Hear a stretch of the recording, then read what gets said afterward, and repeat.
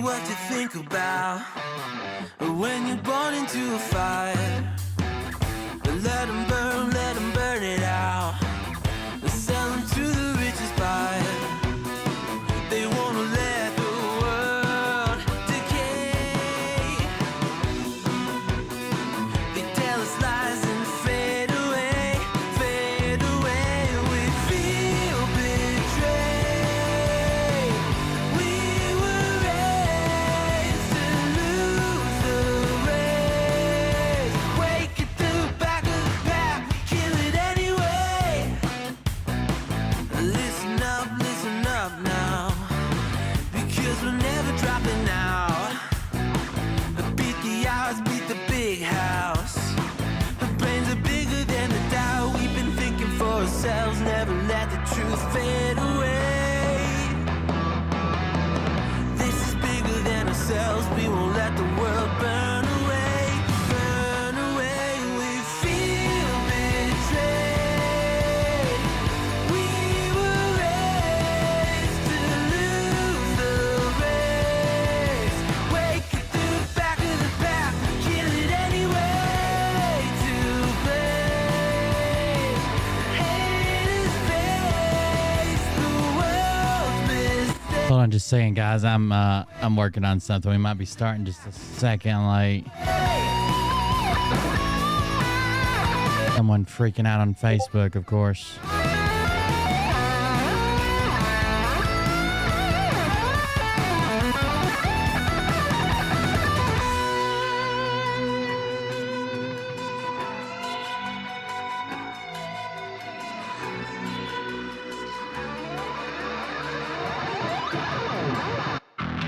And we feel betrayed. We were raised to lose the race.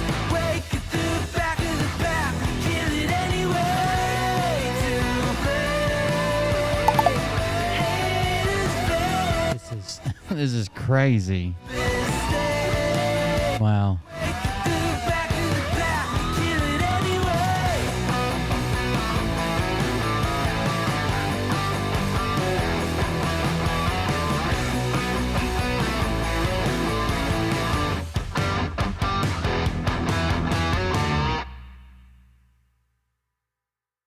That was the music. I'll work on the rest of this while we're going. Let's roll the intro.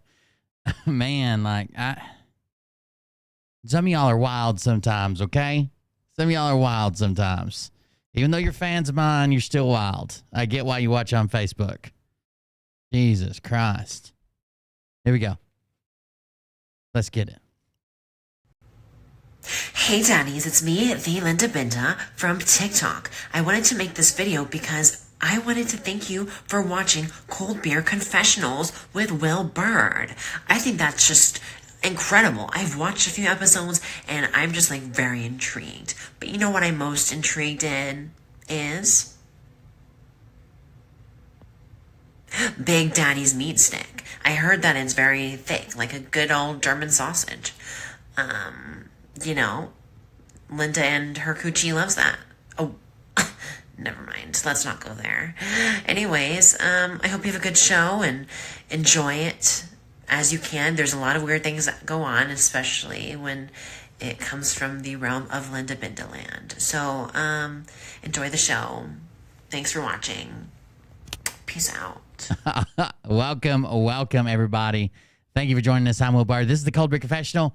I appreciate you guys coming hang out with us. My website's still not back. It still says not secure, but it does say it's in the process of updating. And I think he said it could take anywhere from 0 to so many hours. And when I refresh it, it says in the process. So we're just taking. If you want to support the show, if you want to contribute, and keep the show going, we're just using Buy Me a Coffee. We're using Dono Clip. The mods have the links if that's what you want to use, and that'll go directly to the website. That way, nobody has to worry about anything like with my site not being secure. That's probably the best way to take care of it. I know I tell people not to worry about the sites being secure, and you shouldn't, but some people hear me say that and they think it's even more of a scam. So just go to the other ones. The mods have the link if you want to contribute to the show. We would greatly appreciate it. That's how the show keeps running, that and Patreon. Now, while we're on the topic of Patreon, I just got a message from someone who messaged me a few months ago and was like, hey, I need to take a break from Patreon. That's cool. I understand completely. No hard feelings. Everybody goes through hard times. Some people just don't like my content anymore. That's cool. I'm not going to hold it against anybody. There are people in chat right now that I'm sure have left my Patreon or just joined my Patreon or just joined for a month and said, oh, I thought it was something different, blah, blah. I try to give extra content on the Patreon. That's what we do.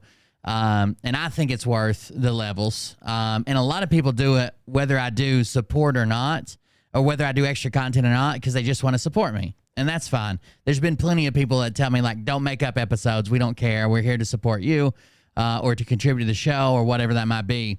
But I don't feel okay about that. So I try to make up everything. But like someone messaged me a while back and they're like, hey, I need to take some time off from Patreon. And I was like, okay. And they're like, how do I do it? And I was like, you just go to Patreon, and I think you click settings in the corner, and then you click memberships, and it'll tell you who all you're a member to. You find my name and click leave membership, cancel membership, no longer want to be a member. You can cancel everything. You can cancel your whole Patreon account if you wanted to. And Patreon has customer service, right? Customer service that can help you if for some reason you have an issue. That's why I use a website instead of doing it myself. Uh-oh. Miss Soph Jade just gifted 1 subs. Thank you very much for the gifted sub, Miss Soph Jade. So they even have customer support there. They have like a hotline. They have a live chat, whatever. That's why I use something like that. I used to manage it on my own. Basically, what you used to do is go through my you would send a PayPal every month. It was monthly. It came out. And then I would put people in different groups, and we do it like that. That's the first time I ever did like Patreon style content. And that's the way you do it. But on Patreon, I don't know who you are. Okay. You might pick a username that has nothing to do with your regular username. I don't know your email. I don't know anything about you except that you're in this box and you get the $2 a month, the $7 a month, the $15 a month, whatever level you're at. And I don't know who is who. So this person hasn't messaged me for a couple months, and I just assumed they canceled. So today or last night they comment on one of my video posts, and it's like, help me cancel. This has been going over for a month. Help me delete my account.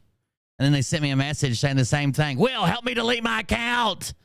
I can't delete your account on Patreon. Okay? I cannot. They say they can't access the reason they want to delete it now is because not because they need a break, but because they can't access my videos. Okay? But I can't do anything for you at Patreon. I'm not Patreon. I can't find you. I can't unsubscribe your account. I can't remove your credit card number. I can't. Patreon is a separate company that takes the people who want to subscribe for extra, and they give me a way to send those videos or links or pictures. We've even done photos and polls and contests to each different group of people. So if for some reason you want to cancel, canceling on Patreon is not very hard. I've had to do it before. I support about 6 or 7 people on Patreon right now, not including myself. I don't support myself, but I support like 6 or 7 people, and there are people that their content has changed, or maybe I couldn't afford it, or I had to change the level, or whatever it might be. And I just go to Patreon, and then I click settings. You go to Patreon and sign in, then you click settings, memberships, view, then edit, whichever one you want to do, and then you click cancel your membership. And it'll also let you lower and raise it. Like if you want to go from $2 a month to $7 a month, it'll let you do that. But you want all the way down the bottom, you want to click cancel, and that's the best way I can explain it. If for some reason that's not working, I apologize, but I'm not Patreon, so you need to get a hold of Patreon customer support, which there's usually like a live chat and a contact us and all those things.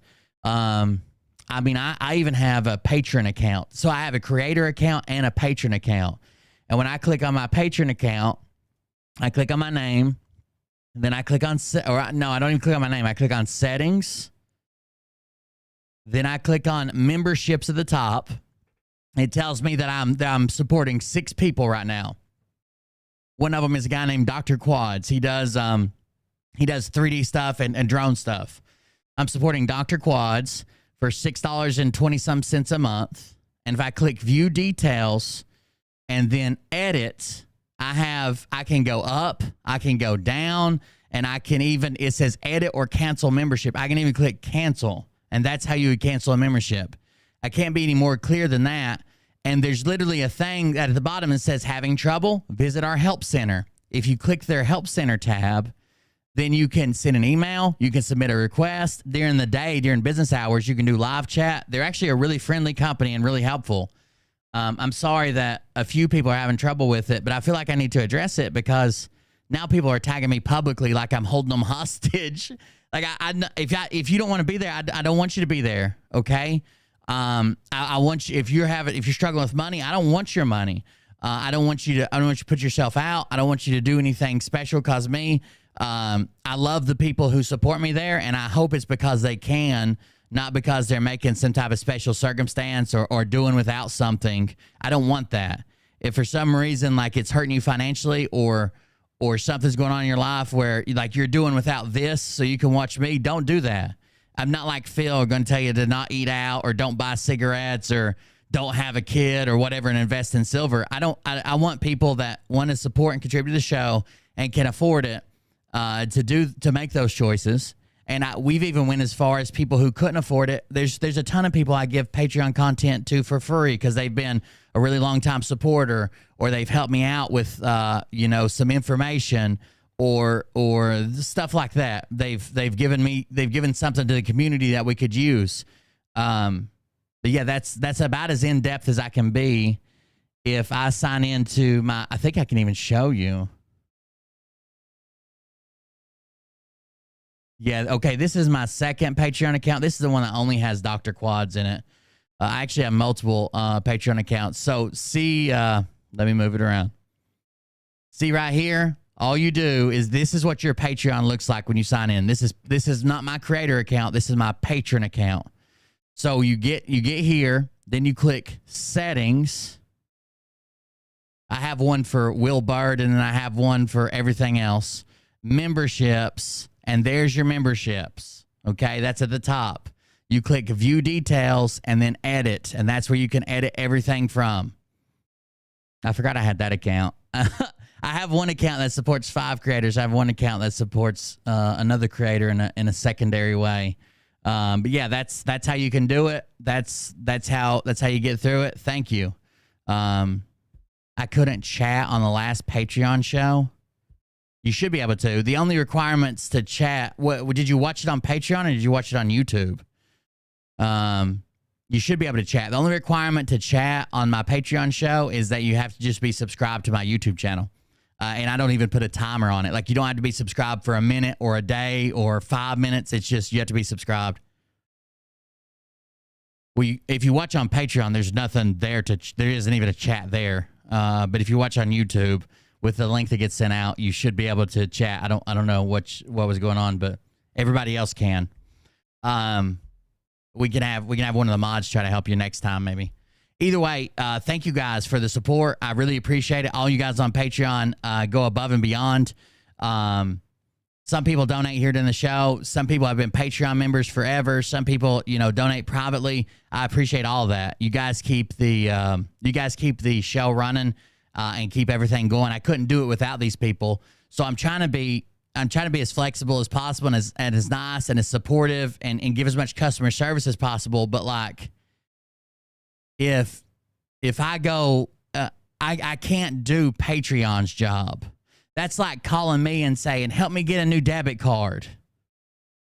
Well, I'm not your bank either. You know what I'm saying? Like, I just can't do that. I can't go into Patreon and be like, oh, this is so-and-so who's requesting to do this and blah, blah, blah. Like, I don't even know what your username is or what your email is. If I had that, I might be able to ban you and maybe that would stop it, but I can't take your account away, I guess. I will not give you any, thank God. I hate to see I know most people are joking, but I hate to see the Phil posts where they're like, I couldn't buy dog food this month, but they're in his private paid chat. Like, what the fuck are y'all doing? This is a guy on the internet that you don't even know and you can't afford food for your dog. What do you do? You're paying him $20-some a month. Get the fuck out of here. Anyways, let's hop into this show. Thank you guys for joining us. If you want to contribute to the show, the best way to do it is through buymeacoffee.com/coldbeer, or you can use, it's donoclip.com/coldbeerconfessional. My website is technically still without a security certificate, but I am checking it and I'm doing some updates on it. I might use my website for something else and even just go to I think it would be simpler if I just used a link tree, put all the links in there. I don't know if you guys have ever seen a link tree, but it's just a page with a lot of links on it, basically. So like a lot of other creators have them where you click on their bio and then it's got like mailing list, ways to donate, ways to go here, I might just go with this and keep it simpler and then use my website to redirect to there. That way I don't have to worry about when I have hiccups like this. It's a lot more economical to use Linktree. I liked having my custom website because I can put different videos on there and different things, and I'm just like a tech guy, I like building stuff and changing stuff. But Linktree would get rid of a lot of the hiccups, so I might change it over to that. I'm not sure. I haven't decided yet. Either way, that's how you contribute to the show, and you guys keep the show running. Much like I said earlier, all you guys that go the extra mile, we greatly appreciate it. Mariah as well. She can't believe how much support I have. It's kind of astonishing. We started, streaming to 4 people, 5 people, and me and Mariah were 2 or 3 of those people. And the rest of them were like family members and just talking about politics and I would try to make jokes. And she even told me at the time, which she's admitted that, she was wrong. She's like, you're old and not interesting. Mariah's heard all my jokes. You know what I mean? Like, I don't make her laugh nearly as often as most people. She didn't think it'd amount to anything, but I'm glad it did. I'm glad I got to meet all you guys and build the community that we have. So I greatly appreciate it. So thank you for that, and thank you to you guys that help support it. I greatly we appreciate it. Incoming Dono clip. It's wild to think back that we even have this support. Oh no. We've got a dono clip right off the bat. I didn't check to see if there was any that weren't played. There are some. So one of them is our boy Thomas Mullen from the UK. Let's play him first. I got it, mods. Hi, well, Thomas from Belfast. When I cash in my Iraqi dinar, I'm moving to America. Can you put me up? So Thomas is you'll see him on Facebook under Thomas Mullen. You'll see him on Twitch under, I think it's Bit for the Bean and Bit something that is that's on YouTube. But he's gonna cash in his Iraqi dinar. I love his accent. Man, I wish I had a cool accent instead of just Southern. Southern and uneducated. This is him again. Hey, Derek, it's me. I just heard Will Bird on in the background. My captor's watching him. They're talking about ransoms, I think. I think they're in on it together. I think they're on it. That's it. That's it. Me and Ramesh, your captor, are working together. We're talking about ransoms. To be fair, with your with your ethnicity, I'm sure you got a lot of money to spare. Isn't that what all the Q-tards say? You're running the world. So they were like tiny little stinky balloons. Every time I hear your voice, it reminds me of Mort from Family Guy, the pharmacist. And he's telling Meg about her dad's hemorrhoids. He's like, I remember your dad's hemorrhoids. They were like tiny little stinky balloons. All right, let's play this Thomas Mullen one again.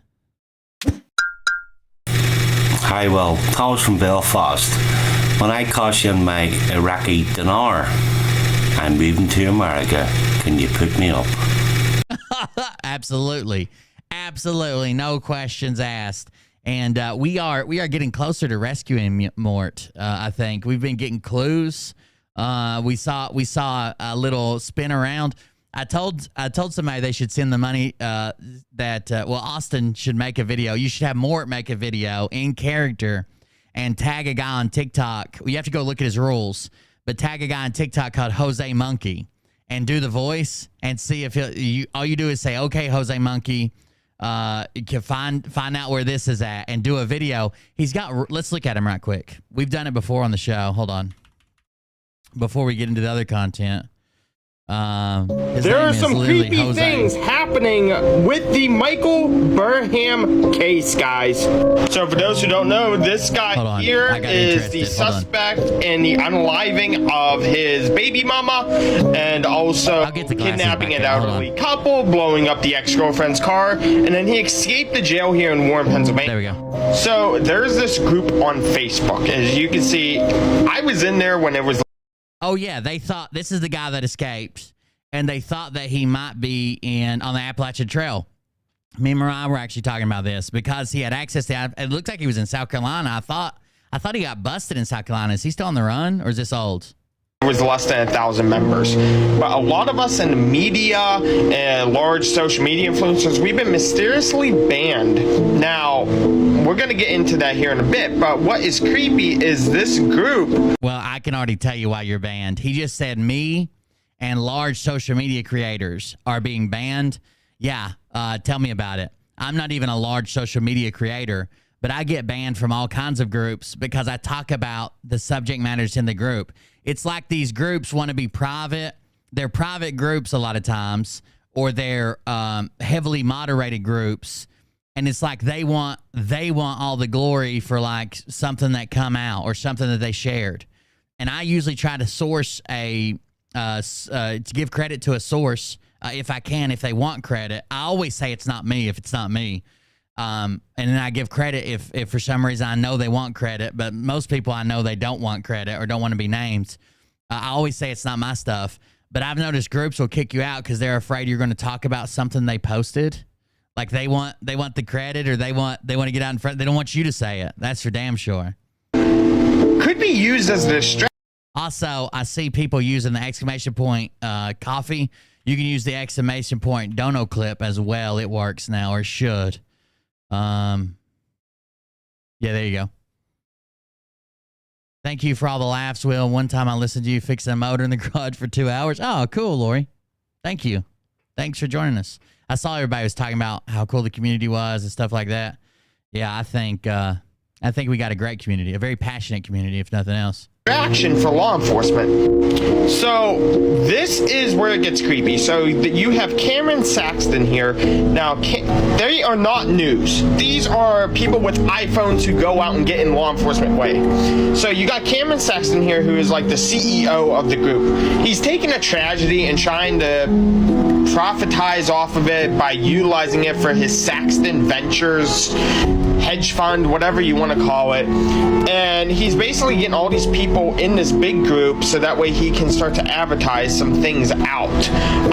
He wants to get into news, so he's trying to use this as like his gateway to get into news. You have Gianna Swanson, who she appears to have some sort of fetish with missing people. Now, that's right. I get people like true crime, but she's in groups of writing to inmates, being pen pals with them.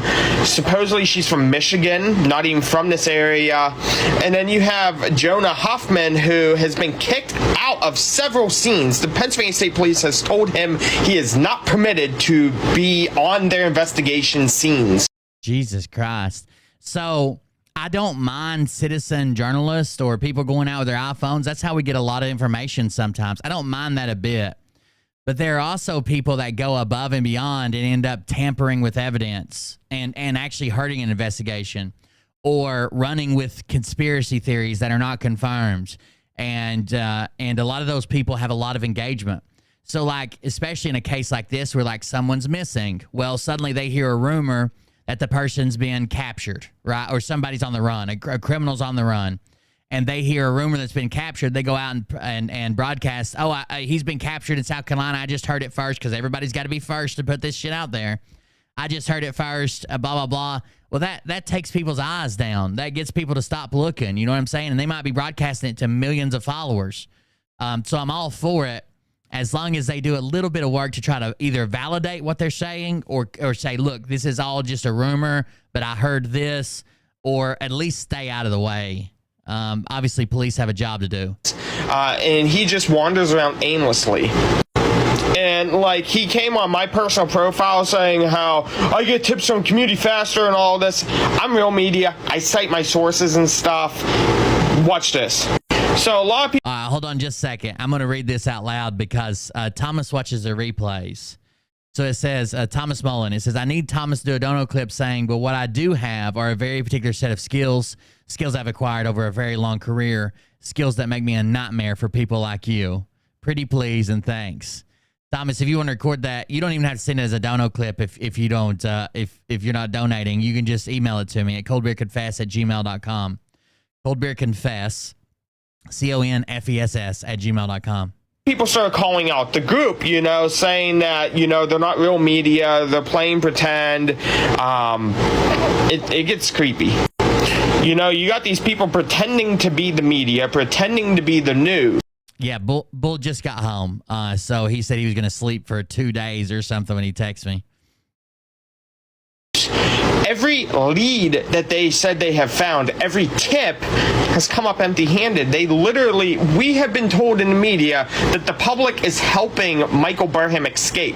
And you get this group with almost 20,000 people in it to where they're basically creating these leads, creating these tips and stuff to send to the police, and then all of a sudden the police is so busy with all these tips and leads that nothing ever comes up. Nothing ever comes up. I don't know. It just seems very weird that this group could be used to help Michael Burham actually escape. That's why they're banning the media, I guess there are some creepy things happening with that would be a long shot that this group is helping him escape. It's more likely that they don't want you covering their stories. They want to do them first. They realize that you're going in there for information and you're making content around it. And the goal should be, in a case like this, when we're talking about like a fugitive on the run, it should be to get out the information, no matter who gets it out. A lot of people have made this argument with Phil. The goal should be putting Phil's information out there, no matter who puts it out. But a lot of times people get crazy about, like, I want to do it first, and I want people to know that I did this and I did that. It's strange. It's strange. All right, let's check out Jose Monkey, like I was talking about, for more. So I wouldn't include the kidnapping part, but he could definitely do it in his voice. So what Jose Monkey does is geolocate people. Let's see if he gets this Now one. let me try this challenge. Jose Monkey. This is Kenya or something. You asked me to figure out where this video was recorded, so I did. Hi, I'm Jose Monkey, and I find people who ask to be found. I mentioned Kenya in a recent video when I noted that I had gained a lot of followers from many different countries around the world in the last couple of months. In doing so, several other countries displaced Kenya from their former spot as the number 2 country on my followers list, behind the US. I also mentioned that I would like to do another video from Kenya soon, and it didn't take long before someone sent me a new Kenyan video to locate. So what can we see? Let me just show you the whole video. It's about 15 seconds long. Now let me try this challenge. So there is a database. It's kind of clunky and kind of hard to use, but I can't remember what it's called. I think it's just called Open Maps database. And basically what you can do and what Jose Monkey does a lot of times, let's say you can see what you think is a Sunoco gas station and you think you see a Wendy's and you definitely see a Dollar General store. You can go in there and put like radius stuff. And let's say maybe you have a state. It looks like it's Florida or Southern California. So you could go Florida first and type in Sunoco, Wendy's, Dollar General within a 5-mile radius of each other, or 3 miles or 1 mile or whatever. And you can search these types of things. Everything he uses is called open source intelligence. So everybody has basically access to it. The database he used. Now, Jose Monkey does occasionally write like custom algorithms to like scrape data, but you could technically learn to do that as well, or you could just do it. It'd be a little bit harder. You wouldn't be able to scrape the data. You'd have to go through and read each one by one. Jose Monkey. Where am I? Jose Monkey. Where am I? Okay, so first, can I just note that I love the way he says, Jose Monkey, where am I, the second time? Jose Monkey, where am I? I love there's just some melodic quality to his voice. If I were better at using it's crazy in Kenya right now. That's what I was thinking. Jose Monkey, where am I remix. If anybody knows how to do that, get on it. Anyway, first thing I did was flip the video horizontally so things wouldn't be reversed, but it hardly mattered because there weren't any signs or anything to read anyway. But I figured at least I would know that the relative positions of the different buildings and things like that would be correct. I noted that this person's standing on what looks like a roof. I was going to do a show on this one time and had my mods send me like pictures of not where they live, because I know some information about the mods that the general public probably doesn't know. But like if they were on vacation or traveling or blah, blah, blah. And the first thing I do is actually, I don't know if it's where I was in the military and we always did range cards and stuff we set up. The first thing I do is grab a piece of paper and put the person in the center, because they usually spin around in these videos. And then I'll try to draw everything I can see in the background, what I possibly think it could be, like a hotel or blah, blah, blah. Then I go back and like, okay, it is a hotel, and it looks like it has the colors of either a Hilton Inn Express or those things, and go back. But I always draw like a diagram and start with that. Then I go to maps. There's a water tank right here next to him, which is pretty common on rooftops in Kenya. He turns the camera and we can briefly see this rather colorful building, but then the sunshine kind of washes everything out. We get this view down the street where we can see what look like storefronts. I also made a note of these buildings. Kenya's got to be a lot harder. Also look like they might have this has to be a lot harder than somewhere in America. Water tanks on top of them, and also awnings or some other type of shelter over them. So other than knowing that this was Kenya, which I only knew because he told me in his comment, by the way, I didn't really know where to start. So I just picked Nairobi since that's the largest city in Kenya. Without any other clues, I thought maybe I could just look around and try to spot these buildings. But Google Maps doesn't even have a good 3D view of this area, so I really couldn't do much except for drop down to Google Street View and wander around looking up at the buildings. Now I know that sounds like a crazy way to find someplace, but it's actually worked a couple times for me before. Most notably when I got extremely lucky in Barbados and found a building almost immediately using that approach. Anyway, I did that for a long time, guys. Probably over an hour of just wandering around the virtual streets of Kenya. And I didn't even know if I was in the right area. I eventually concluded that I was not going to be able to find this place. At least not without using more information than what I had in the video. So if you want to call that a fail, I'll take the L. And you can stop watching the video now. But if you want to know how I found it, keep watching. So like I said, I needed more information than what was in the video. Now you guys know I don't like to look at people's profiles or other videos when trying to find them. I try to stick to just the video that they tagged me in. But in this case, I had already concluded that I wasn't going to be able to find it that way. This has got to be great for engagement. If it wasn't a direct ripoff of Jose Monkey, I would start trying this. There's another person I watch. What's her name? It's called something Khan. Not Con or something Kong, and she finds people's birthdays. And people are like, you'll never get my real name and birthday. You'll never find my real name and birthday. And she does it almost every time. So I took a peek at the person's profile, and I was a little bit worried that their bio might immediately reveal where they are, because a lot of people do that. But fortunately, his did not. Unfortunately, most of his videos seem to show just his face. Yeah, her name is something Con. Hold on. I know I bounce around. I'm sorry if you can't keep up with my ADHD. Black Cinco with purple. Not Con Jr. Not Con Jr. We'll check out one of her videos in a second. I really want to see how he found this. In a blank background, which is a great way to reduce your risk of being located, so Jose Monkey approves. But I kept scrolling and I did find one video that was recorded outdoors. That video was showing off a motorcycle, but there are also some businesses visible in the video. We see this Beverly's Beauty Supply, we see Equity Bank here, and we also... Everything is so... every time I see like a third world country, I always think like everything in the country is so bland as far as like the streets and the sidewalks and everything's just gray, right? And cement. But all the businesses are so colorful, much more colorful than like the U.S. has like lights and neons and big signs and shit. But they don't do that in a lot of third world countries. They paint their doors and their storefront and their pillars and their drop-off box. They paint everything so brightly colored. Even apartment buildings are painted like crazy colors. I guess just to get attention or just to stand out. I don't know. Also see this building across the street that says Famicom Hardware.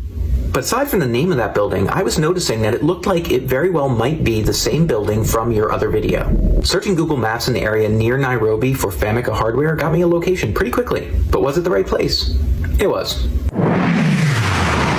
You were here on this rooftop. This is part of the intel. Kenya is one of the markers. Ruru, Kenya. Ruru, Kenya. The Famicom Hardware store matched both your videos.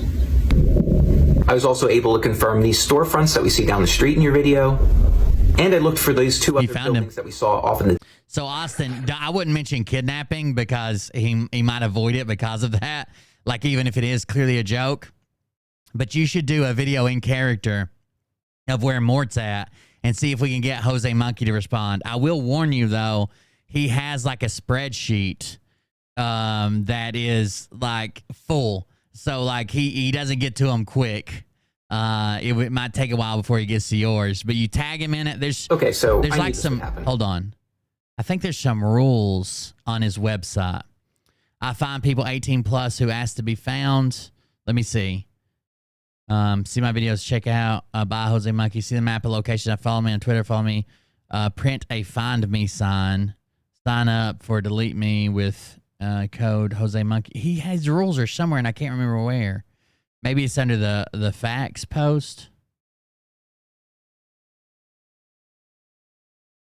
Hi, I'm Jose Monkey, and I find people who ask to be found. If you're watching this video, you've probably seen my geolocation video. It would be fine if we could get him to engage with it. Clarify the I find people part, and also the part about how you should ask to be found. Yeah, here's the rules. I will find you. What I mean is, I will try to figure out where one of your videos was recorded. If you would like me to do that, here are the rules. 1, you must be 18 or older. Sorry guys, I will not locate videos for minors. Number 2, don't tag me in somebody else's videos. If you're not the person that posted the video, don't ask me to find it. Number 3, don't send me videos that were recorded at your house. I have done a few videos for people that were recorded close to their homes, and honestly, it's a pain in the neck for me because it makes it very difficult to explain how I found it without revealing personal information. So I would strongly prefer if you send me videos that were recorded someplace other than where you live. From a public place. Number 4, if you would like me to find you, record a video where you say, "Find me, Jose Monkey," or something like that on camera, or hold up a sign that says something similar. I really need you to come on camera and say it so that I know that you're actually asking to be found and that someone hasn't just added voiceover to your video. If you really don't want to come on camera, just hold up a sign. You can just make your own sign, or if you want, you can download one from my website. And finally, when you do... Yeah, you don't actually... I would probably print off the sign, Austin, since you don't show... Since Mort doesn't show his face, I would probably print off the sign, say it verbally, obviously in the audio, and show the sign. Or make your own sign, whatever you want to do. Post the video, tag me so that I know about it. Now, exactly how you do that is going to vary depending on what platform you tag me on, but you need to tag me, otherwise I will never know that you posted the video. Okay, that's about it. Thanks for watching, guys. and I'm sure he'll add you to. Oh, there it is. I'm sure he'll add you to the spreadsheet. 18 or older. If you want to locate, say find me Jose Monkey on camera. I'll hold up a sign that says something like that. Also tag me in the comment on that video. Do not tag me in someone else's video. By tagging me in a video, you're asking me to publicly disclose the location in the video and giving me a non-exclusive royalty-free license to use the video. Please tag me in videos that are recorded in public spaces. I don't want to reveal your home address. Kiki Walsh just resubscribed for 6 months. Oh, thank you. Thank you for resubscribing. And that way you wouldn't have to do that. That way you wouldn't have to, Moore doesn't have to show his face. What a stupid fucking question. I could close his links. All right, so this other person is called Not Con Jr., and she goes under Con, K-A-H-N, but her username is Not Con Jr., and let's see if we can find a good one of her. She's been making some other videos lately.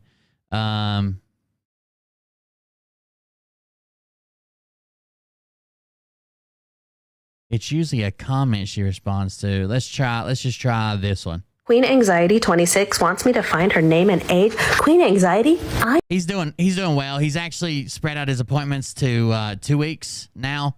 But yeah, he still goes to wound care every 2 weeks. And tomorrow he's got a foot doctor appointment. But he's going on his own. So he'll be able to get over there and get it taken care of and let me know what the doctor says. Tomorrow's the 24th, right? He's got a foot doctor appointment in the morning, and then he has the home health he uses has a new program they're offering, which is like home health urgent care, and he's getting registered for that tomorrow as well too, at 3 p.m. I think. I'm Lord Lexapro. From one royal to another, So people leave comments, and it says, "I'd be very impressed if you figured out my name and age." So she figures out your real name and your birthday. Liege, of course. Hi, I'm Con. If you're new here, read this. Thank you.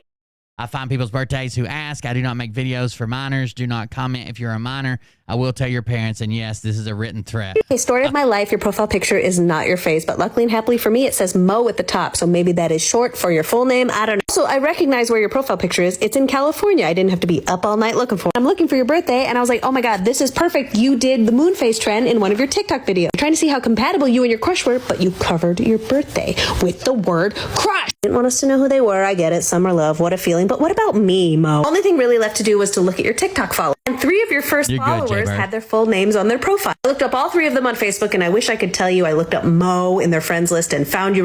If you watch my fucking content, you would know that we just talked about Phil yesterday. I talk about Phil often in portions of my show.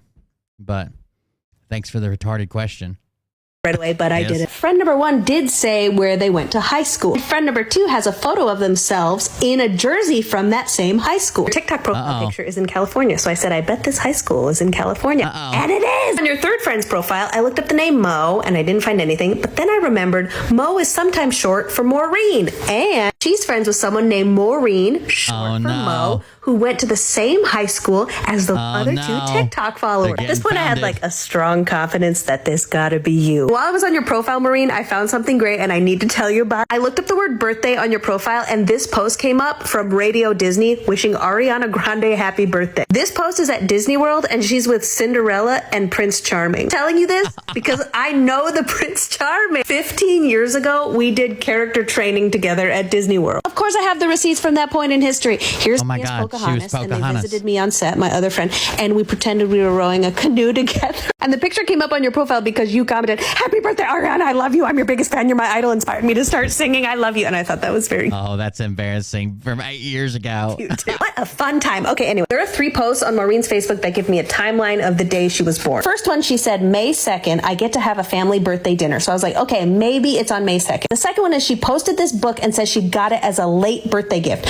which means her birthday is before May 7th. Third one is on April 26th. She said, for my birthday this year, I want donations to a fundraiser. So I knew her birthday was between April 26th and May 7th, and I was strongly leaning towards May 2nd because of the dinner. And I saw Maureen's mom commenting on a lot of posts, and there's one thing you and I all know. You can be as private as you want online, but you have no control over the crap that your parents share on the internet. And Maureen's mom is no different. On May 2nd, 2015, she was having a birthday sleepover at her home with 5 teenage girls. This tells me a few things. 1, Maureen was at least 13 years old in 2015. And 2, May 2nd is the same day Maureen said she was having a birthday dinner. So I was really, really strongly positive that May 2nd was her birthday. I wasn't 100% confident on the day, and also I didn't even know the year. I want more! I was looking up different keywords on Maureen's mom's Facebook, and I got a hit with the word dog. June 2015, she posted about Maureen's 8th grade graduation. I pinpointed that the day Maureen was born was either late April or beginning of May, and if she was in 8th grade, she would have been 14 already, which means her birthday is 2001. I was ready to run to TikTok and check if I was right,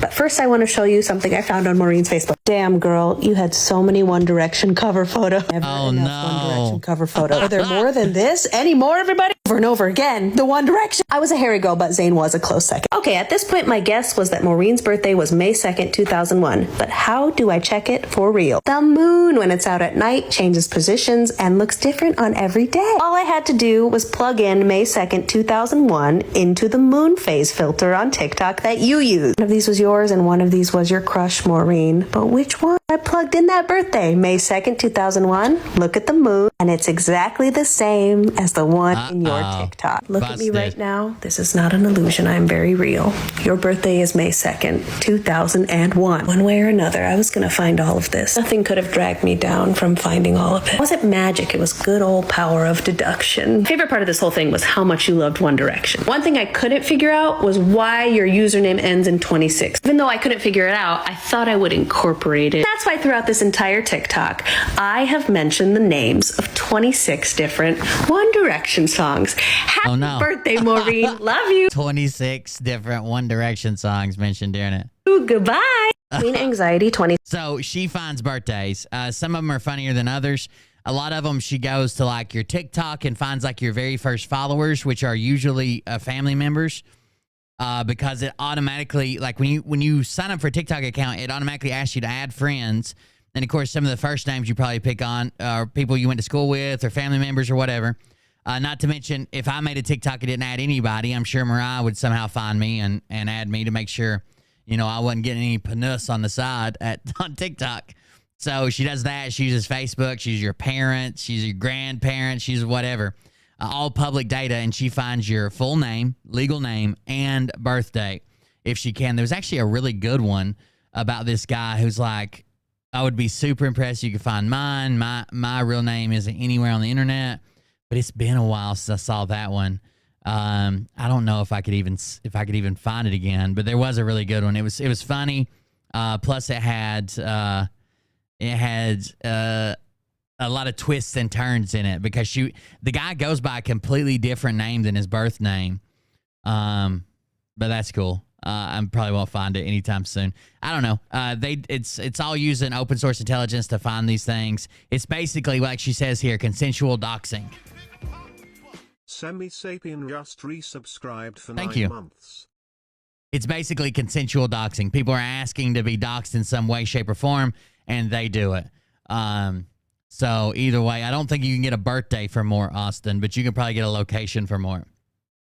So there's been a bunch of kind of weirdos around the Sound of Freedom. We're going to talk about that in a minute. A bunch of weird accusations, a bunch of strange claims. There's been some that have been verified, some that I obviously think people are making up. There was one guy on Twitter that said that he was fired from whatever Carmack Theaters or whatever he's working up because he wouldn't put this weird vial of stuff in people's drinks who went to watch The Sound of Freedom. Said that his manager instructed him to put this liquid, this vial of liquid into people's drinks that watched The Sound of Freedom movie, and that he took it home after he got fired. He stuck it in his pocket because he was wondering why he got fired.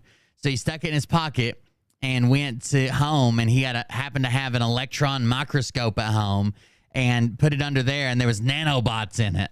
And obviously this is a joke. Clearly it's a joke, but they are there are people that are believing it and sharing it as if it was real. I actually saw it in one of the Phil adjacent groups, not an actual Phil group, but a Phil adjacent group that's full of his fans.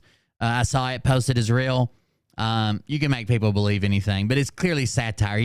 Why would he have an electron microscope at home? Why would he get fired? Why would a manager? Obviously it's fake. Another thing that's going on with The Sound of Freedom is they are, I don't know if you'd call it like stuffing or There's other words for it. They are like faking the amount of people that are going, and they're kind of doing it with their income too. So I don't know if you've noticed, but the Sound of Freedom is actually doing really well on as far as how much money they make. It finished just behind Indiana Jones this week, and it wasn't expected to make anywhere near that money. But one of the things that's going on is if you go to their website to buy your tickets, which is what they preached for months and months and months. I don't know if you remember this, but we watched a show that happened to have 107 in it and a show that happened to have Jim Caviezel in it, and they both said we need to sell like 20 million tickets or some $20 million worth of tickets or 2 million. I can't remember. Before the movie even hits theaters, that way it'll be in more theaters. So one of the things when you go to the Sound of Freedom movie website to buy your tickets, which is where they instructed people to pre-buy their tickets and currently buy their tickets. They don't want you going directly to like Carmack and buying them or AMC or whatever your theater is. They want you buying off their website, probably because they make a bigger cut. And secondly, you can buy tickets for other people. So there's been a lot of sold out shows that people have went to and like, even though they didn't buy tickets to the show, they've stood in the theater until the show started and looked around the theater and they would be completely empty or completely, or just like a couple people in it. It seems like what the movie theater's doing is these tickets that are unclaimed that are being bought in advance. If people don't claim them or like you could buy them, you could just buy them and say, here's 10 tickets, give them to somebody for free. Or I could buy and say, here's a ticket for, I want you to email it to my wife. Here's a ticket, I want you to email it to my uncle. Here's a ticket, I want you to email it to blah, blah, blah. If these tickets go unclaimed, they're cashing them in for empty seats. And they're kind of padding their numbers. And it still counts towards their gross revenue, which is what, movies are basically ranked on. So I've seen, I say a lot of videos. I've probably seen 10, maybe 9, 10, somewhere around that region videos of people going into empty theaters that are saying that they're nearly sold out and nobody there through these guest passes. And it seems like when these unclaimed tickets are used, they're putting them at like weird time slots, like a 2 p.m. on a Tuesday when it would be just a few people there anyways. They're showing that they're like almost sold out. But like on Friday nights, Saturday nights, when people actually go to the movies, it doesn't seem like they're padding those. Those are like actual, I don't know. It's just weird. We're going to talk about that in a minute. But first, to get to the video that made the title sequence, this has got to be some kind of fetish, right? These videos are getting weirder and weirder. The AI stuff, the OnlyFans stuff, the weird things. Here's one for you. I think this will be good for the community.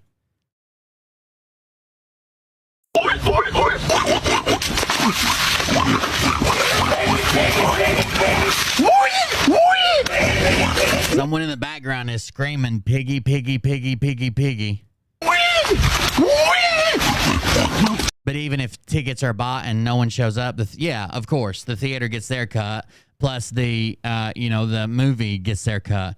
And they're definitely not losing money on this, but I think they're artificially padding their numbers to seem as if they're competitive with other mainstream movies like Indiana Jones. By the way, people said the Indiana Jones movie was too woke. I really enjoyed it. He's like old, and Indiana Jones thing, we'll talk about it in a minute. Let's watch this fetish video. How many people need me to email this video so they can finish? I didn't mean to interrupt.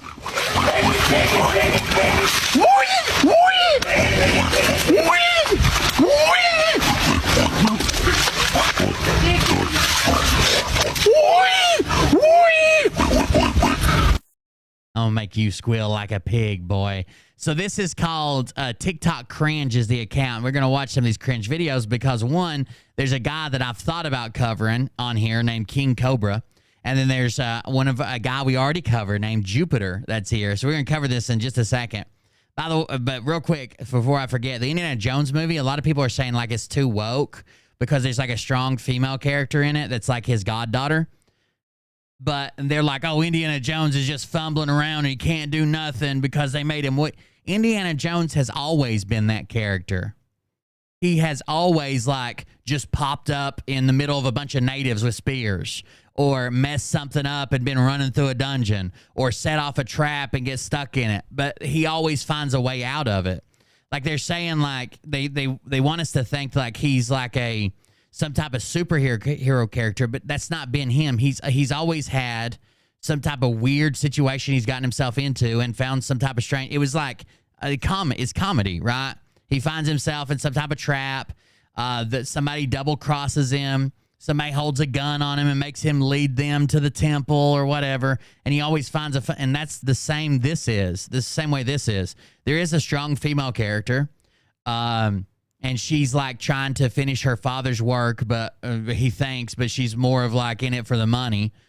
But there's always been that. Like, it was a good movie. I also like they're not trying to hide like how old he is. So basically, he's retired at this point. He comes out of retirement. His back hurts and his knee hurts, and I like that video.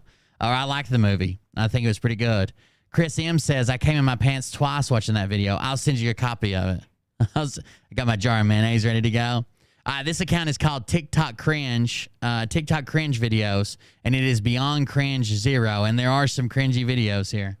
Why y'all worry about the fuck I do? I'ma let y'all know when the fuck I'm through. Bow, bow, bow, bow, bow, bow, bow, bow, bow. In the big Kmart parking lot. No, I thought that was a building. That's a wall behind her. It's an empty parking lot. Looking good.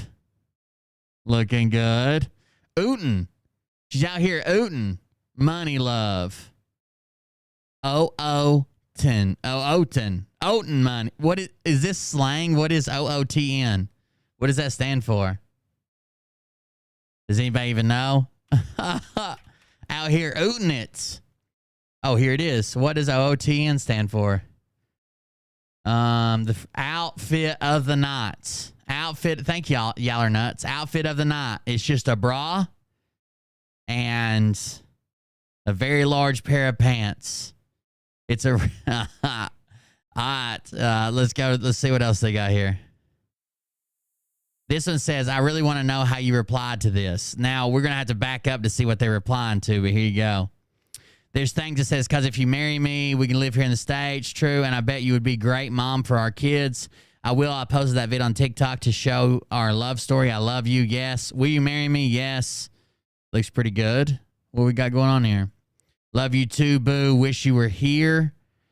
Wish you were here so we could consummate our love. Oh. Huh. Yeah, Sophia. My true nature is hidden, yet I was using my powers.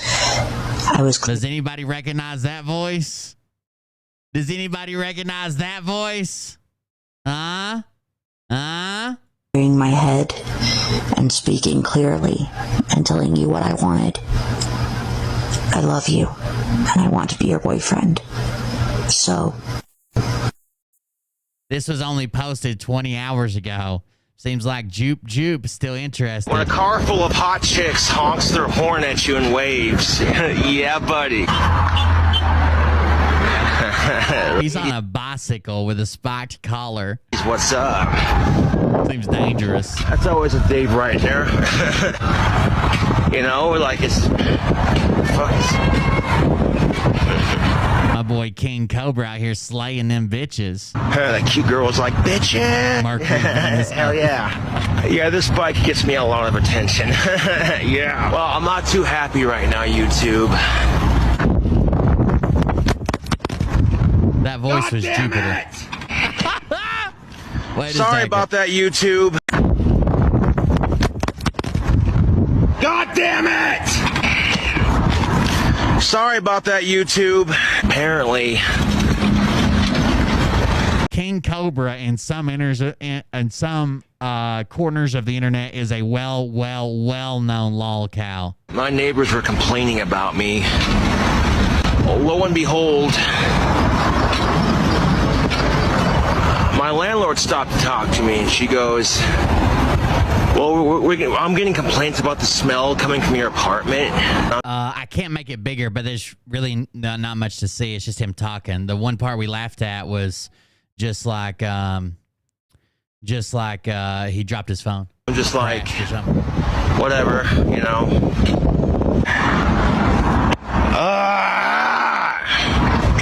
I'm sick and tired of it. Trying to fucking film a video for YouTube and I gotta drop my fucking phone. Aggravating. Oh, Jesus. Seems like a mess. When a car full of hot chicks honks their horn at you and waves. Yeah. The party was so. It says the party was insane. You missed out so much. There's 2 people rave dancing here.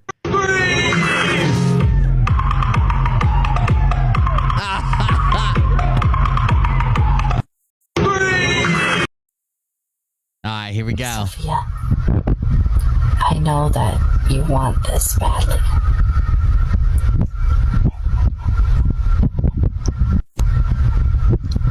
How would you respond to this, chat? Just think that he just said your name and says, "I know you want this badly." Dr. Jessa, PhD. Dr. Bananas. Miss Priss. I know you want this badly, Sean Gregorian. Sophia, I know that you want this badly.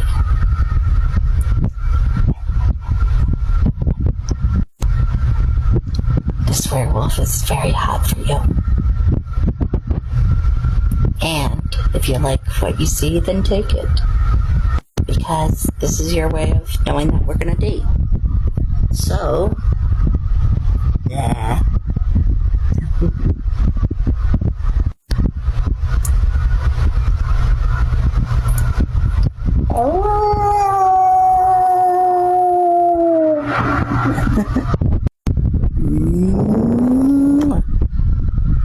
There you go, Sophia.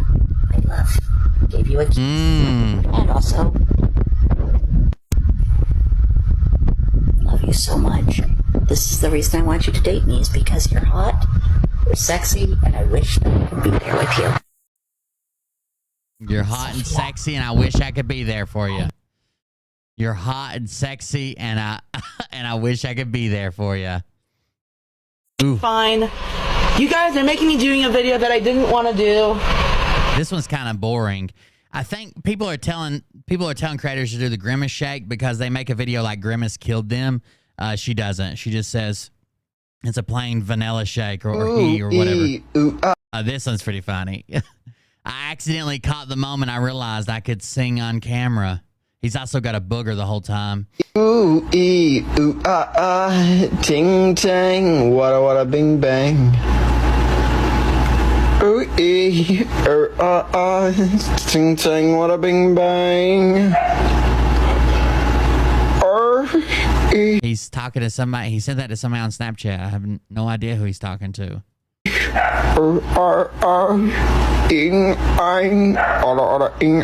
Ooh, ee, ooh, ah, ah. That's how I sing. Tang, wada, wada, I accidentally catch myself over here making a hit. This is just cringy. Oh, look. Ooh. That was hot. Ah. Ooh. I can feel the heat coming off of it. Oh. Oh, no.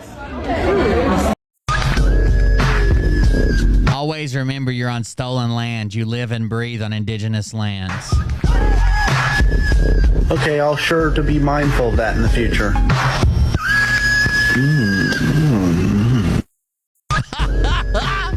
Back it out with his waifu pillow. Okay. Here are some very, very, very, very, very cringy Sonic lovers. Feel like a monster! Ooh. He's Shadow. Look out. The Sonicers are back.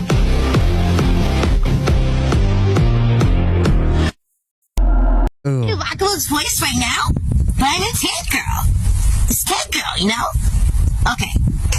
Happy birthday, Alana.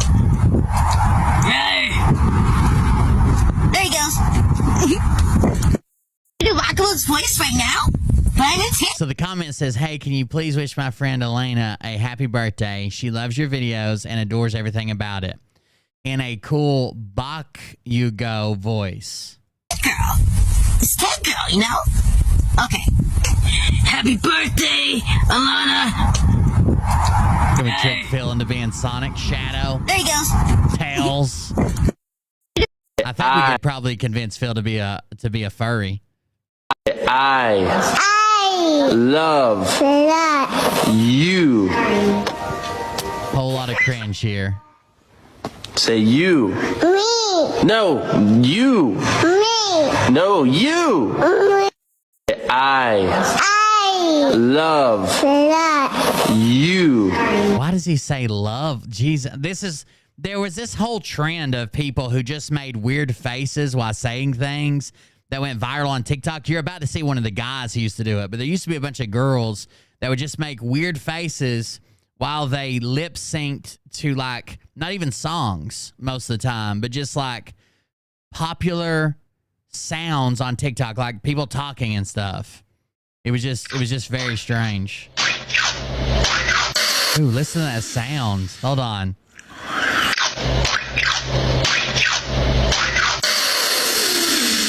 Pretty cool sound.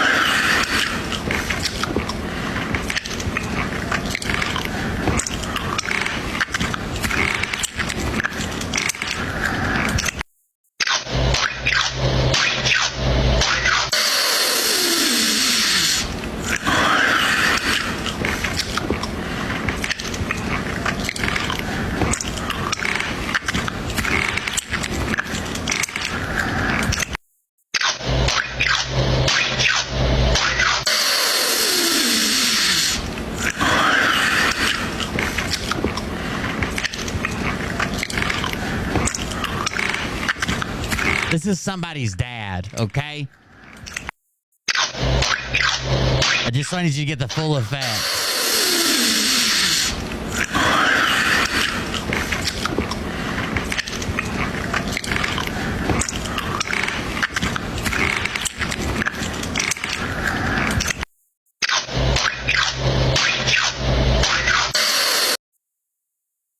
Back to Jupiter. Okay, Maya, 3 reasons we should date.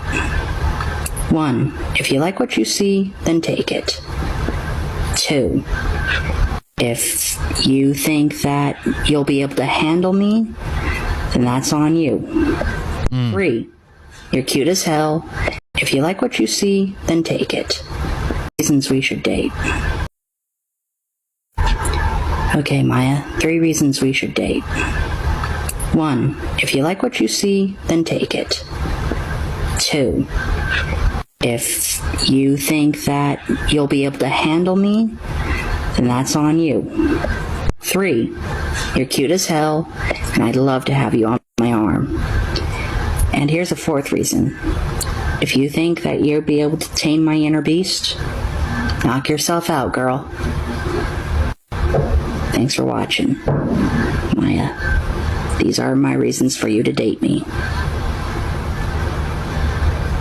Peace. Okay, Maya, 3 reasons we should date. 1, if you like what you see, then take it. 2, 3 reasons we should date. 1, if you like what you see, then take it. Okay. 2, if you think that you'll be able to handle me, then that's on you. 3, you're cute as hell, and I'd love to have you on my arm. And here's a 4th reason. If you think that you'll be able to tame my inner beast, knock yourself out, girl. Thanks for watching. Maya, these are my reasons for you to date me. Peace. Okay, there you Maya, go, Maya. 3 reasons we Oh, look out. There's some thick glasses. Those are like the glasses they put on tiny little kids when they strap them to their heads.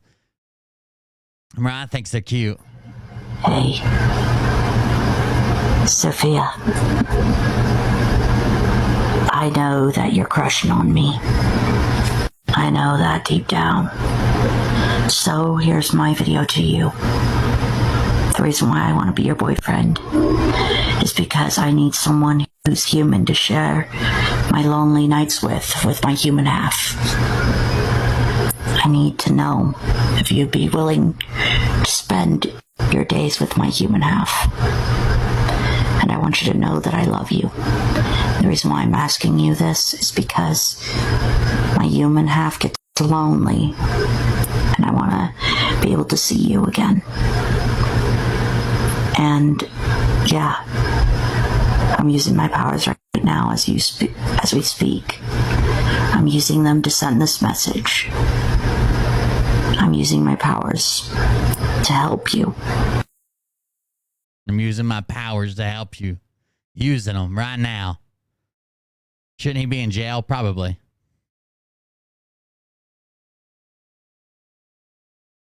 What would you do if you got this message? Is the text. What would you do if you got this message? He's so cringy. Jesus Christ. Sophia. I know that you're crushing on me. I know that deep down. So here's my video to you. Pretending, making it all up. The reason why I want to be your boyfriend.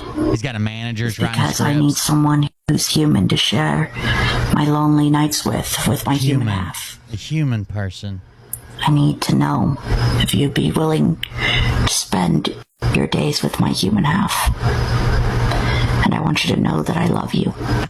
The reason why I'm asking you this is because my human half gets lonely and I want to be able to see you again. And yeah, I'm using my powers right now as we speak. I'm using them to send this message. I'm using my powers to help you.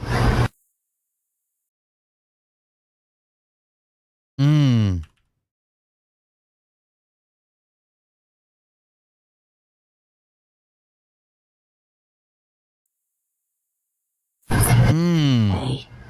I want you to get the full effect. Sophia. I know that you're crushing on me. I know that deep down. So here's my video to you. The reason why I want to be your boyfriend is because I need someone who's human to share. Can you tame Don't my bother inner walking beast? a mile in my goodness. shoes. Is she pregnant? That would be boring. Spend 30 seconds in my head. That'll scare the shit out of you. Oh no. Don't bother walking a mile in my shoes. Oh no. That would be boring. Spend 30 seconds in my head. Wait for a different breed when you're laying down, exercising, and scrolling TikTok at the same time. I got a taste. I think that I suffocate for every second that you are by my side. He's a different breed. Stuck at the gate. I'm built different. Eat your vegetables! God, it looks like she's been eating nothing but corn. What the fuck? Eat Her nose looks purple.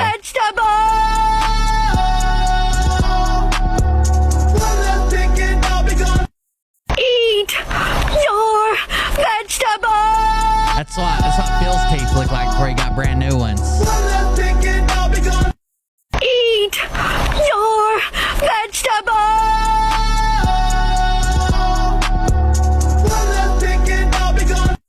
Eat your vegetables!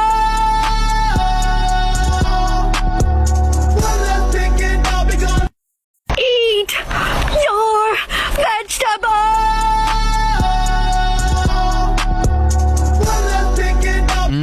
That is rough, dude. Just look at this screenshot.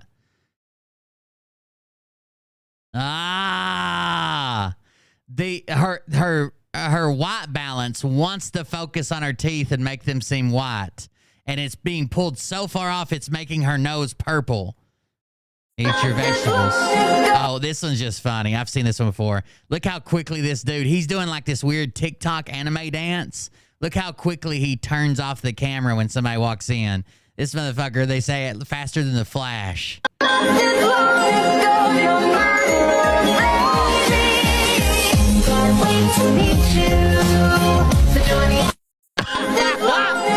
he's quick. Damn, he's quick. It went. And then it does this 3 times. Then it does something else 3 times. I can't remember what it is.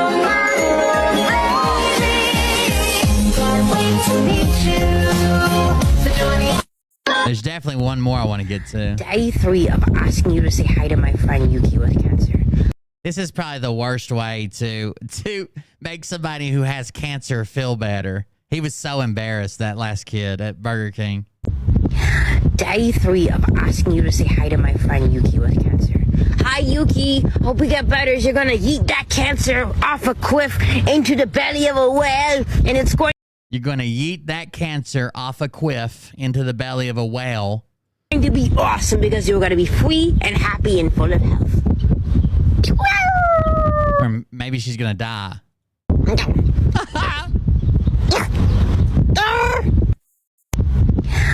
Yeah, I explained the point of the thing is they just find cringy videos. It's not dedicated to the person. It's going to be just random people that are doing cringy videos, for sure. Day 3 of asking you to say hi to my friend Yuki with cancer.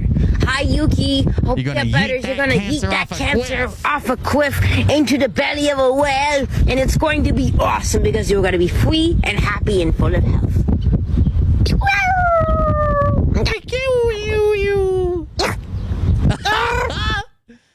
I don't think this would make me feel any better. This is another one.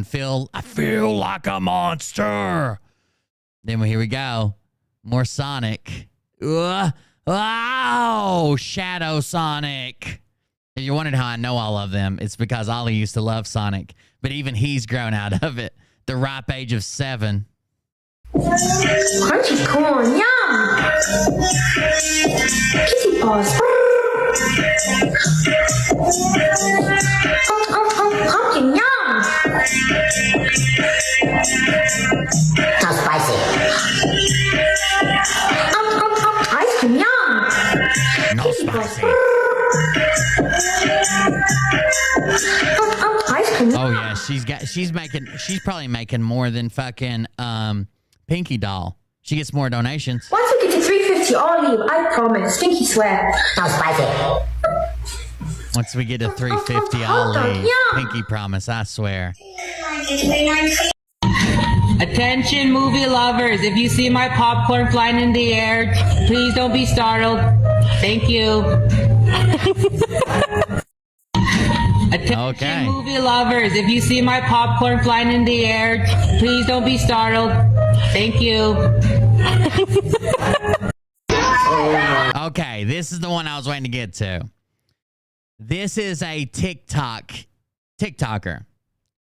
And he would do some of those face dances where he like moves his eyes, or like that anime dance that was going like this and then like this. He would do those things.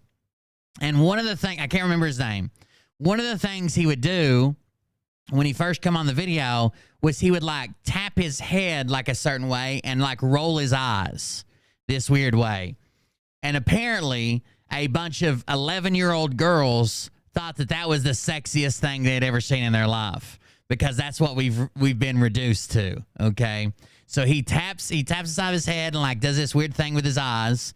He like rolls his eyes, and like all these little girls fell in love with him because this is what the world has been reduced to now. So watch this reaction he gets at a meet and greet. Watch what he does, then watch the reaction he gets. Oh my God. Is this the eye roll thing? Hold on. Someone says, wait, is this the eye roll thing? Is this the eye roll thing? Hold on. Let me, because... Oh my God. This is incredible. I tried doing it. I almost... No. Okay, ready? Here we go. Here we go. He's got to stretch. He's got to limber up. He's got to stretch. He's got to get ready. 3, 2, 1.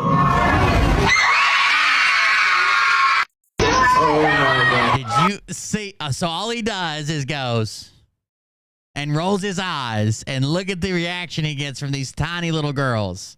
It's the eye roll of TikTok. 3, 2, 1. I can't remember what this guy's name is. I wish we could go watch one of his videos. Wait, is this the eye roll thing? Hold on. Let me, because... Oh my god. This is incredible. I tried doing it. I almost... No. Okay, ready? Here we go. Here we go. It's the eye roll of TikTok. 3, 2, 1. Hold on, I'm trying to find one of his videos so you can actually see what he's doing. Is this the eye roll thing? Hold on. Let me, because... Oh my god. This is incredible. I tried doing it. I almost... No. Okay, ready? Here we go. Here we go. It's the eye roll of TikTok. 3, 2, 1. This is it. Hold on. So this is, I think this is a clip with it in it. That's him right there. And I think he's about to do it and send little girls into tantric seizures.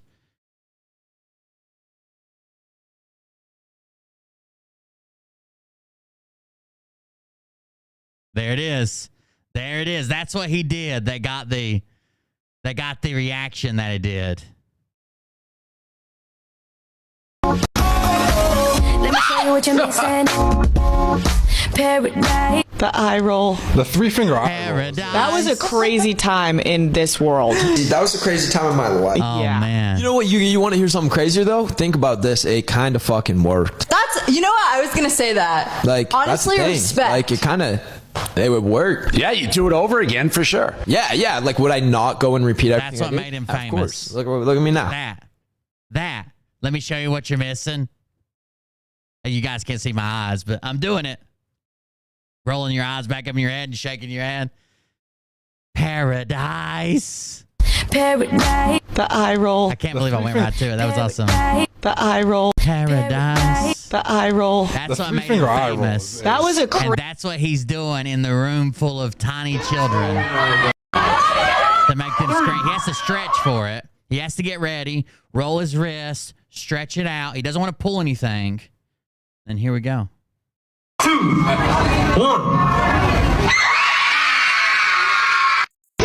my god. Wait, is this the eye roll thing? Hold on. It's crazy, isn't it? What is the world This is reduced to? incredible. But TikTok videos, like, people used to make the claim they were trying to shorten our attention span. And maybe that's true, but they're damn sure making us dumber. Okay, ready? Here we go. Here we go. It's the eye roll of TikTok. 3, 2, 1. Paradise. Hey, Jesse, do the growl. Do the roar. Can you do that lion growl? Show them how it's done. Ooh. Hey, Jesse. That was pretty good. Heroes play by the rules.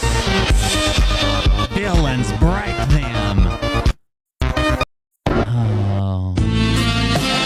This is actually pretty funny right here. So it says, when you're having fun in cosplay, but then you remember you're not at a convention, but in a public area with a bunch of people giggling, and there's some 9-year-old kid yelling, "Happy Halloween" at you. Oh. This is pretty cringy. I'm sorry.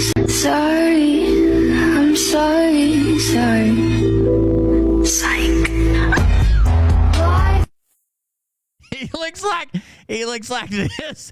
He looks like this Superman. Tell me he doesn't. Hold on. Where's he at?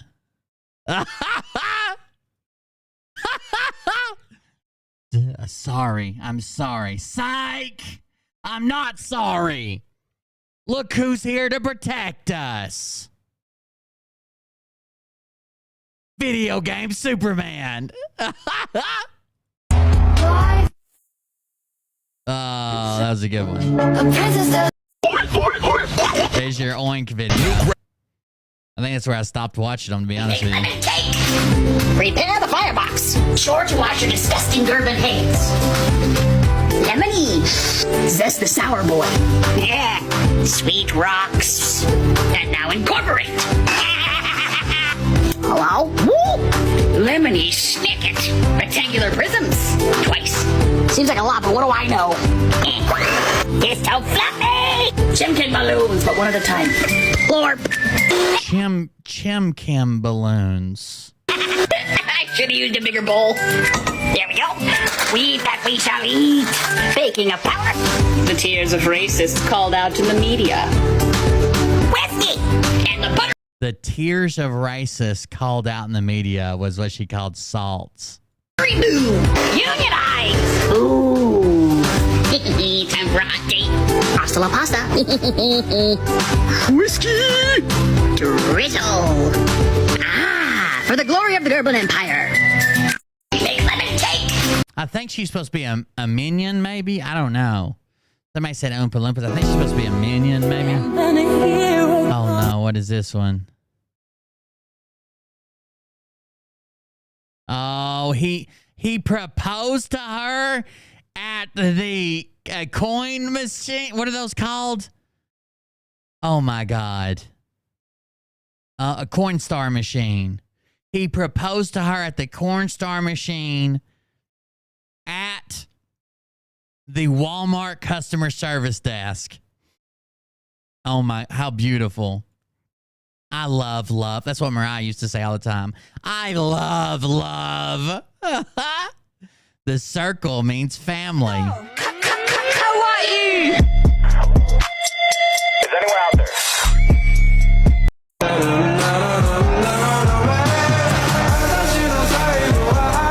Oh, he's a bad dude. Ooh, I wouldn't mess with him.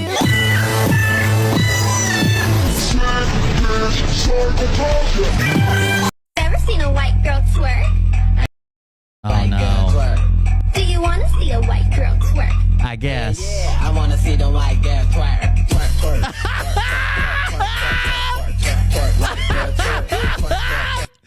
She looks like she's rowing a boat. Hold on. Seen a white girl twerk. Do you want to see a white girl twerk? Yeah, I want to see the white girl twerk. She's got it. White girl twerk. I've had several lessons teaching Mariah to bounce her ass. She's getting a lot better. At first, it stayed completely still; it wouldn't move, and we went through several iterations. She meant the chicken dance. She looks like she's rowing a fucking boat, but yeah, she's flapping her wings like a chicken. We've went through several iterations, and Mariah's getting some movement now. Just needs a few more squats probably to add some meat back there, and then get it just, you know what I'm saying, right? Everybody knows what I'm saying. Do I need to describe her butthole in great detail? I hope this was a joke video. I really do. Boys, please make your hair like this. Ooh. That kid at the end was funny.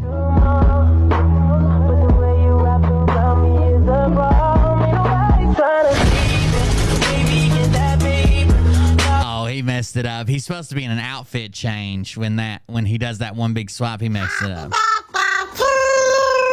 Happy birthday to you. Happy birthday to Lila. Happy birthday to you. Even if I could do that voice, I don't think I would do that voice. You're one of those heroes, aren't you? One of those Discord mods. So Discord mods catch a lot of flack because it seems like in a lot of large Discords, they get like this God mentality, right? The power goes to their head, and it's just fucking Discord. You know what I mean? But it's funny. Aren't you? My kitten sleeping and call with another mod.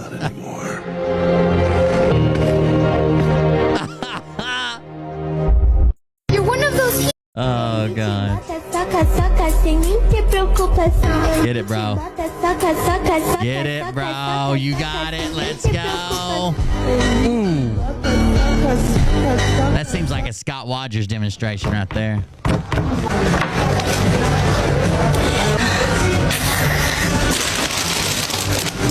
Kapow. Is that Jeff B? Close enough. Hey. I don't think people realize how cringy videos are before they post them sometimes.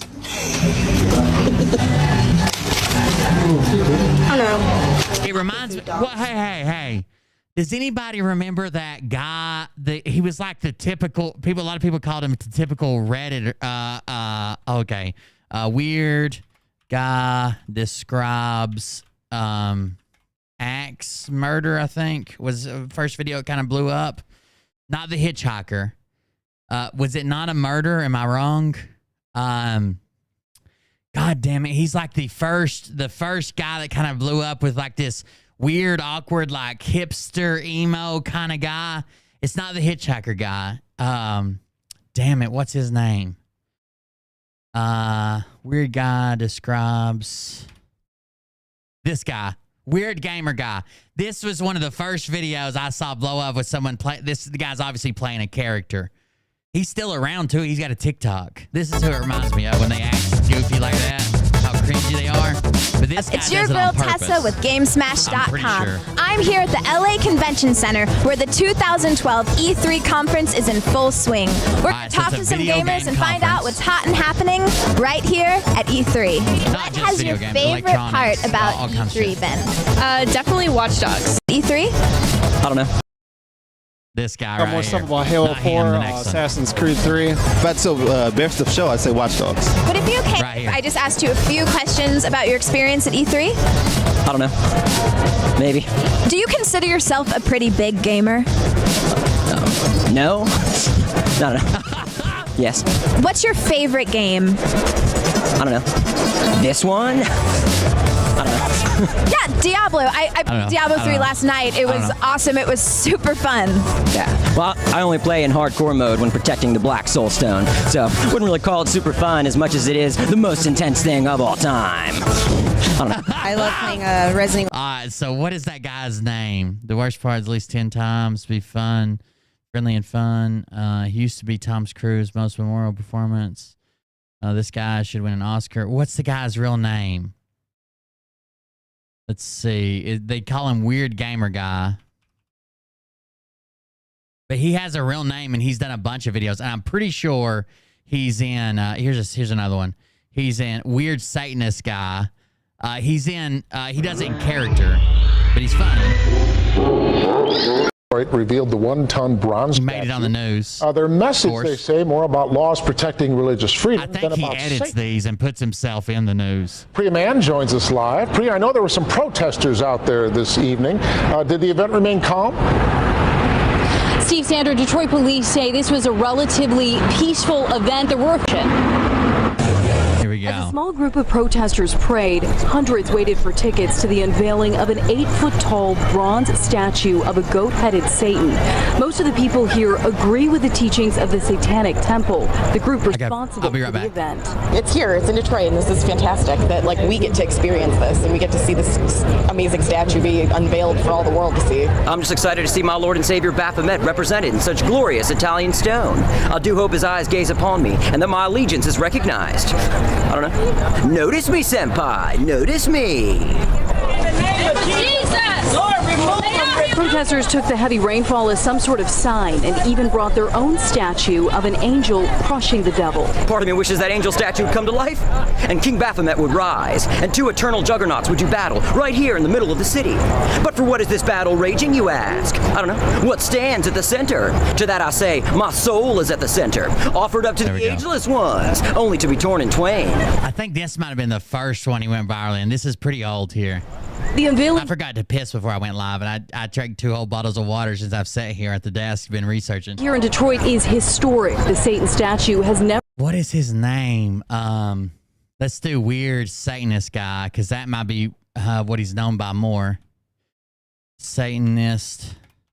Because I'm pretty sure he plays a character. Interviews Nameless. No, that's the Nerdist. Weird Satanist Guy. Amalgam Studios. Bowser Vids. Is it Onyx?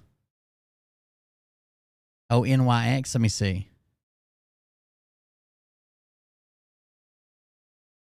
Onyx the Fortuitous. Yes, that's 100% his name. I'm pretty sure he's playing a character. You can tell me if I'm wrong, but I'm pretty sure he is. Onyx the Fortuitous here at Goth Day at Disneyland. I don't know. And I'm here to tell you the top 5 things you can do as a goth at Disneyland. Number 5, find somebody that works for the Empire, I don't know, and tell them you think they're doing a good job. I approve you're doing a good job, guys. Keep up the good work. Number 4, get to Main Street in time to see the Cocoa Float because they've got... It's a good character. I mean, it makes me laugh all the time. Skeleton dogs and skeleton dogs are tight. Number 3, go give the middle finger to the Guardians of the Galaxy ride. He did during COVID, he did a remote job interview. Because they stole that space from the Tower of Terror. Number 2, go worship at the feet of the Queen. I love you, my Queen. I praise you, my Queen. I don't know. Oh, that's not a goth thing? That's just me? Got it. And the number 1 thing to do at Disneyland if you're a goth is to commit your spirit to the Haunted Mansion so you can spend eternity with those grim, grinning ghosts. Into this house I commend my spirit. That's all for this year. Happy Bats Day. All right, so that's Onyx the Fortuitous. Onyx the Fortuitous. He's pretty funny if you want to check him out sometime. So apparently something's going on that everybody's trying to get my attention for. So let's go read some of these. I'm going to stay right here on that one. And let's go to Phil's page. So Phil says, by the way, he didn't do his live stream, and I think he said that he wouldn't be live until the 25th, which is like 2 more days. He canceled it for like 3 days. And then he posts this yesterday. He says, he forwards this from somebody named Outlaw 13 Alpha, Outlaw 13A. And it says, at Phil Godlewski, I'm hearing the McAfee dead switch was activated. Happened to be the other night when you sent comms and when you were asked not to go live during an ongoing op. McAfee also reportedly coordinated his dead switch release codes with several very capable hackers. My bet, the release was you and your team during the ongoing op. I know you won't answer here. Throw a McAfee bone in your live if I'm correct. Cheers. Stay safe. Now, of course, Phil shares this because he wants his followers to believe it's true, right? He shares this because he wants his followers to believe it's true. It's not. And he even if he's called out on it, like when he shares something like this, and I'm like, you told your followers you were like Edward Snowden. No, I didn't. I never said those words.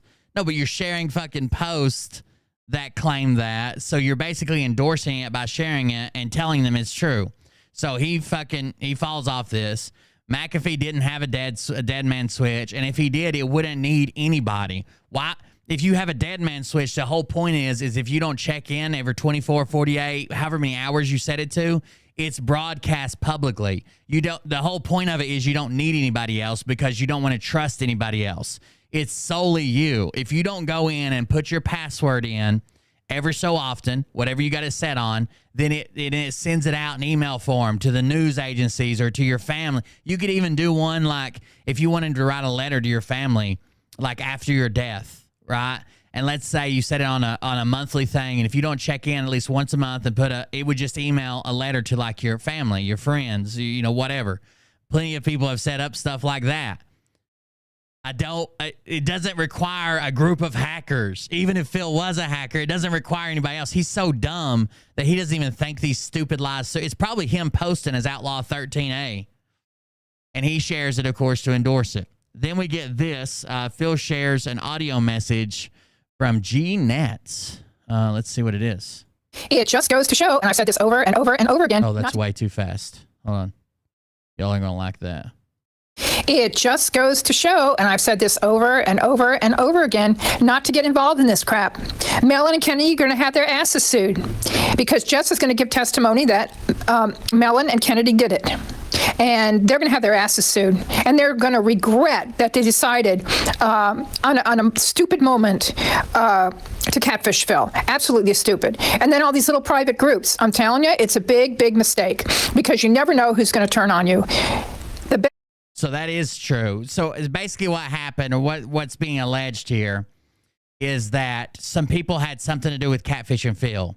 Now this all went public because of the Expelled account that was acting like she was mistreated because people asked her not to post something, that these unedited screenshots in her public group So she does this crazy post about, I've been in every group, blah, blah, blah, and this, that. And now people are being mean to me like they hold the content. I'm leaving Telegram, which Expelled was always thought there was people after her and always thought there was people trying to get to her and always thought there was blah, blah, blah, blah, blah. But she was in a private group where these some unedited screenshots apparently were shared. I don't know. I wasn't in the group. And then she took them to her group and just posted them publicly. When people asked her to take them down, she got mad and quit Telegram. And that led Phil to believe that certain people were involved with this catfishing thing. Stupid moment. The problem with this is how the Pennsylvania law reads around revenge porn. In Pennsylvania, the statute for revenge porn is entitled the unlawful dissemination of intimate images. A person is guilty of this offense if the prosecution proves beyond. Now, they can still be sued, maybe, beyond a reasonable doubt that the accused did the following: disseminated a visual depiction. The depiction is of a former or current sexual or intimate partner. The subject is in a state of nudity or engaged in sexual conduct. The act was committed with the intent to harass, annoy, or alarm.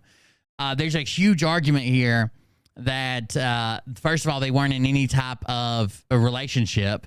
Second of all, that the intent was not to harass, annoy, or alarm. The intent was to let people know what was going on, to expose someone that was cheating, right? But she is right about being in small groups, and you never know who's going to turn on you. To catfish Phil. Absolutely stupid. And then all these little private groups. I'm telling. I don't think she should have made this audio. And the only reason why is because Phil's using it as if it supports his position. She was probably better off not making this audio, but I mean, she's her own person. I'm not mad at her. She can make whatever audio she wants. It's a big, big mistake because you never know who's going to turn on you. The best advice is you never say anything on social media that you don't want the entire world to hear. Because otherwise, somebody is going to stab you in the back. I do believe the reason she made this is because that's what Katie did to her, right? Katie and some other people basically took everything that she had in private when she was trying to hide her identity, and she thinks it was Katie, or at least last time I talked to her, she thinks it was Katie, and a lot of people think it was Katie. Maybe somebody did this to her. They made a bunch of stuff that she had private.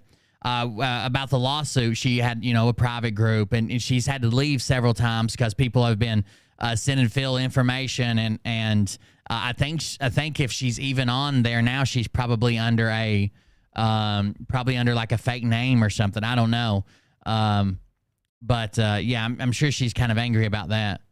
OM is the worst. By the way, Oliver's mom is who she's naming here with OM. That's the person that, I don't know what happened, but she called me a snake in the grass. And then she banned somebody for saying like, oh, there's not many people. She shared her group in my group, Oliver's mom. And I didn't have an issue with it. And she was in our group and she apologized to my family. I've got no issues with any of that. She said some really crazy things. I said some really crazy things about her. She came and apologized. I said, okay. I went on about my life. And she even shared her group link. But then she kicked somebody out of our group for saying there wasn't a lot of Will's people in my group. And then accusing these people of being spies. Originally for like Pebbles. And because Pebbles had said something to her. And she was kicking these people out of her group. And they accused people of being like spies for like Pebbles and Robin. And then they accused Pebbles and Robin of being my spies. But in the process of this, she called me a snake in the grass that can't be trusted. Now, she's never trusted me with anything. And I hear her major hang-up was that she wanted to be credited with stuff that I was stole from. I don't know what she has. I've never stolen anything from her and don't plan on it. I don't think that she has anything that's entertaining to me. But that was apparently the hang-up. When I asked her why she called me a snake in the grass, she just dipped, wouldn't respond to me, and started messaging other people that told me basically that she called me a snake in the grass, saying that wasn't true, this isn't true, you did, I don't know why you set me up. All she had to do was answer me, but she wouldn't. She just immediately left the group. That you don't want the entire world to hear. Because otherwise, somebody is going to stab you in the back. And OM is the worst. Even if you say something crazy about me and I ask you about it, the best thing you do is be like, yeah, I said that, but here's the reason why. Or I said that, but, I was just mad. Or I said that, but blah, blah, blah. But to just dip and then start messaging people that it's all fake and refusing to speak with me is just weird. Like, I'm not going to make a video about her or go attack her. I don't do that, but it was just weird. It was a weird thing to do. The absolute worst. She befriends people and then turns on them. She has caused a lot of problems. It's true. But what Mellon and Kennedy did... By the way, Jeanette has always supported me, and I don't have any issue with her. I mean, if it was me, I wouldn't have made this video, right? Or I wouldn't have made this audio because I would have thought, oh, Phil's going to use this to his advantage. But I've flown mad about things and like called out like Katie or people or whatever, or that group, and they've used it against me, right? I'm sure they have. So, I mean, if she's mad, she made this video, Phil picked it up, whatever. Lose their shirt over this. Phil's not going to stand for this. He's not going to just sit quiet. And Jess is going to be involved to a degree. How much? I don't know. It depends upon what Coleman can come up with. Big, big mistakes. If I was Jess, I'd be off a Telegram right now, writing up a thing for Phil and saying, I'll tell you everything that happened, step by step, point by point, who was involved, and I'll testify to that fact if you don't sue me. If I was Jess, that's what I would be doing right now. So here's Phil's problems and basically the problem with Jeanette's theory. Nobody can prove who anybody is on Telegram. Telegram won't even give your information to the FBI. Unless you are on, they can prove that it's terroristic, like you're a wanted terrorist. Okay? So anything that happened on Telegram could be anybody. Mellon could be Mellon. Mellon could be Phil. Who knows? Expelled could be Phil. Anybody could be anybody. So just because it was a screenshot share and it had a name on it or whatever, Telegram's not going to give any of that information away. So first of all, for Phil to take any action, he's going to have to be truthful about what happened. Okay? He was absolutely not hacked. His passwords weren't fucking leaked. He's going to have to come out and say that he was catfished and he was sending dick pics on his honeymoon and that someone published them. That's what he's going to have to say that happened. That's what he's going to have to admit that happened.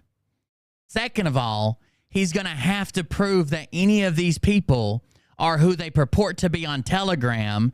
And any of those people that say they're on Telegram, that say that they're those people, also know that the other people are the actual. So let me set this up for you. Let's say a guy named John comes to me on Telegram and says, I robbed a bank and I help him launder the money. And I tell people I helped him launder the money. Someone's going to have to prove that I'm actually me.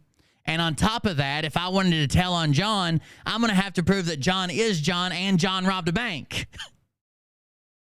Telegram is one of the most secure messaging apps in the world. Now, I do know they moved to text message, or it seemed like they did from the screenshots that I received. It doesn't matter. That's a burner phone and a burner name. Phil ain't going nowhere with this. This would set precedent that's never been set anywhere in the world. He might tie it up in court and try to make people run out of money, but he's going to have to admit the truth. He's going to have to prove things that cannot be proven. I don't give a fuck who he says he's got hacking. That doesn't work. He doesn't know these people. He's not going to get it from Telegram. Telegram's not going to say any fucking thing. He's going to have to put out the information that we already know, that he was catfished and sending these of his own accord. And he's going to have to prove stuff that's never been done in court before. So could he take it in court? Sure. It's going to cost him so much fucking money, and he's going to be left empty-handed when he comes to Telegram. 1,000%. So I'm assuming Jeanette's mad and upset about something, but Phil doesn't have this case.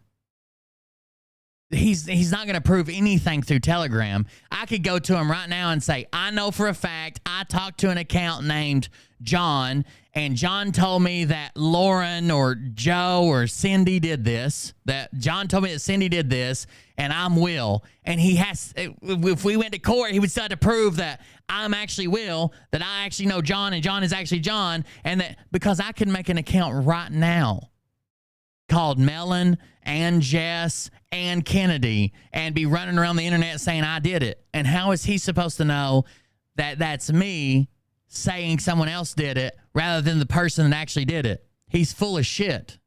That isn't how that works. Nobody can get these Telegram records. Not even the FBI. You read a news article, just title FBI or search Telegram giving up users' data to law enforcement or Telegram law enforcement. The FBI can't get terrorist information off Telegram because they cannot prove beyond a shadow of a doubt that these people are the terrorists that they think they are. They've been struggling with it. And they're very upset about it. So Phil uses this as support for his movement and says, finally, Jeanette said something smart. Congratulations, Jeanette. Maybe you are starting to see the light.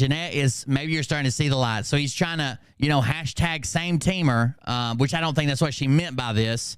I just think she was wrong in some of the points and right in some of the other ones, like Only Mom or Oliver's mom and not, I keep thinking Only Moms, like OnlyFans. That would be a cool website. Oh, MILFs. But he has to, I'd put my eye on it. He has to prove things that he can't prove, but she is right about, like, don't say it in a group unless you want the whole world to know it. You can't trust these people. That you can't tell who they are, the same reason that Phil can't prove who they are, right? I just said she's not aligned with Phil, so I don't know why you would ask, did Phil pay her off? She's mad and she's talking about something. She's just not accurate on part of it, and part of it she is. It doesn't matter unless Phil can prove that these people are linked to these accounts, and he can't. They could delete their fucking accounts right now and fire up 10 more. Good luck. Telegram is not releasing IP addresses. They're not releasing user data. They're not releasing phone calls. They told me that in a private group that they can't even get into some of these groups to moderate these groups. It's the wild fucking West. So Phil's going to try to pull her in and look like they're on the same side. Maybe you're starting to see the light. It says Jeanette is dead on accurate with her thoughts in the audio message above. Charles, Mellon, and Lauren have absolutely no idea what they're in for. Jail in parentheses. Now, they're not going to jail. I just read the legal statute. There's no way he can prove all those things. Can Phil sue them?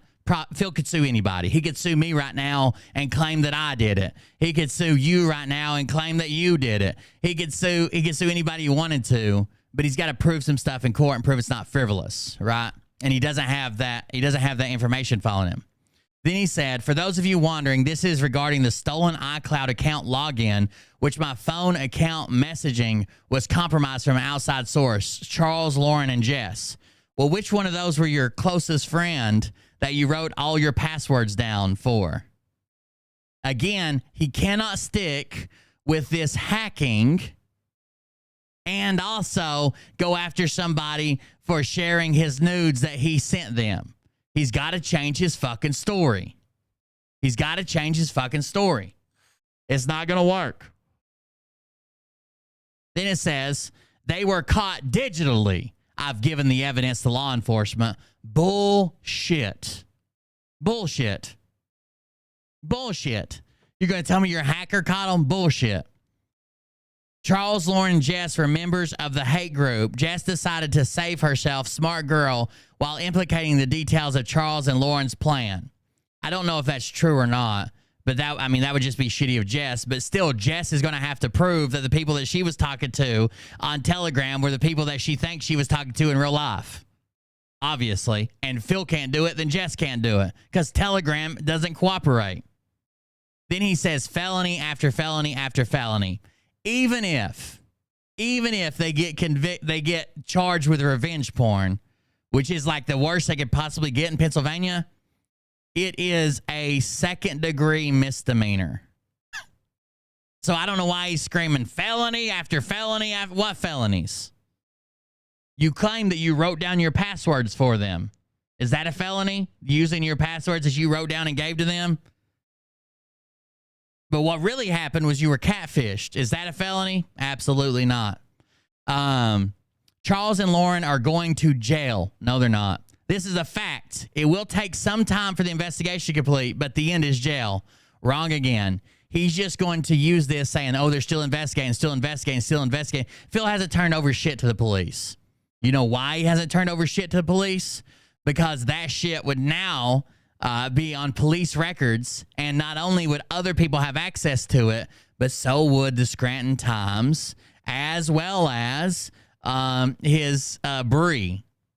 Could you imagine how much stronger Bree's case is when he claims that he was loyal to Dory the whole time she was a minor, but he's out here texting random women dick pics? Good luck. They all live in Pennsylvania. It wouldn't be in federal court anyway. The only reason he's getting stuff moved into federal court is because the only reason his stuff's getting is because jurisdiction, right? They're not in the same states. They're not felonies either. He just doesn't understand that. He's dumb, or maybe he just, his audience, I guess, doesn't understand it. It's something, and he's just playing his audience, I guess. It's hot as hell in Texas. That was the last one from the last show.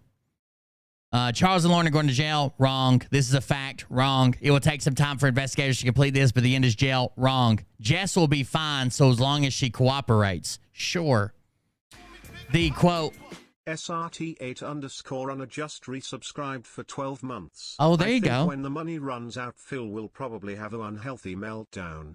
It Yeah. never lasts forever, and LLCs don't protect your assets, lol. I think when the money kind of dries up around election time, he's just going to try to dip with all the shit he has and maybe just disappear. And then it won't matter how his cases turn out. He can drop the Scranton Times case that he's going to fucking lose.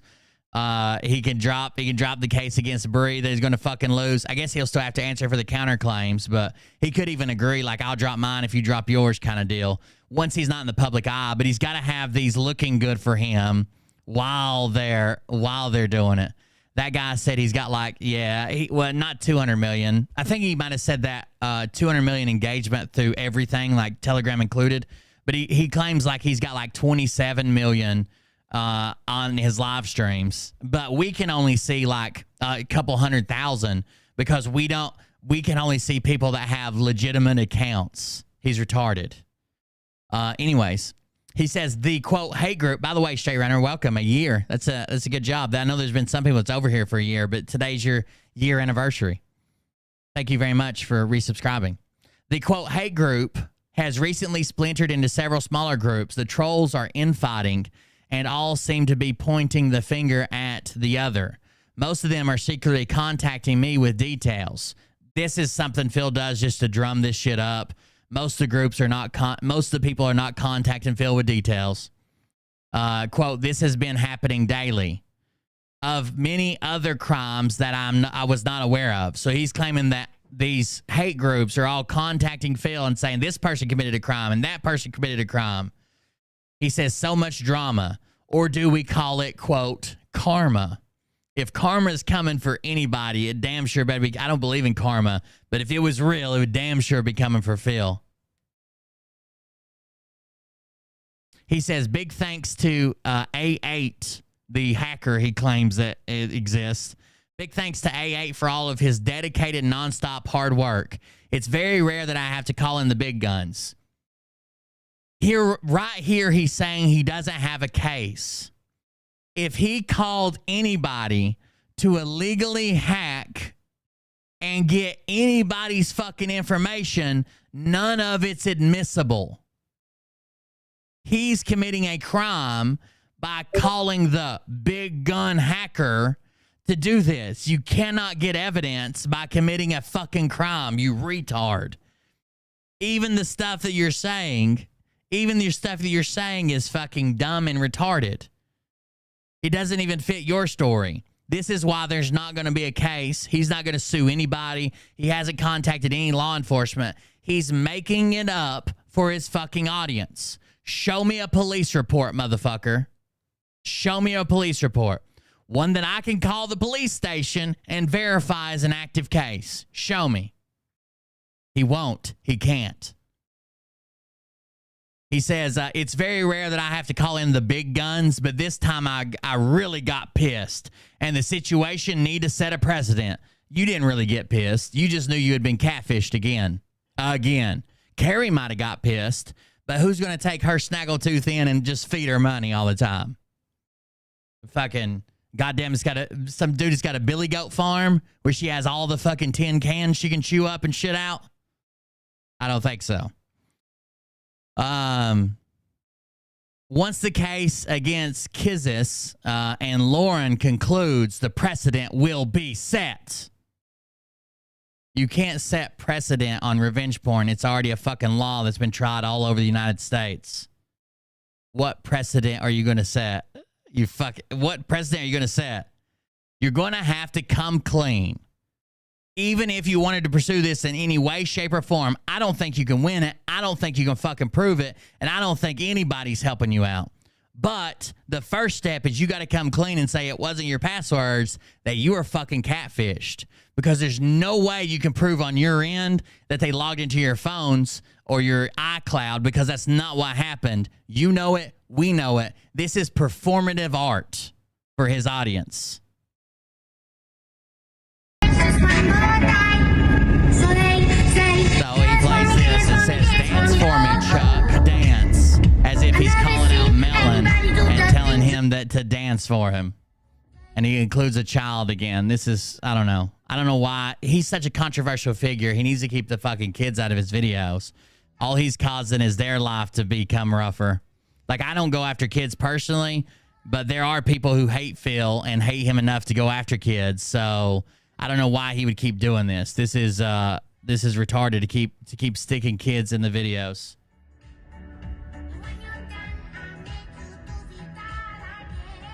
I don't know why, as a controversial figure as he is, even if he plays his bullshit game where he claims he's like a white hat hacker, wouldn't that make these kids a target for the deep state?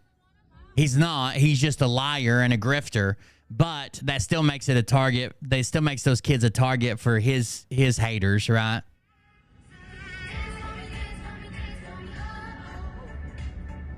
That's the face he makes. That's the face he makes when he comes twice in his pants already while texting a 15-year-old allegedly.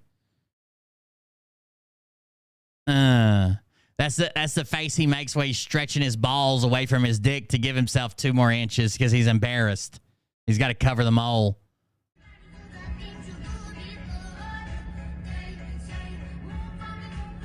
What a fucking idiot. What a fucking idiot.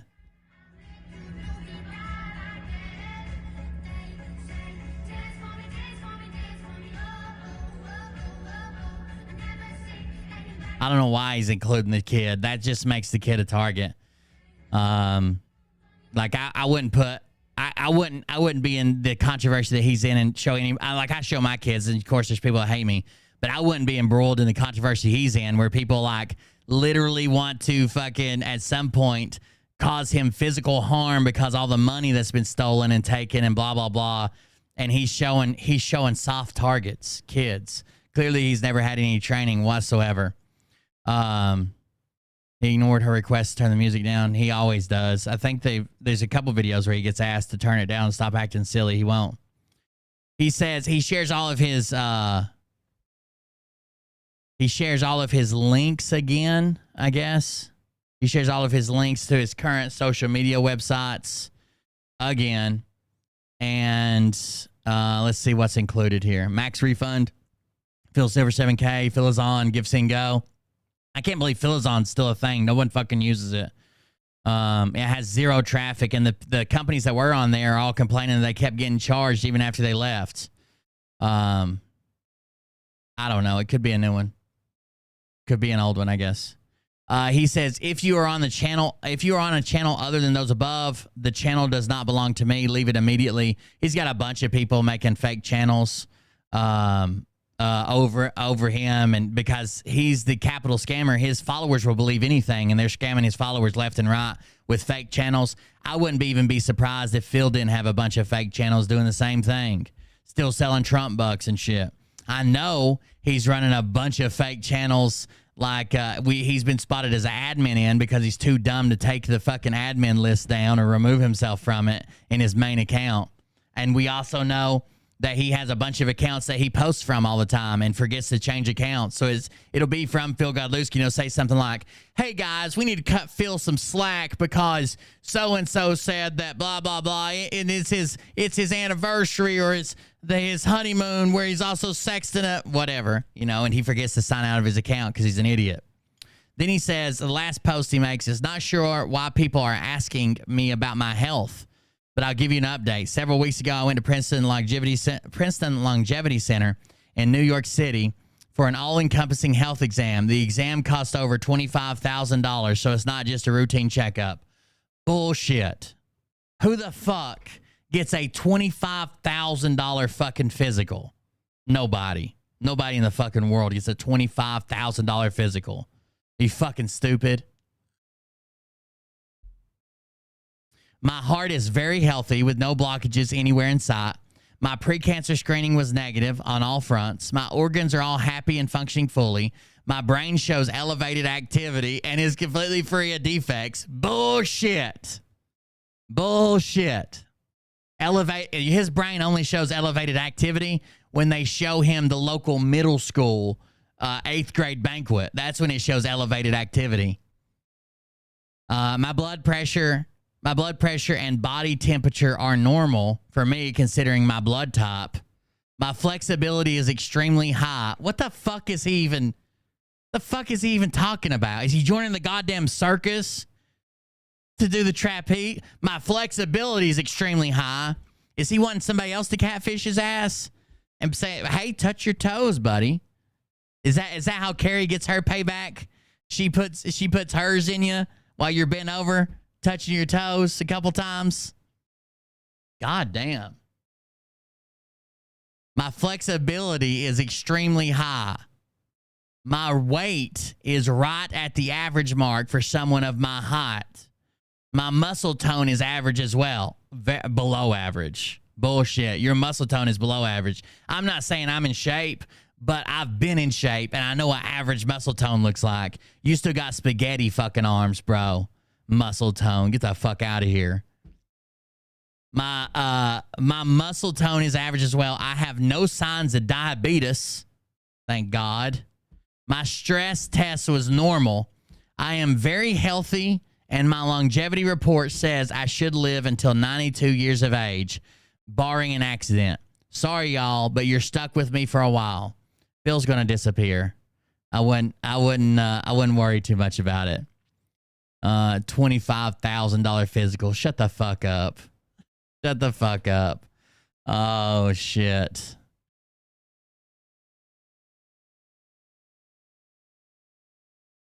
Phil's too goddamn tight to get a fucking $25,000 physical. It says right here, Princeton Longevity Center's most comprehensive exam sells for $5,300, $5,300, not $25,000. Still ridiculous, right? $5,300. And it says, take your health beyond the annual physical. This is the most in-depth exam, but it is currently far from. This is a news article, and it says it's far from certain whether this all day long checkup and others less inclusive make any meaningful difference to your health or merely provide reassurance to worried people. They've been labeled as a scam a lot of times. They've been labeled as a scam because people are like, oh, this doesn't do anything. That doesn't do anything.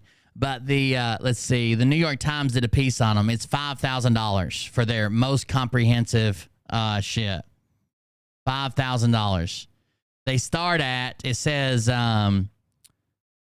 must be older. The Princeton Longevity Center in Skillman, New Jersey, for example, offers a titanium executive physical, including a full body scan, blood work, stress test, consultations with a nutritionist, an exercise physiologist, a bone density test, and many other workups for $2,500.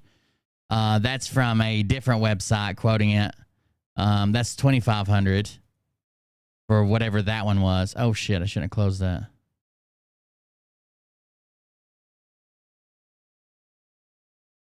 I accidentally closed the window I was reading from. Hold on. And again, It says, "Who gets? Why is this a scam? Why is this a scam?" And people are saying there's no type of data to back up any of these claims they're making about how long you live and this, that, and the other. That's why it's a scam. Nobody's been able to prove, like, if you do this, like, you get anything extra, you live any longer, anything extra happens to you. Like, this is what it is. The comprehensive executive program is priced at $29.50. It's the most thorough exam that you could possibly get in the world. This is coming from New Jersey Business Journal. Just when you thought it isn't possible, hold on. Just when you thought it isn't possible to put a price tag on peace of mind, along comes a head-to-toe and every square inch in between medical exam. This is from 2017, so it's 5 years ago, but still. Medical examination that may help you stay ahead of the curve regarding your own potential fate at Princeton Longevity Center, PLC, located in Forestal Village in Princeton.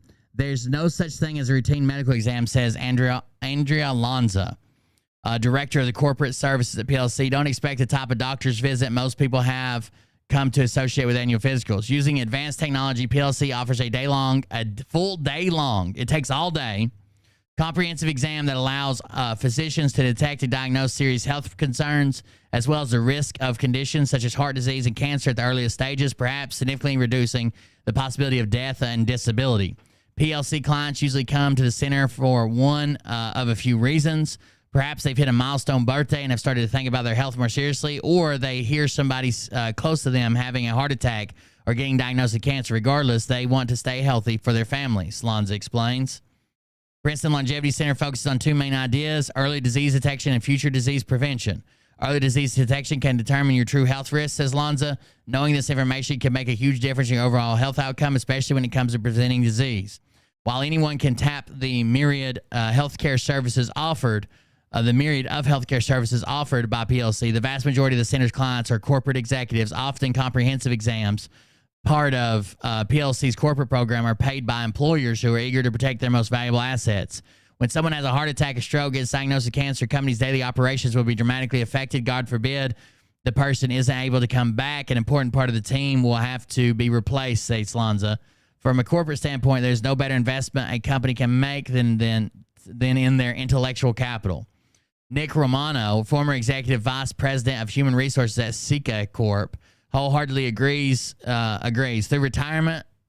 retired for a year now, Romano is still a consultant at Sika, a $1 billion specialty chemical company with over 1,200 employees in the U.S. We have chosen to partner with PLC, blah, blah, blah.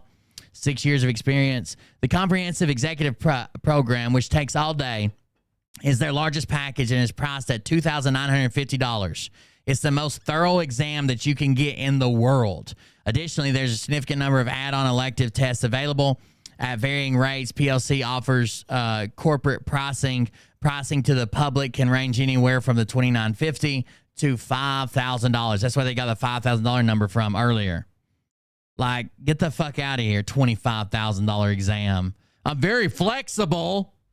I don't know if you guys know this, but I'm super flexible. Fucking retard. God damn, this dude's dumb. Dumb. I don't know what else to say. He's dumb.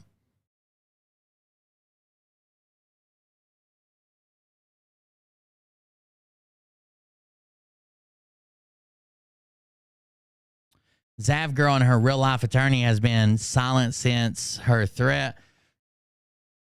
Her last response was someone saying we're in PR in real life and could help her recover. Since then, thousands of people are still commenting, but comment count stays as close to the same as they can keep it. Same with her sub count. Uh-oh.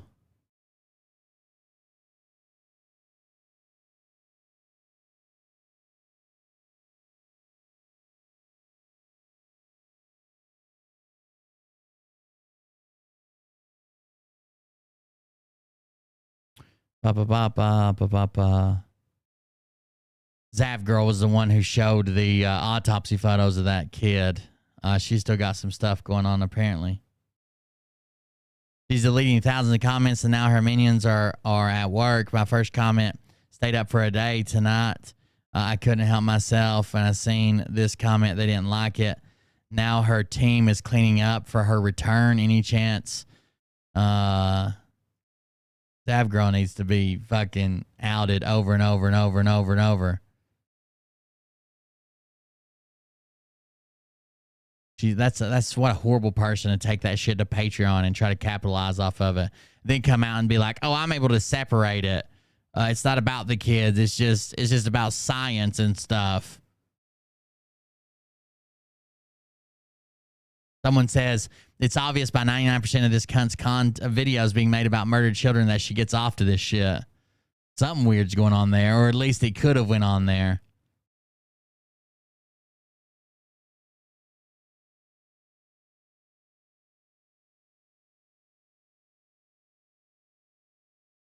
She could have had weird motherfuckers in there that did get off on that shit, and she was selling it to them. Damn. Doesn't Phil have a med bed? He's supposed to have access to a med bed. Isn't that what he told us? He has access to a med bed. He could have just hopped in that. Why is he getting this full exam? Med bed technology is about to be released. Why would anybody need a $25,000 exam? Why wouldn't you just... He should have access already, but even if you have to wait till it becomes public, what are you talking about? My parents went to a medical facility in Lake Havasu where Phil lives, where they had to pay for all these miracle health services like medbed type shit by donating to a nonprofit. Yep. So it would be under the table. Otherwise, the government. Yep. Patriot Street Fighter just opened one. Patriot Street Fighter. Medbeds don't check your flexibility. Patriot Street Fighter just opened one in Texas. A healing center. He went in with Sasha Stone. And the Steel, what's her name? It's just Ann Vandersteel. I knew there was more to that than just Ann Steele. Jason, I'm bendy. You didn't show me any fucking flexibility. You were stiff as a board. Light as a feather, but stiff as a board, okay? You need to fix that shit. Run around here saying I'm bendy. Prove it. So then we get back to the Phil thing. We get some more things. We get a post. This was posted in KDJ in the Exposed group, and it says, "I've been a member of all the anti-Phil groups for years and been booted from the best of them." This is the Expelled post, I'm pretty sure.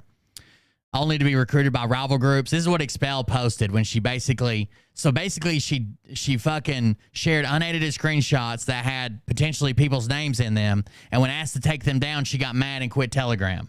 But here's her departure post. "I've been a member of all the anti-Phil groups for years and been booted from the best of them, only to be recruited by rival groups. I find it laughable. So many members pitted at each other with no ideas as to why. Many coming together thinking they are strengthening their positions, but they are really coming together in the truth. Coming together in truth they present to you. Know this. They all lie and want to take each other down. It has nothing to do with Phil at this point. It is childish, immature, and non-productive. All these groups are in competition to out each other. Phil is just a side thought at this point. Many are out for revenge. I am out for truth above all." None of that's really true. Like, even the Expelled group, fucking Katie clearly hates me and talks shit about us all the time in my group, and she'll ban you for being in my group. You can't be in her group. But I don't think that her point is to take my group down. That's not what they talk about all day. It says, "I am expelled. Many know me. Many know I will tell the truth without recourse." Many know you as the person who claimed that she was fucking targeted all the time, fucking exposed a bunch of people on Telegram, and you were just wrong about it, saying this guy's a pedo, this guy's this guy over here, this guy's that guy, because you thought they were coming after you. "I closed my recent channel, but before doing so, took inventory who was with the truth, who was a spectator, and who was there to screenshot. This was a calculated move." This right here tells you that clearly they got some issues. Like, before I closed my group, I noticed everybody was in there. And some of them were with the truth. Some of them were sideliners. And some of them were there to, to fucking take screenshots. "You are welcome to your beliefs. I am welcome to my opinion. If you're not familiar with my opinion, just search past posts on various chat groups. There will be my last post as Expelled before I delete. This will be my last post before I delete my presence on Telegram permanently. I thank you for reading this far. I was invited to a private chat called Trailer Park. Many well-known people in this chat Only Oliver's mom, Jess, Cajun Shay, Tamara, TR, among others, I will not name. Jess told the group that Melon and Kennedy catfish Phil under the name of Lauren. Now, I don't know if this is true, and again, nobody can prove that Jess is even Jess. That could have been Phil in a Jess account. Who the fuck knows?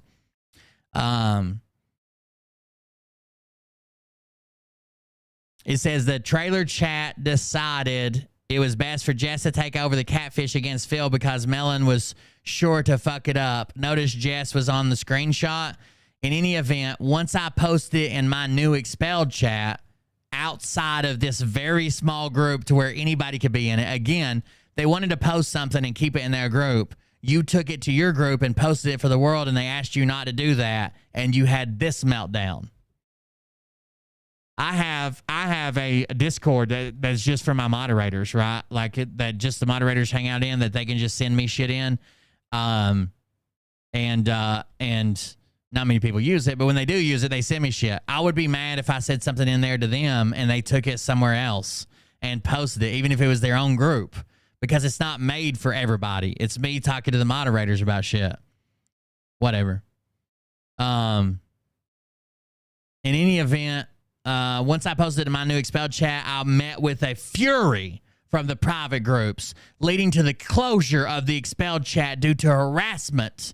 The info was then sent to Will Bird at CBC to distribute. So she's mad that she took unedited screenshots and ran around and said, this person's doing it, and that person's doing it, and this is going on, and blah, blah, blah. And they said, hey, stop that.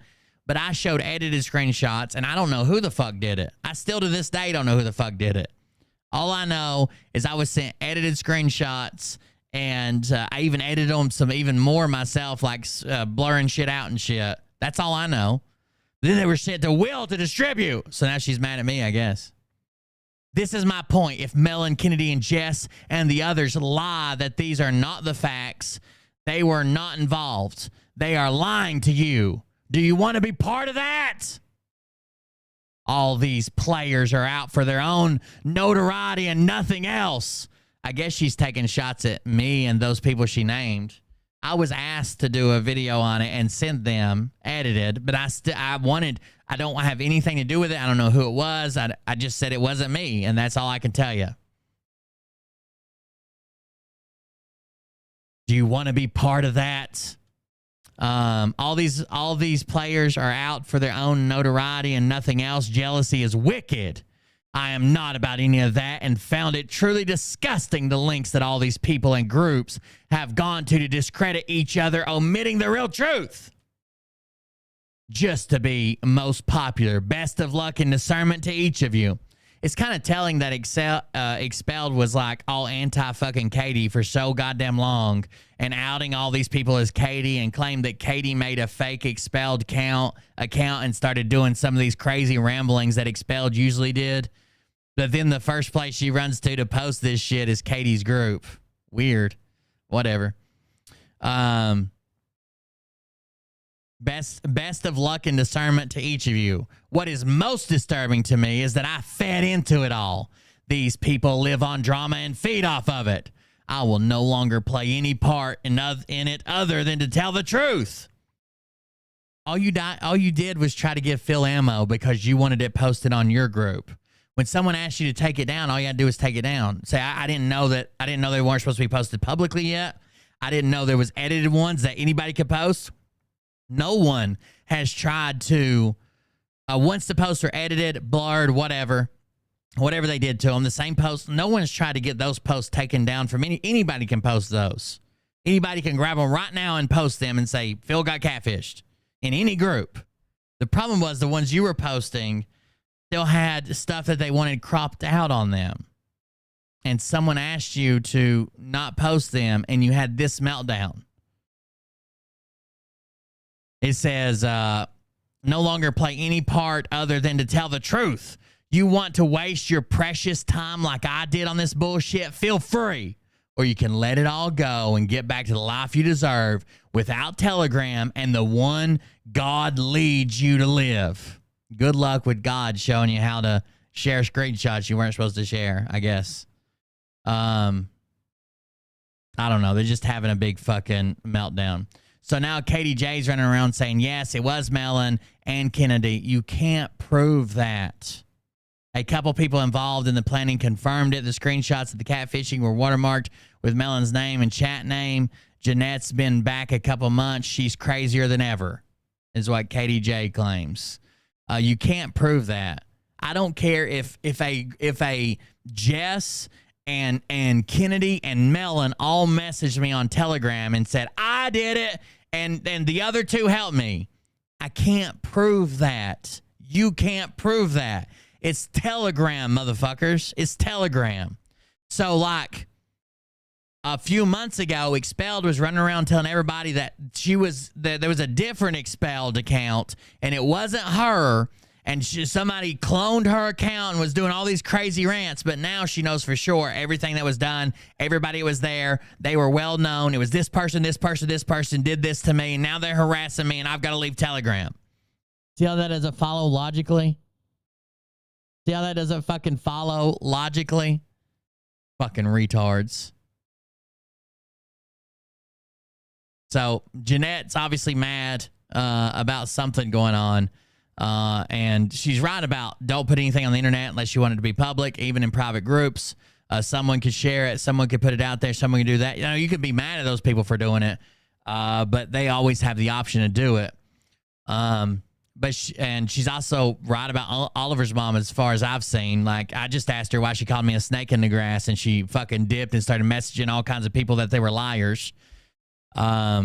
But she's not right about Phil. Like, first of all, he's going to have to prove stuff that he cannot prove. Telegram doesn't even release this information to the FBI. The FBI has publicly stated how upset they are that they can't get information from Telegram over terror suspects, because they can't prove enough that these people are actually the terrorists they claim they are. But Phil's somehow going to get it and take him to court without admitting that he wasn't hacked. No one had his fucking passwords. No one had a tracking device on his shit. He was actually catfished, and he was sending nudes on his fucking honeymoon. That would be step one. Then he has to prove the impossible and get Telegram for the first time ever in the world to work with him. And he leads off by saying he illegally hacked all this information, and that's how he knows it. That's the first thing. If Phil took me to court or the police showed up, that's the first goddamn screenshot I would show up with.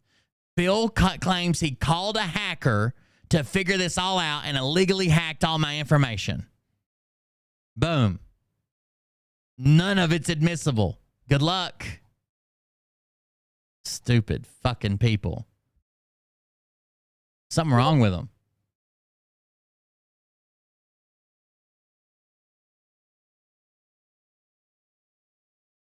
And you gotta put a grain of salt with anything Phil says. Phil will say this person's turning on that person, this person's working with me, this person's doing that, blah blah blah blah blah, just to stir this shit up more, to have people worried, to think that he's winning, to think that something happening. The first thing he'll have to admit is that he was truly catfished, and I'm pretty sure he's even lying to Carrie.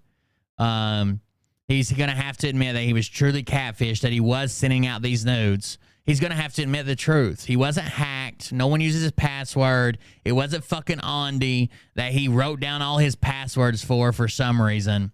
He's going to have to admit that he really was catfished. Then he's going to have to try to prove that the people that claim who they are on Telegram are actually the fucking people that he thinks they are on Telegram, which is almost impossible. When the FBI goes to Telegram and say, hey, we've got this hunch that this person is this terrorist, Telegram says, prove it beyond a reasonable doubt, or we're not giving you shit. We won't give you IP addresses. We won't give you phone numbers. We won't give you locations. We won't give you message history. We won't give you a goddamn thing until you prove beyond a shadow of a doubt. Now, how is Phil going to prove beyond a shadow of a doubt that these people are who he claims they are? He can't. If the FBI can't, he isn't. He damn sure isn't. I don't give a damn if he does make up A8 as his super big guns hacker. It's not happening. I don't even know who Jess is, by the way. I know who Melon is. I don't even know who Kennedy is.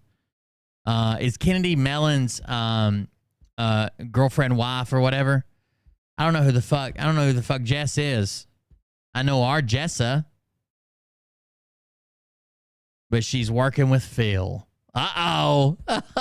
And then again, we'll play this message by Jeanette, which Phil, of course, latched onto and is using as if they're hashtag same team now. They're not. Something caused her to become upset, and then she said this stuff out, and it just happens to kind of fit Phil's narrative for the day. It just goes to show, and I've said this over and over and over again, not to get involved in this crap. Mellon and Kennedy are going to have their asses sued because Jess is going to give testimony that Mellon and Kennedy did it. And they're going to have their asses sued. And they're going to regret that they decided on a stupid moment to catfish Phil. Absolutely stupid. And then all these little private groups. I'm telling you, it's a big, big mistake because you never know who's going to turn on you. The best advice is you never say anything on social media that you don't. That is true. Almost everybody I've trusted in my, I don't know if you'd call it career or time on social media, almost everybody I've trusted has turned on me in some way, shape, or form, except for obviously the mods I still have around. But a lot of people that I put trust into have turned on me or in some way. It starts out like I just say something they don't agree with, and then it boulders from there. They want me to do something and I don't do it. Then they get mad.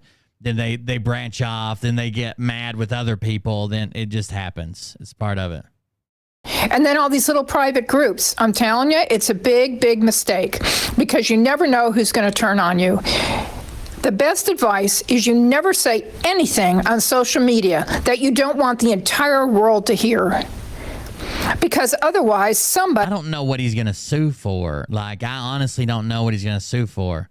Like, if he goes for damages because they exposed that he was catfished, like for degrading him or libel or slander or whatever, he's gonna have to admit that he was not catfished, but he was. So he can't go for anything. The legal option where he keeps screaming felony, felony, felony, even though they're misdemeanors, would be revenge porn, but I don't even think he qualifies under the Pennsylvania statute for that. Is going to stab you in the back. And OM is the worst, the absolute worst. She befriends people and then turns. I kind of agree with that, at least since she's dipped. Like, all I did is ask her why she called me a snake in the grass and if she wanted to share it with the rest of the class, and she dipped on me. So I don't know. Right after like a week before that, she apologized to me and Mariah for the horrible things she said about us. And said that she wanted to be part of our group. I let her in. She shared her group. And then she started banning people and called me a snake in the grass. I don't know. But, yeah, I don't know what Phil could possibly go. Even where he says felony, felony, felony, those are misdemeanors. And I don't think he qualifies under that statute. If he goes to civil court for, like, defamation, that's not going to work because he really was catfished. He's going to have to prove he wasn't catfished. On them. She has caused a lot of problems, it's true. But what Mellon and Kennedy did, they'll lose their shirt over this. Phil's not going to stand for this. He's not going to just sit quiet. And Jess is going to be involved to a degree. How much? I don't know. It depends upon what Coleman can come up with. Big, big mistakes. If I was Jess, I'd be off a Telegram right now, writing up a thing for Phil and saying, I'll tell you everything that happened, step by step, point by point, who was involved, and I'll testify to that fact if you don't sue me. If I was Jess, that's what I would be doing right now.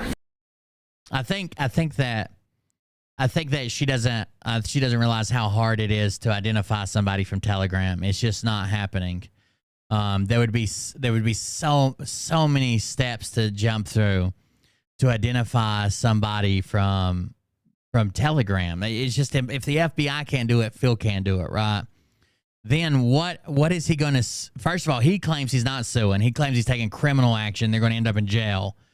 What statute? What law did they break? Where's his case and case number? Second of all, even if he goes civil, as if Jeanette is saying, what is he going to sue for? what law is he going to sue under, and how is he going to be able to prove that even if Jess comes forward and says, I'm the Jess that was on Telegram, and this person is the melon that is Charles Kizis or whatever his name is, how are they going to prove that? They literally can't. It's impossible. I think he's just going to keep pretending like they're going to be arrested right up until nothing happens 2 years from now. The same way that the Scranton Times case, look how far it's been kicked down the road. It's not even doing shit till next year. And then where's he going to go from that? There just isn't shit to do. Phil's more likely to show up the first time he schedules a fucking live stream than he is to take this to fucking court in any way, shape, or form. And he's not very likely to show up on that live stream, I'll tell you that much.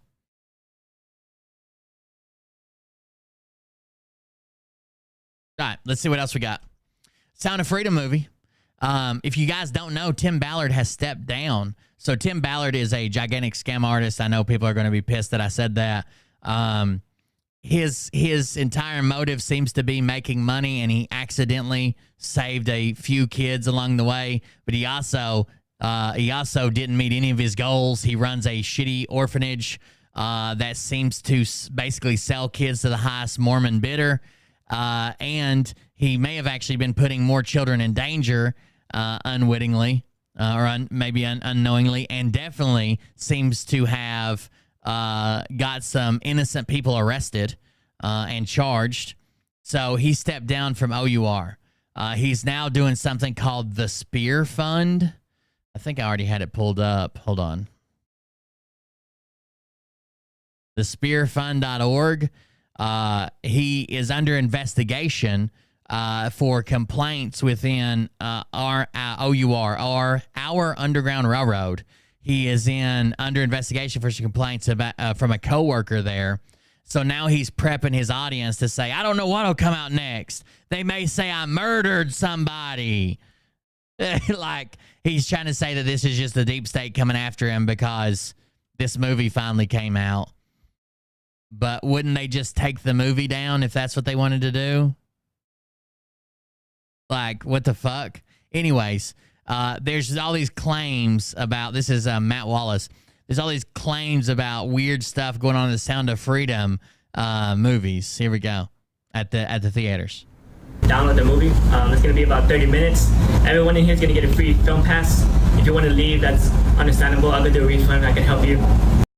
So they're saying that the movie has to start 30 minutes late, but they're going to give them a free pass to see a different show. If you want to leave, you can get a refund and a free pass. But for now, we're going to obviously the deep state here. Download. Can you change it to another theater? I don't think so. This is the only one that has it for tonight. We now have proof that they are trying to stop the Sound of Freedom in theaters. No, they're not. No one cares about this video. The issue is clearly OUR being a money racket. You filtering that money through all your friends and family's businesses, and you trying to tie it to fucking deep state QAnon, and you claiming that it's a true story. He said, I don't know why anybody Tim Ballard himself said, I don't know why anybody would have an issue with this movie. It's 100% true events. No, it's not. The girl didn't even fucking exist. This movie is exposed. They also claimed one time that they rescued a girl who ended up having a much better story. She escaped on her own, like through the fucking jungle, and they try to take credit for that one as well. Exposing Hollywood in a way like no movie has ever done before. Not only did it only take $14 million to produce compared to the other Hollywood movies out right now, which are taking as much as $300 or more million to produce and still putting up the same numbers as Sound of Freedom. Not only are they embarrassed in that way, but now they're trying to sabotage it, and that is being exposed as well. We have proof in that clip where they are literally saying that the footage was deleted. Someone has to go in and do that. The footage was taken off. They had to re-download it in order to play the movie and have a... They didn't say the footage was deleted. He did not say that. He said they were going to have to re-download the digital file. Why? We could have been corrupted. They could have lost a hard drive. The computer could have fucking shit itself. Who knows? significant delay, and this is happening all across the country. 30-minute delay. Did you hear a single time about the new Little Mermaid movie being delayed or having something like this happen? No. Yeah, I've been to the movie theater, and literally their computer's been down, and they said that they're going to have to bring in something else to put it on to play it, and it was going to be a huge delay, and they refunded our movie and let us walk into a movie that was like starting like 15 minutes later. For free. So I got 2 free movies. No, absolutely not, because it didn't, at least as far as I'm aware. I'm sure maybe somewhere it happened, but no one was documenting it, and it certainly did not happen on this scale at this level, and that is because there are saboteurs who are trying to stop this movie from getting out, and it's very, very, very fun to see. I've seen the movie. I mean, I pirated it because I'm not giving Tim Ballard a fucking dime of my money so he can use it. His literal goal was to make money and make Mormons, lead people to the Church of Latter-day Saints. His goal was not kids. His goal was not rescue. His goal was not ending trafficking. It was make money, sizzle, and funnel it through all these businesses that are owned through the church and his family, and make Mormons. Those are the 2 things. All the people posting what their experience is with it. So many TikTok videos of people showing having to go outside of the theater, having weird smells in the theater. People. Yeah, have you never seen people make shit up because it's a trend? Oh my God, I went in there and watched The Sound of Freedom, and it smelled like electrical smoke the whole time. Gave me a headache. Spraying spray bottles. A lot of strange stuff happening with The Sound of Freedom, and on Twitter. You're right, as well. I know, We've been exposing woke Hollywood. Sound of Freedom passing 100 million box office. A lot of good things. A lot of good news. They're also padding their numbers. It seems maybe dramatically padding their numbers because of the pay it forward tickets, and I think they're funneling. They made so much money off of it. I think they're funneling some back into themselves to buy more tickets. Excuse me. This horrible smell. It smelled almost like an electrical fire. We're getting refunds for The Sound of Freedom because apparently this is supposedly people documenting all the problems they're having here. Trying to see the movie. Excuse me. This horrible smell. It smelled almost like an electrical fire. We're getting refunds for The Sound of Freedom because apparently the water pressure in the bathrooms aren't working here, so no one can watch. They literally have the water in the bathrooms isn't working, so no one can watch. So you claim. The lights on. They kept the lights on the entire movie. Who does that? Should be back. Sounds like you weren't very happy with the lighting, okay? Up in about, I would say about 5 minutes, okay? And they turn the movie off. Just to let you guys know again, it is gonna get hot. It is gonna be like that throughout the whole movie. So why should only this one though, not all the other ones? The air conditioner didn't work. Excuse me. This horrible smell. It smelled almost. Nothing ever goes wrong at movie theaters, ever. Ever. Of course it does. You're just hypersensitive. Same way with the train. Remember when the train wreck happened and then everybody was freaking out about it? Here's a saboteur caught on camera. Download the movie. Oh, that's the one we were just watching. Let's see if we can go back to it. Saboteur caught on camera. This marks the end of Hollywood, hopefully. That's what we want to see. It's time for woke Hollywood to go by the wayside and be replaced by a form of movie making that's actually designed to entertain you. Huh? Isn't that a novel idea? Instead of this guy's got some issues going on.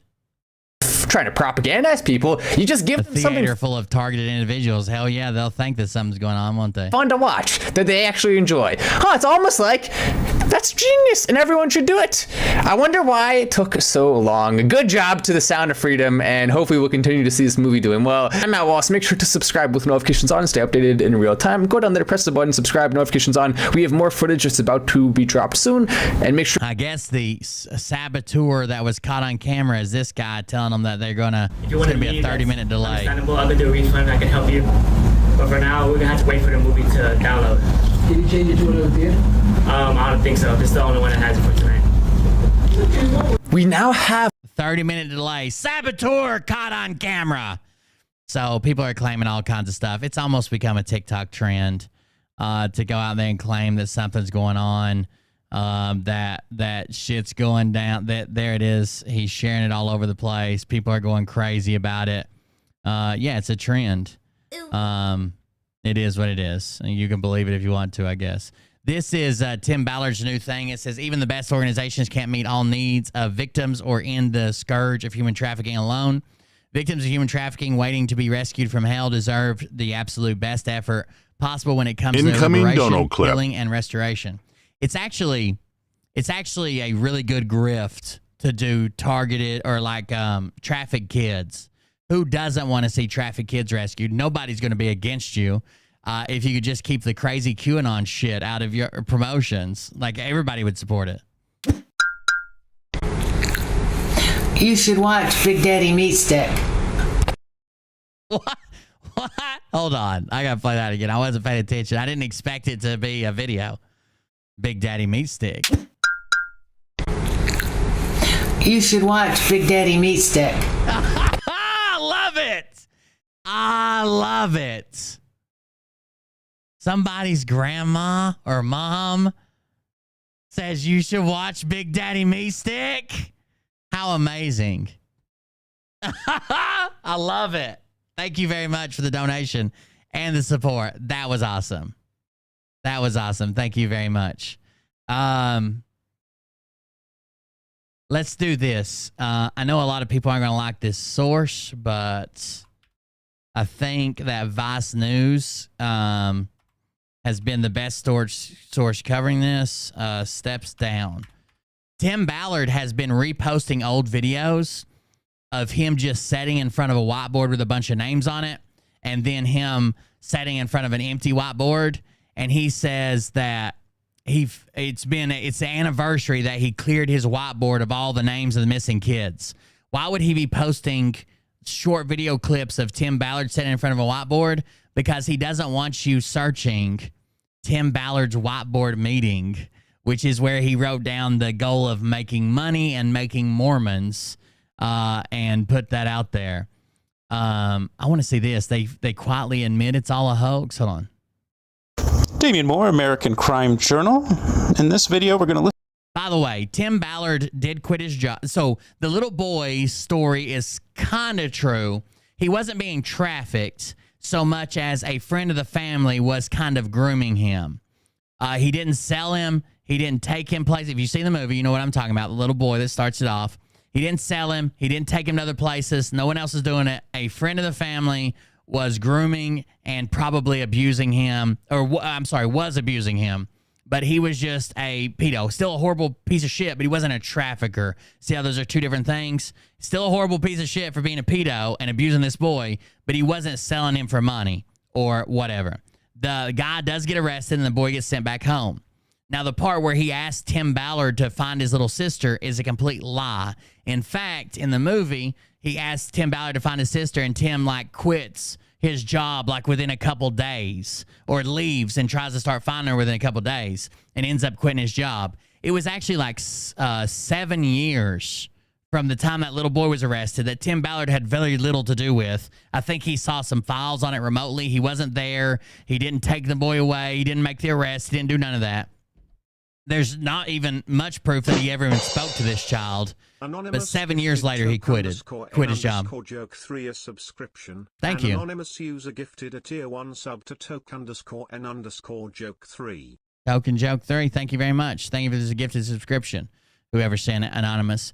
That's not true. There was no little girl. The boy had a sister, but that sister just lived with her grandparents. She wasn't missing. She wasn't trafficked.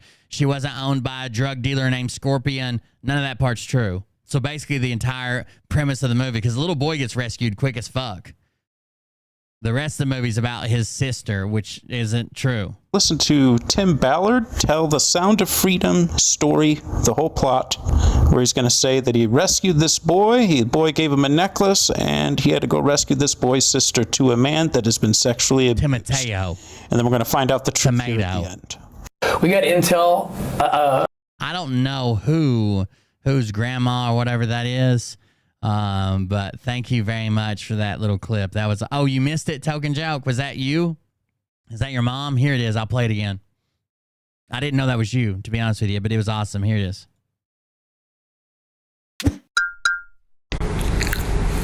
You should watch Big Daddy Meat Stick.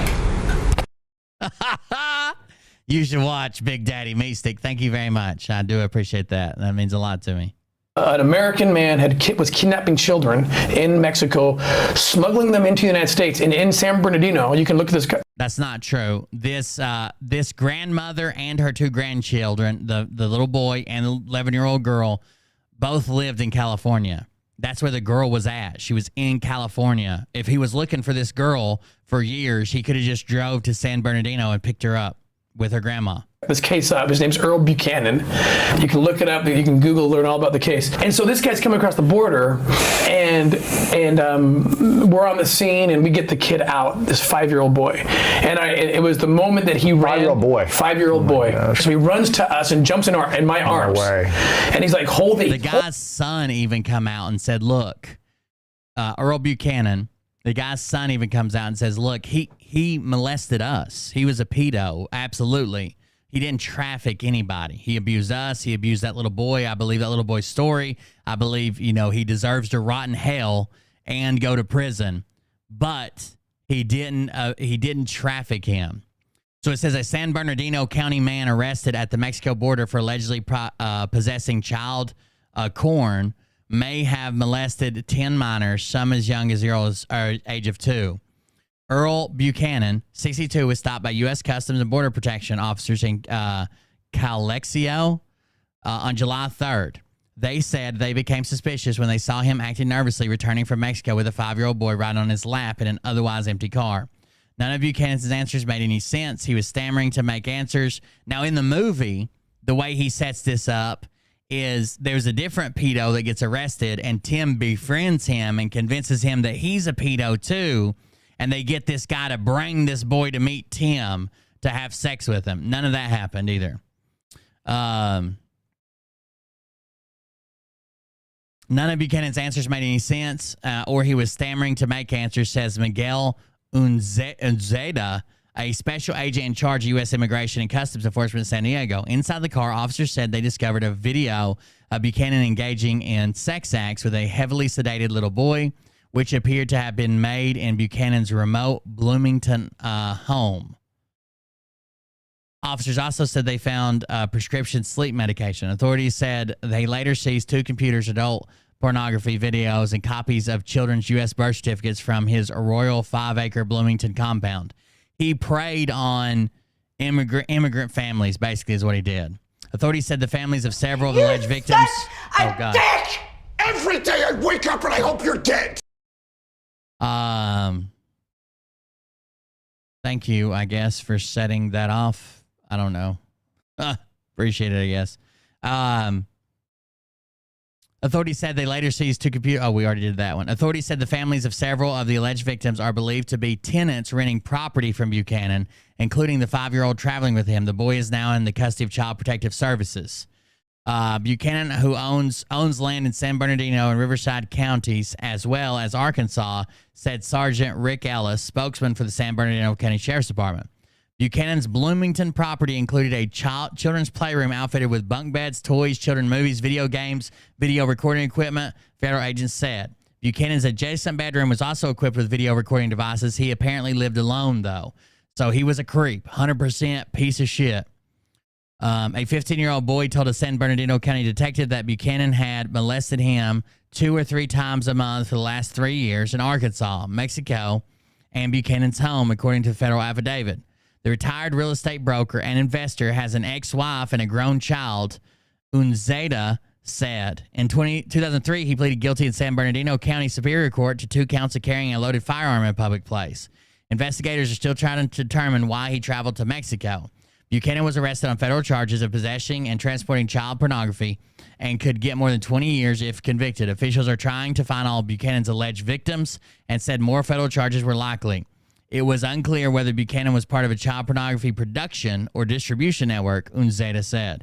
The Sheriff's Department is also pursuing state charges, including molestation against Buchanan. He's in federal custody in El Centro in Imperial County. Authorities urge anyone. So it's not he's a horrible person. I agree. He should have been arrested and probably given the ultimate ending sentence, and deserves to go to fucking hell for what he did.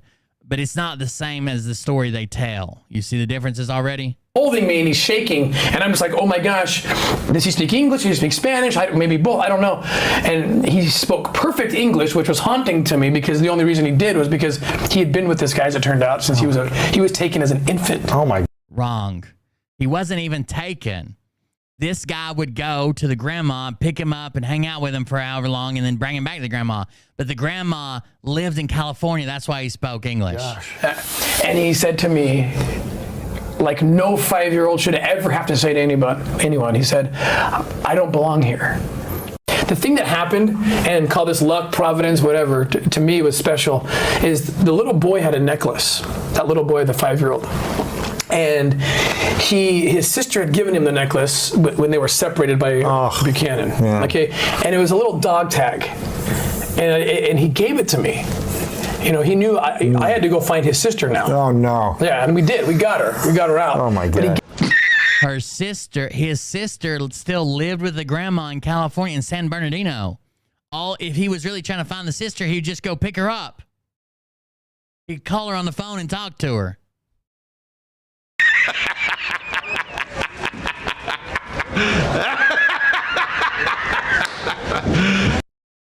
I've had so many of you contact me. This says the children portrayed in the movie were actual survivors of trafficking. True. This is like a frequently asked questions. The film depicts many different children who are shown as victims of sex trafficking. All those characters represent real people OUR has rescued at one point or another. The story of the little boy known as in the movie as Teddy is particularly special. In this film, after Tim rescues Teddy, the boy gives him a dog tag top necklace with tomato on it, written on it. True to the real story, the little boy's sister had given her brother this necklace in the movie before they were separated. To them, it symbolized the hope of rescue. In real life, this happened while Tim was still a HSI special agent, and the little boy really did gift a necklace to Tim. On it, it has a scripture referencing 1 Timothy 6:11 and the words "man of God" inscribed on it. It wasn't until Tim took it home to show to his family that his son pointed out his name was on it. To me, call it luck, chance, coincidence, God, whatever you want to call it, it was a message, Tim said. The necklace symbolized a calling now to me. It meant so much that I decided then and there that this is it. This is what I'm called to do, and this is what I'll do for the rest of my life. Except it only took him another 7 years to quit his job and start doing it. Weird. Additionally, although Teddy's sister is a person in real life, the story of Tim refusing to give up the search to find the one, as depicted in the film, is based on the true story of OUR's continual search for Gardy, a kid they've never found. So the Gardy kid is the son of this preacher down in Haiti. The sister had nothing to do with this. They just applied the Gardy story, a kid that Tim's never found, even though he's gotten the father's hopes up several times. He's done a bunch of crazy shit, including with a fucking psychic who told him that he was a labor prisoner working in some camp in Colombia and flew a bunch of people out there and almost got them killed. He's never found Gardy. And Gardy is like his white whale, I guess. Tim killed someone. False! Oh, God. And asked me, is there any clear and compelling evidence? It says, towards the end of Sound of Freedom, it shows Tim kill a man to rescue a child. This did not happen. Yeah, neither did this. That shows that Tim Ballard is lying and this whole thing is a hoax. I'm going to make this real easy for everyone. He stated that he rescued this boy at the border. Boy gave him a necklace. He had to go rescue the boy's sister. OUR released a statement on June 27th, 2023, a week before the movie, stating specifically that did not happen. They did not rescue the boy's sister. Oh, no. Now, if they don't want to hear... But he just said it in an interview that I had to go rescue his sister. This necklace was a bond between us, and I knew I had to rescue his sister. If he's going to lie about that, what else is he going to lie about? Exactly. That's what I always preach, Legend. She says, according to California governor site, 9% of child victims know their offender. Everybody's worried about the Democrats or the borders or the trafficking, and you can be worried about that, but look for signs in your own neighborhood. It's happening from family friends, in families, fathers and mothers and uncles and and the person they call uncle, but it's not actually related. He's just close family friend. It's happening in your own backyards, and y'all are too hopped up about underground tunnel babies. The court reports and the Border Patrol agent reports that I have provided, you could simply play that video of Tim Ballard's own words and then OUR statement saying that it never happened, that Tim Ballard's really just been lying all these years. For 10 years, he's been stating this story going back to either 2013 or 2014. So it's just that easy. He's been lying about this since 2013 or 2014. He's been lying about rescuing this person's, this boy's sister, who was never rescued. She still lived with the grandmother. The guy that was abusing the boy wasn't even interested in girls. Easy, guys. Everyone. Not to mention, he acts like in the movie, this boy gives him this necklace and almost immediately he quits his job. He worked there for another 7 years before he decided how to have his whiteboard meeting and make money off of it. Knows it's a hoax. We got some big media figures that are getting ready to dive into this. I've given them the transcripts, the documents, so it's getting ready to start. I appreciate all you guys do. Have a great day. This is Damian Moore with American Crime Journal. Look out. All right, we're going to Vice News because they've been on top of all this.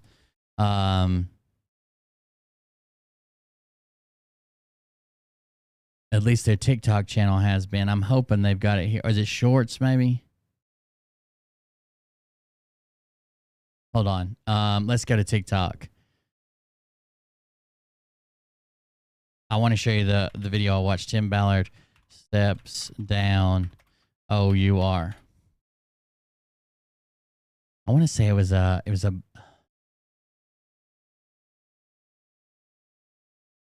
there was a bunch of people on TikTok making content about this, and then everybody in their comments are like, "Oh my God, you're a piece of shit. You want kids to be trafficked. You want this. You want that." It was just so damn dumb, stupid. Of course, no one wants to see kids hurt, but we shouldn't be giving money to this nonprofit to rescue kids so they can funnel money back into for-profit exchanges. I want to say it was Vice on here on TikTok, so let's see.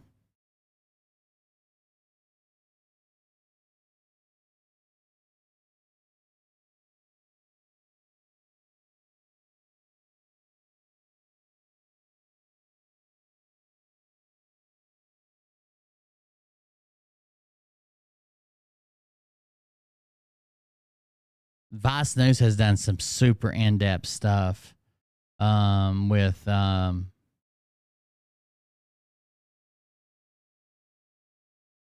it actually might not. Where did I see it then? I'll find it eventually. But they've done a bunch of his botched rescues where he almost got people killed. He is now being hold on. Tim Ballard investigation. He's now being investigated. That's why he stepped down at OUR.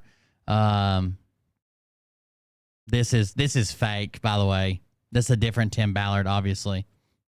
Oh, no, maybe it was Motherboard or Mother Jones or What's something. going on with Tim Ballard, the anti-trafficking activist whose story and work with This is it. Operation Underground Railroad was the basis for the controversial movie Sound of Freedom. Last week, Operation Underground Railroad confirmed that Ballard had stepped away from the organization that he had founded. This all happened sometime prior to the release of the movie. But Ballard's departure hadn't been publicly announced before we asked OUR about it, either by him or by the organization. Earlier this week, an anonymous letter was shared with Motherboard by a person who's active in Utah philanthropic circles, which is the state where OUR is based. This letter claims that an OUR employee who accompanied Ballard on an undercover operation abroad filed a complaint against him with OUR's Human Resources Department after the trip, and that a follow-up investigation then culminated. So someone that went on him with one of these rescue trips, after they come back, they filed an official complaint, and then we have an investigation. Then culminated in Ballard's resignation. He resigned. Who didn't mention the letter also reached out to Motherboard last week to report that employees at OUR. I was confused because Motherboard right here says Vice at the bottom of it. I think Vice might own them or something. Learned recently about an internal investigation at the company into allegations against Ballard. Here's the statement that OUR sent us in response to a detailed request for comment on the claim. That's right, legend. We then asked the OUR spokesperson if they disputed the information that was in the letter. They responded to this question by asking for their statement to be attributed to OUR and not to an individual. Motherboard's reporters replied that we could only read this as a confirmation of the letter's accuracy, and then we never heard back from this person after providing them a secure means of contact for sharing more information. And on Wednesday afternoon, we were able to confirm that Ballard is no longer the CEO of the Nazarene Fund, the Glenn Beck-backed anti-trafficking. So he stepped down from the Nazarene Fund as well, where he was the CEO. That is Glenn Beck's fund for like kids overseas or whatever. Organization. Motherboard previously reported about another letter accusing Ballard and OUR's leadership of misusing donor funds and of unspecified misconduct towards women. At the time, OUR confirmed that such a letter existed and was circulating. The most recent letter alleges that the board of directors and attorneys for the organization, quote, I don't know, agreements preventing OUR executives from discussing the results of the investigation, end quote.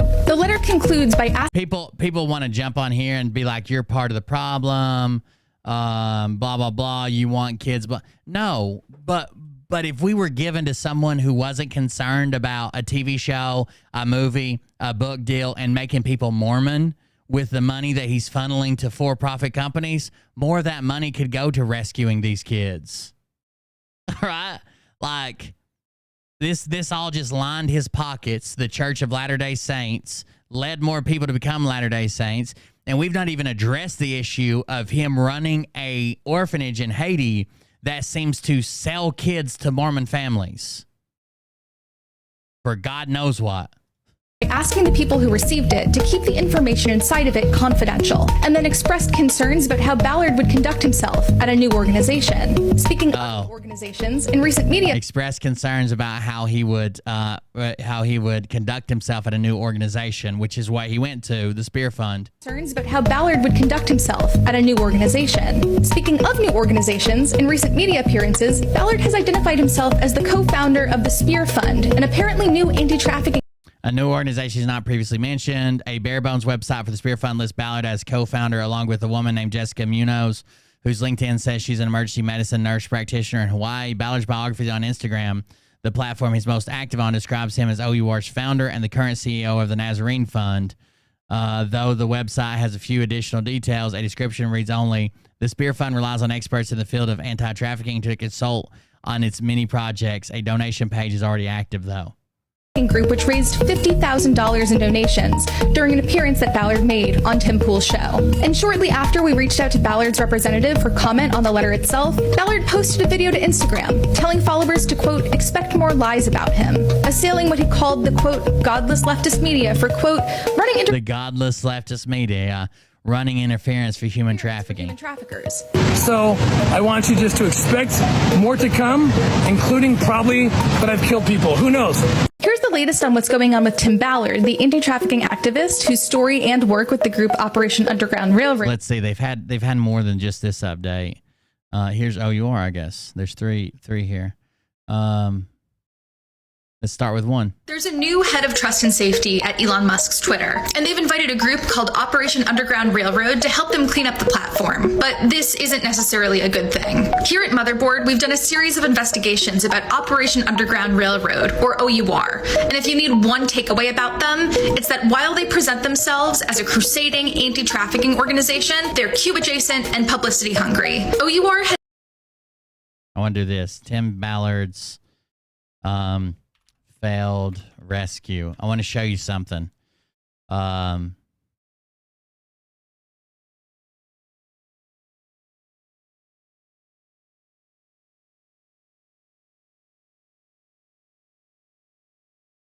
This guy's done a bunch of videos. He had a weird botched rescue.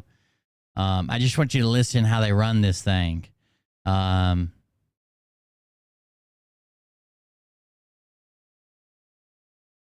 Criminal Pro, BYU, Utah developed his Tim Ballard's secret plan, a divorce from hell, Nazarene Fund, video op-ed, and the Covenant, Ballard, Reyes, and Trump, the QAnon connection, Tim Ballard's answers to hardball questions, Sean Reyes, Tim Ballard and Ego run amok, Utah's Flim Flam, man. I think it's the first one I watched on here. Let's see.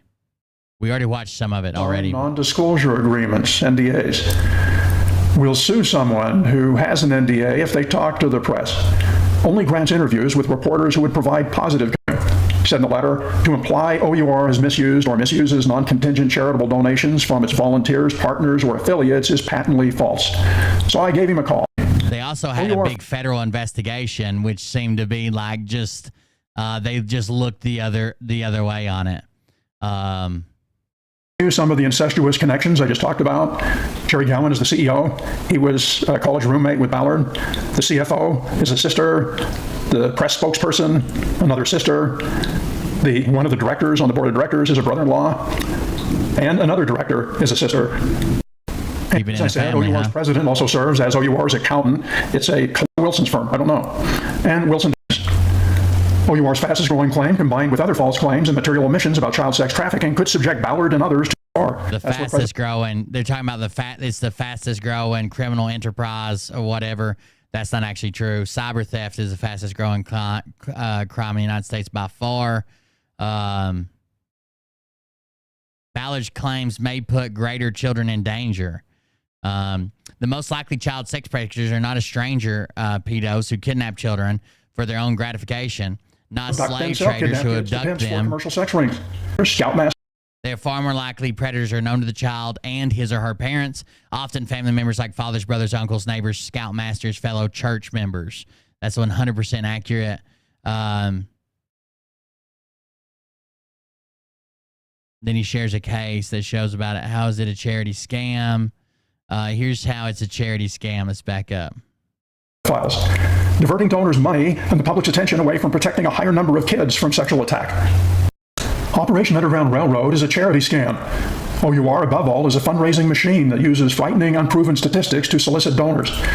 Last year, it collected $21 million. OUR still had $30.8 million in cash and investments. Why is it still raising money?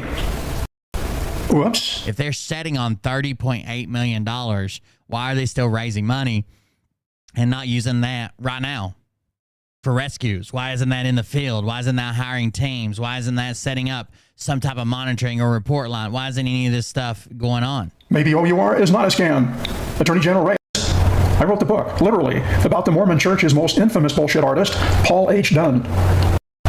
Paul Dunn, in his day, was the most popular and best known border. God saved him from being killed by DHS in Utah, Homeland Security agent in California. The parallel, Ballard. He shows how he parallels this great Mormon preacher who had all these lies as well.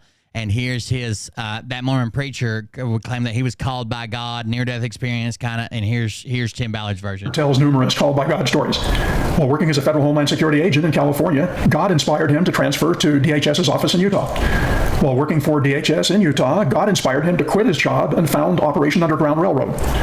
While on an OUR mission near the Dominican Republic border, God saved him from being killed by heavily armed child traffickers. Ballard's miracle story. It occurred when Ballard and his OUR team had been gathering intelligence in a remote village on the Dominican Republic-Haiti border. As the team tried to leave, they were suddenly surrounded. But then when they were done, they decided, why not just kill them and take their cars and take their money and take everything they have? And so they surrounded us. We had nothing. It was just us and them. Us with nothing, and them with 400. I hope he goes over what really happened at this here. Weapons pointed at us. And so I did something that was not necessarily tactically sound, but I felt I should. I went into one of our cars. I closed the door. I pulled out my tattered copy, my missionary copy of the Book of Mormon. I just held it. Let me tell you something. If you get me into a village on some type of tactical mission, and at some point, through some cause of your own, we are surrounded by 400 locals with armed locals, and you get in the truck and start reading a Bible or praying, I'm going to shoot you first. We may go down in a blaze of glory, surrounded by smoking brass, but you're going down first, okay? Because that's what we needed. We needed an angel. We needed a miracle. And I remember consciously thinking to myself, is this it? Am I going to leave my wife a widow? Am I going to leave my children without a father? The scripture that saved my life from traffickers is Alma chapter 58, verse 11. I've been given assurances of the Lord that this work is to go on. And when I stepped out of the car, I looked up after in the state of prayer and meditation and pondering the scripture, and everyone had gone. And my operators told me, we don't. Everybody just left. I was just reading the Bible, and the 400 angry people who decided to murder us and take all our stuff had left. And my operators told me, you know, they just got tired of waiting on you to get done reading your Bible. Everyone had gone. And my operators told me, we don't know what happened. They just walked away. In another version of the story, some of Ballard's team members were armed. That mission, to rescue a supposed kidnapped child sex or labor slave, was a failure. God saved Ballard, but not the child. Ballard uses prayer to inspire donor confidence. You see Reyes and Ballard praying during a live, ongoing rescue. Here are some other examples. And by the way, if their prayers were really effective, they wouldn't need guns.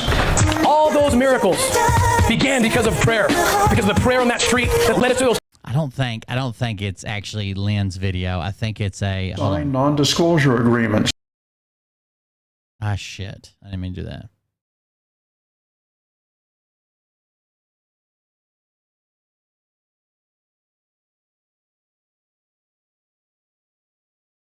I want to show you this. It's about this, but I want the true version of it. Hold on. Monetize, that's not it.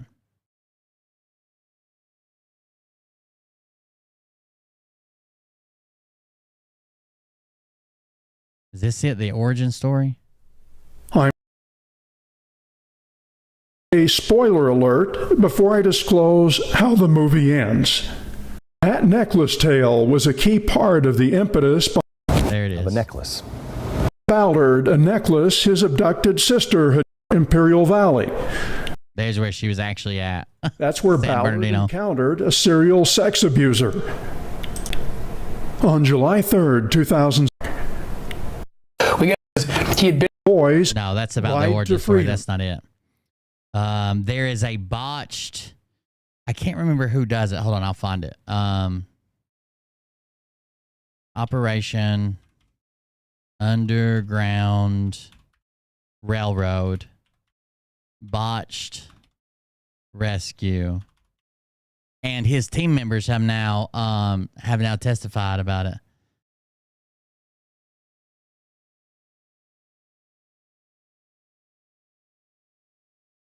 Is this it from Voss? Has another murky rescue story. The anti-trafficking group tells a tale about saving 10 women from sexual slavery and bringing them to the U.S. to help of Trump's White House. This was not true either, but that's not the one I was looking for. It's a spiritual connection. Let me duplicate this so I can. Oh no, I don't need it. Is it Slate that did it?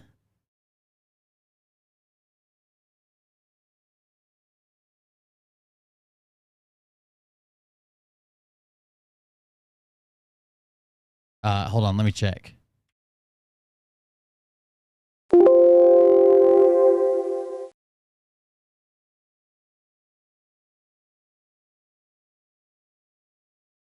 Here is a confirmed story from one of the people that worked with him. This should be good.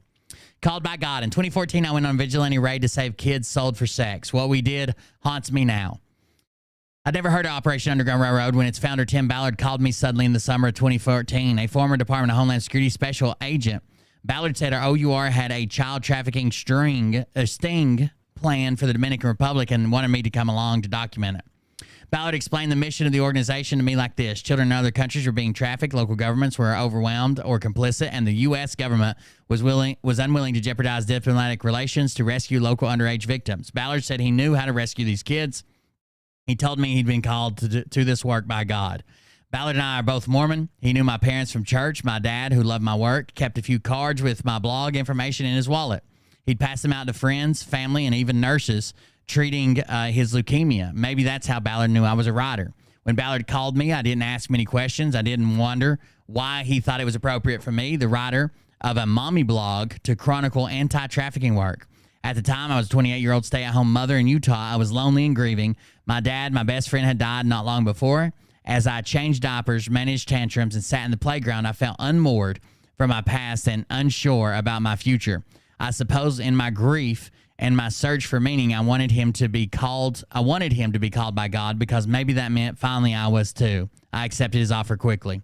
There were a few emails back and forth before we left for Operation Underground Railroad, instructions on what to pack, my plane ticket, and the name of the person who would meet me at the airport.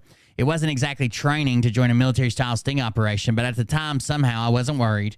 I left my kids and got on a plane, arrived in the Dominican Republic the day before the sting. A representative for Operation Underground Railroad replied to detailed questions for this article. Slate is rehashing old claims from nearly 7 years ago during Operation Underground Railroad's first year of operation. As any of other successful organization does, we have evolved and are continuously working professionally to improve our standard operating methods and practices.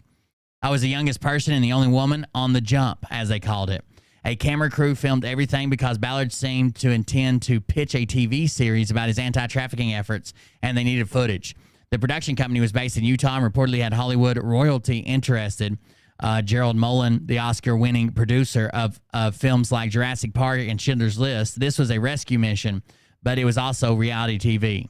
We stayed in a big beige house with a bewildered local housekeeper. Once everyone arrived, we sat together to go over the plans the next day. I took notes. The traffickers thought we were Americans looking to have sex party with underage girls. I was told Tim Ballard's team coordinated with local authorities who were too overwhelmed or ill-equipped to do this work on their own. Members of the OUR jump team found people willing to traffic kids and set up a date to party with however many kids they could provide. The more, the better. The authorities were told where and when the party was happening. When they arrived, the girls would be sent outside where I would be with them, while Ballard and the traffickers would stay inside. The police planned to wait outside until OUR team had undercover footage of trafficker accepting upfront cash for sex with kids. After the cash changed hands, Ballard would give the signal and the authorities would rush the house to make arrest. They would be armed.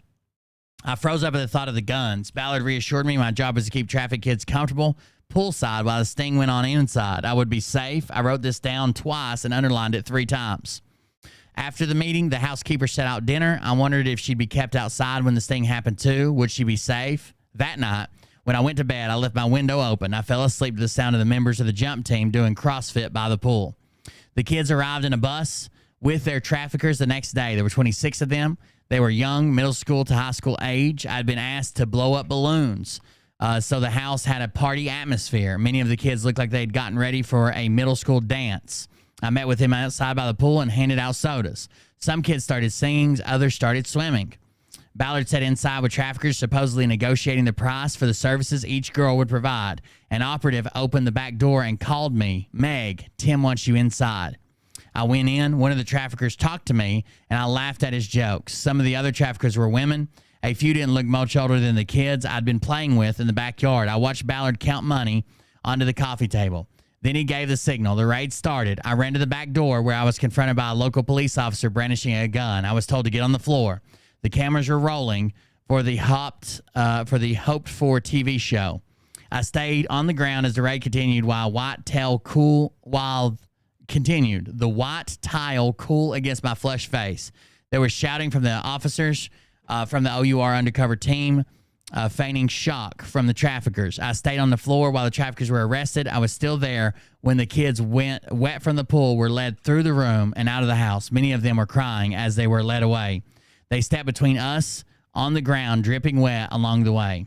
After the raid was done, we left for a safe house where we would stay before flying home. The video crew asked for my thoughts filming while I spoke. I can't remember what I said, but I am sure it was supportive. I wanted to believe what happened was meaningful, and I wanted to go home. I flew home from the raid alone. When the plane landed, I turned on my cell phone. There was a text from Ballard. He said he'd be happy to write a blurb for my book whenever I got around to writing one. I was touched. A man called by God said he was going to endorse me. For a moment, I felt like I had a purpose. When my husband picked me up from the airport, our two children in car seats in the back, I told him about the guns and the kids. "What the fuck was Ballard thinking? You shouldn't have been in there," he replied. I remember the thought he was being overprotective. I wrote an article for the Huffington Post about Ballard's heroics and the children's new hope. When OUR released his first documentary, I attended the premiere. Before the movie started, everyone in the audience who'd participated in a jump was asked to stand up. I stood up. The crowd applauded. But soon, Ballard's aggressive sureness began to scare me. Ann Gallagher from the U.S. State Department, called the leading global expert on the international law on human trafficking, published an essay critical of OUR's tactics. She argued this raid showed an alarming lack of understanding about how sophisticated criminal trafficking networks work. Trafficking networks must be approached and dismantled, and called OUR's operations arrogant, unethical, and illegal. Ballard sent the article to me and called her a bitch. Then he asked me to write a rebuttal. Ballard did not respond to detailed questions about his comments. I had nothing of worth to say in response to a woman who dedicated her life to this work. How could I? How could he think I did? I didn't write the piece. Still, I was on occasional planning calls with OUR staff. They were mostly as inexperienced as I was. They believed in Ballard too. We were doing the best to bootstrap his vision of salvation. The calls were fervent, but flawed. Everybody wanted to save the kids, but no one really knew anything about the kids. We talked mostly about fundraising. The calls never addressed the real things children need to be saved from. Toward the end of my association with the group, I told one person anxious about the recent bad press that I was concerned about an organization that relied so much on Ballard and his vision of the world. The other person was worried too. OUR centered Black and Latino children in its fundraising work, but ignored requests from Black activists to change the organization's name.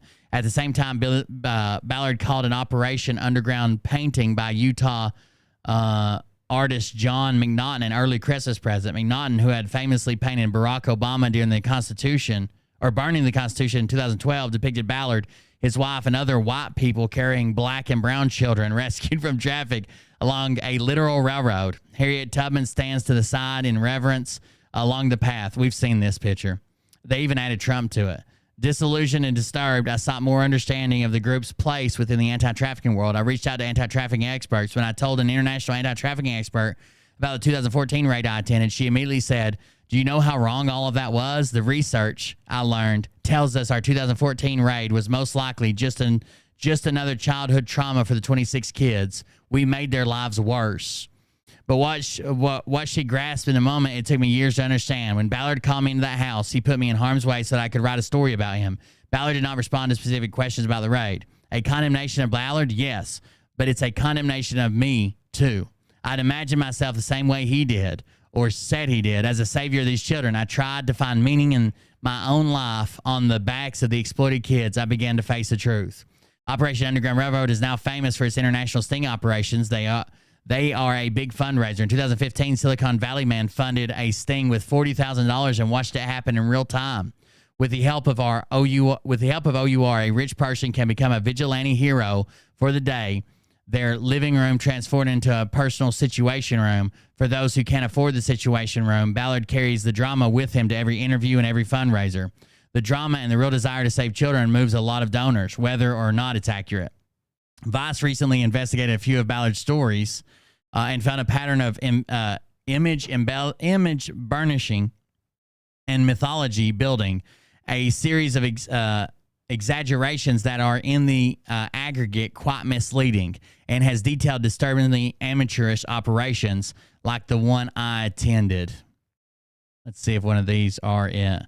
A famed anti-sex trafficking group has a problem with the truth. I've seen that one. That one's not it. Inside a massive anti-trafficking charity's blundering overseas missions. Here we go.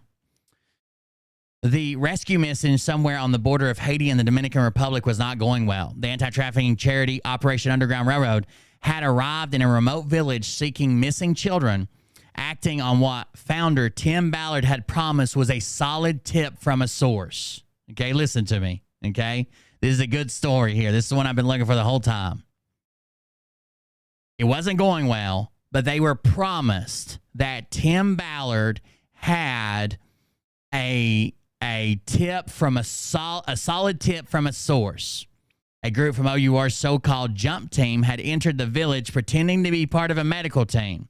Real medical workers had been hired as cover and were providing actual care to people in the village, while the operators, as they called, quietly surveyed the scene. But the missing child was nowhere to be found. And then, to the dismay of several people on the ground, Ballard produced his source, a psychic medium from Utah. His source was a Mormon, Utah-based psychic. The child in question was Gardy Marty, a Haitian boy born in the United States who was nearly 3 years old when he disappeared from his father Guesno Marty's church in Port-au-Prince in December 2009. This was the catalyzing event that led to Ballard founding OUR several years later. By 2014, Ballard and his team of operators, a group he asserts is highly trained and skilled and mainly comprises former members of law enforcement and the military, descended on Haiti to find Gardy in the first several operations.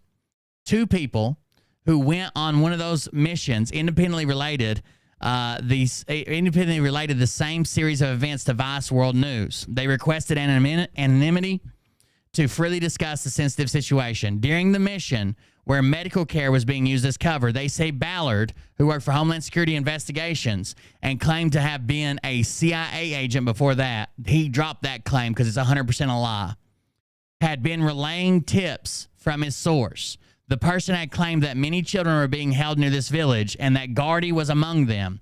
Ballard, both sources said, even called Guesno to tell him that his son was coming home and summoned him himself to the village. We'll find out later. This is like the 10th time that Ballard has called this guy and said, hey, we found your son. Come here. We're going to go get him. It happens all the time. Then Ballard arrived in Haiti with his unexpected companion. Tim shows up with this woman, this very sheltered-looking soccer momish woman from Utah, one source told Vice World News. And he's being very defensive and won't let anyone talk to her. After a couple of days, I figured out she's a fucking psychic. That's his fucking source. That's a direct quote. A second person on the mission said they, too, had been introduced to the psychic. Both people remembered her name as Janet and that her tip, perhaps predictably, did not pan out. When reached by Vice World News, Janet said, I signed an NDA so I can't answer any of your questions and recommended we reach out to OUR. A spokesperson from OUR didn't dispute Janet's involvement, telling us OUR has partnered with Janet, who was referred to OUR by U.S. law enforcement agency for some of our top-level cases. She has been very successful in helping OUR rescue efforts alongside our law enforcement partners. Her skill set has long been used by law enforcement and government entities in this line of work. The spokesperson also shared two links. The first was an abstract of a 1993 paper from the journal Law and Order, which referred to the work of psychics in law enforcement investigation as controversial and did not endorse their use, and noted that most large police agencies surveyed did not work with psychics, nor did the FBI at the time. The second was a Forbes profile of a different psychic medium who says she works with law enforcement. Soon Ballard arrived. The villagers became suspicious and increasingly upset as he began circulating through the village with a camera crew.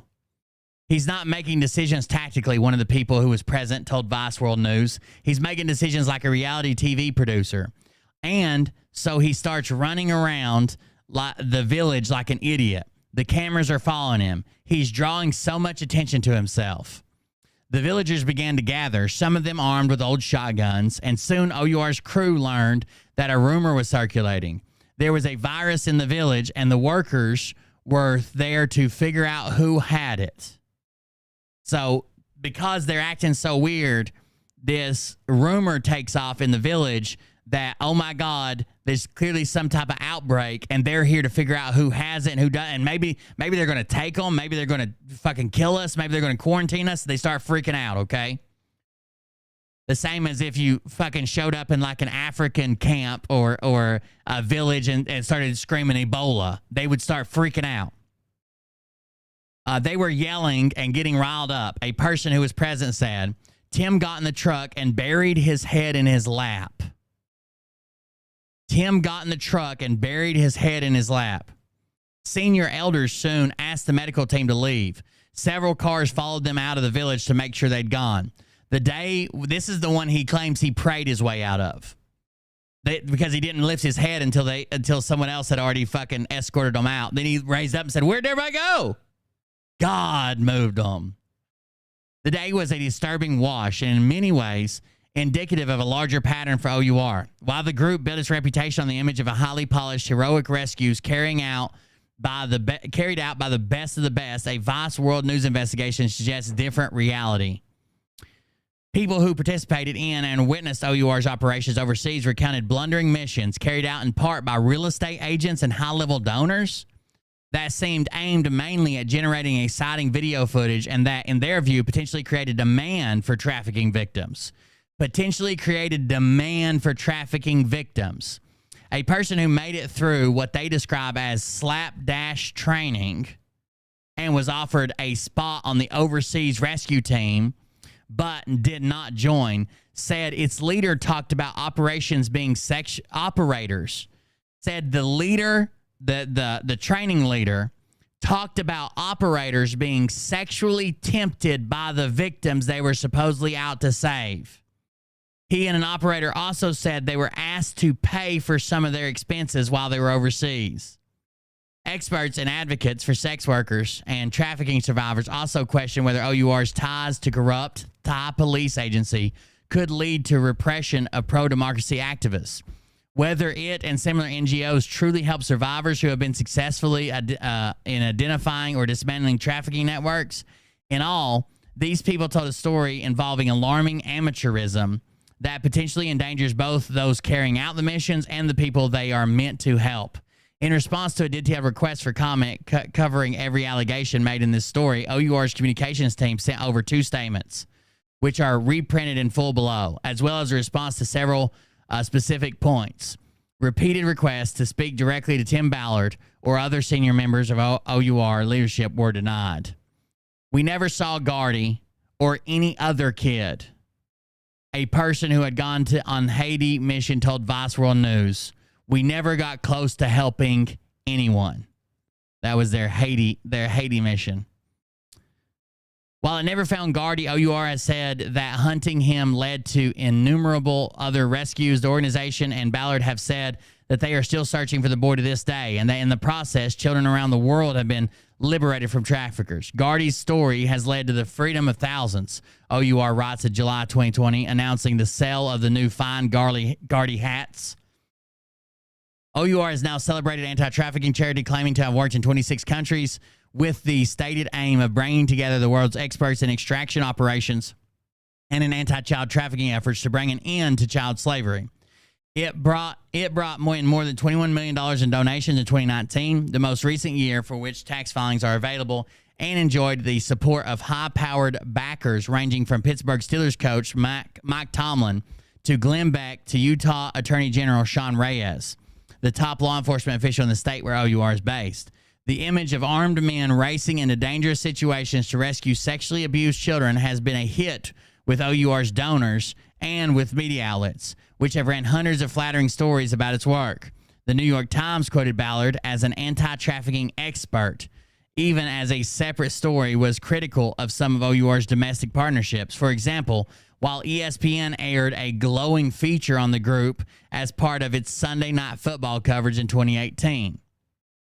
Despite the organization's outward success, it faces an ongoing investigation by Davis County. Utah Attorney General Troy Rawlings, as Utah's Fox 13 reported last October. While Rawlings hasn't publicly described the contours of the investigation, people familiar with it have told both Fox 13 and Vice World News that his office is looking into whether OUR has made misleading statements in the fundraising appeals. Rawlings confirmed to Vice World News in an email that the investigation is 100% still going and vibrant, productive. In an investigation published in December, Vice World News found that Operation Underground Railroad had a demonstrable pattern of exaggeration. In some of the stories, the organization has told about its domestic rescue work. In one of the starkest examples, it strongly implied that it had participated in the rescue of a human trafficking survivor it calls Liliana, who in fact escaped her traffickers on her own. A series of public records requests also found that while OUR often claims to partner with local law enforcement on trafficking investigations and rescues, the extent of that partnership is often a modest donation OUR gives the agency, which in return credits it in the press releases about any investigation or rescue, bust, or arrest that they use the money for. So he makes donation to local like shithole country police departments, and whatever they use the money for, they basically credit OUR as doing it. OUR is denied exaggerating anything. In one of the 2 statements it gave to Vice World News for our previous story, it wrote that Vice's agenda-driven objectives is to comb through years of information in an effort to find any, even minor discrepancy, and to twist anything found in the negative portrayal of an honorable organization. Meanwhile, OUR's overseas operators and the jump team it says conducts them are the jewel of its crown, the subject of innumerable fundraising emails, interviews with Ballard, 2 documentaries, The Sound of Freedom, an upcoming feature film starring Jim Caviezel as Tim Ballard. The casting of an actor most famous for playing Jesus Christ is perhaps not coincidental. With, by the way, he believes, some people say that Tim believes he's the re-embodiment of Joseph Smith, you know, the famous Mormon founder. While OUR is not an expressly religious organization, it heavily employs the language and imagery of faith, and Ballard, a devout Mormon, has said he was directly called by God to find lost children. OUR routinely claims that its overseas jump teams are made up of former members of the military, CIA, and law enforcement who undergo rigorous training. They are the best of the best, read an early blog post about the jump team on OUR's website from 2015. The post claimed that OUR's training is ongoing and consists of hand-to-hand combat and handgun instructions. It also quoted then operator for OUR, Dutch Turley, a former Navy SEAL. "You have to understand your enemy from a mental perspective. We try to do it as often as we can," he said.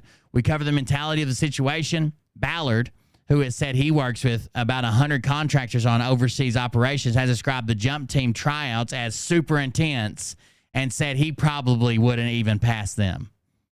That's not true. It's basically pay to play. But sources with direct knowledge of past operations describe a reality very different from what is portrayed in OUR's gripping online videos and in documentaries about the group, including around the time when the Best of the Best blog post was written.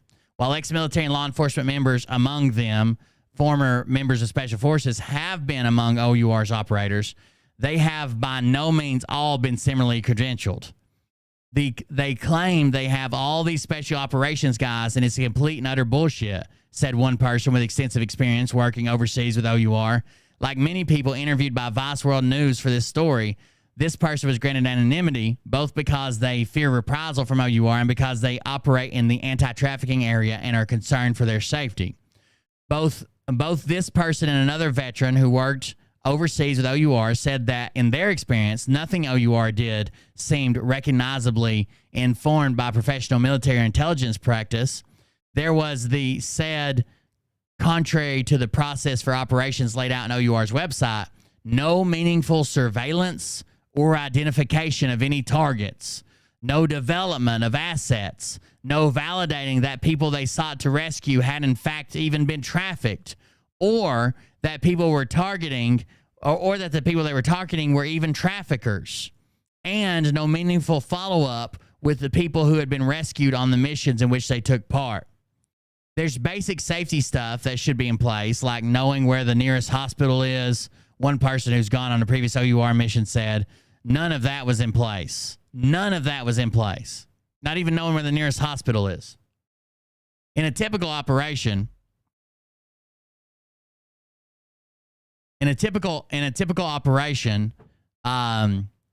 as these sources describe it, OUR operators would head into town in a country like the Dominican Republic and flash thousands of dollars at clubs and bars saying they were here to party. This basic method is consistent with what is seen in videos OUR has published itself and accounts. So listen, this is why they're saying that they could even potentially be driving traffic, driving the demand for traffic. If these people have never seen $10,000 and you go into a club and say, hey, I got $10,000 American, I'm ready to party, that might even put an idea into people's heads that have never had it before. Like, fuck, holy shit, I'll go find a kid right now for $10,000. I make $2 a month. You know what I'm saying? Like, it drives this shit in some cases.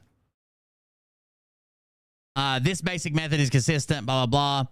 It's laughable to call what he did ops. A veteran who worked with OUR overseas said of Ballard, they'd go and just push for pimps to show up with girls. If presented with sex workers of legal age, OUR would insist on younger girls.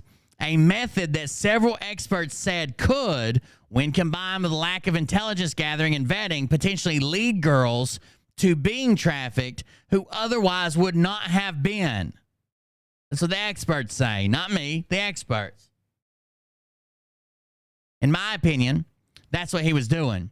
He was creating the demand, said one of the former military members who worked with OUR overseas, because you'd see these pimps show up with a weird mix of girls, young but experienced. Then there'd be a couple of really young girls. It felt to me like they'd been roped in because Tim Ballard flashed so much money.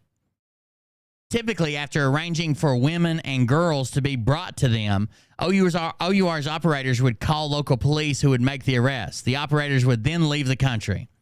They conflate sex work and trafficking, said a former military member who has worked with OUR. They are making it worse. So imagine, like, I know you don't want to imagine this, right? Imagine you live in a third world country, and literally the only way you feed your family is through sex work. And somehow Tim Ballard gets you tied up in a fucking bust, and now you're in fucking jail in a third world country while your family starves, while your kids do without. Why? But some people have to. Is it bad? Yes. Is it horrible they have to resort to that? Yes. Should we be arresting them? Probably not, especially in a third world country. Especially like there are other companies where it's acceptable, like 16 or 17. And you may not like it. You may say it needs to stop. But if that's the only thing that's keeping their family alive and you arrest them, you're probably doing more harm than good. And all they're going to do is wait till they're 18 and do it again. Or as soon as they get released, do it again. There needs to be some type of program in place to support them through that rather than just locking them up. To help them take care and pay for their families rather than just fucking lock them up. Anyways. This is a common pattern for anti-trafficking NGOs working abroad, according to sex worker activists with Thailand's Empower Foundation. Empower advocates for legalizing sex work, something to which OUR is staunchly opposed and has for decades criticized human rights abuses perpetrated against sex workers by the government, police, NGOs, and clients. 3 Empower organizers interviewed by Vice World News had not heard of OUR, which was surprising, they said, given the level of involvement the group claims to have in Thailand. That said, OUR are far from alone. There's so many of these organizations here, I don't know one from the other. Mia Janata, Wanata, a sex worker leader of the organization, told Vice World News. From our point of view, they come into our workplaces and make a relationship with the employer as well as the police. If there are no underage workers, they continually ask and ask and ask the employer to find them some underage workers, Yanada added. So they create a situation where there are underage workers where they weren't before. They're driving it. Ultimately, several former members of the military left OUR in disgust over what they witnessed there. They told Vice World News. Look, the developing world is rough, said a former member of the military who used to work with OUR. People are desperate. They do what they can. So you have a lot of 16, 17-year, 18-year-old prostitutes. They're often young women who are willingly prostituting themselves. I'm not saying it's okay. I'm not saying they don't need help. But this is not Taken with Liam Neeson. These girls are in a desperate situation. They need a job and an education. They don't need someone to rescue them, some white guy in Utah, end quote. From my perspective, Tim Ballard and OUR are the Theranos of the NGO. Theranos? I think they mean Thanos of the NGO world. They added, Tim is a master marketer, good-looking, charismatic. He tells these stories, and so nobody really diligences him. Nobody took the time to check and see what his product was. Could he deliver? The thing just grew to what it is. In response to the detailed questions about its overseas operations, OUR issued the following statement. It is horrible to think that a 16-year-old in Thailand might have to turn to sex work to survive. But do they need someone running in, claiming they're being trafficked, getting rid of their only income that they support their family with? Or do they need someone coming in and saying, hey, be safe, here's a path to education, here's a job you can have, here's this? Of course they need the other one. It's crazy. Then we end up, by the way, a lot of the operators are just people who donated enough. A lot of the operators are not military, former military, special forces. They're just people who donated enough. Who donated enough.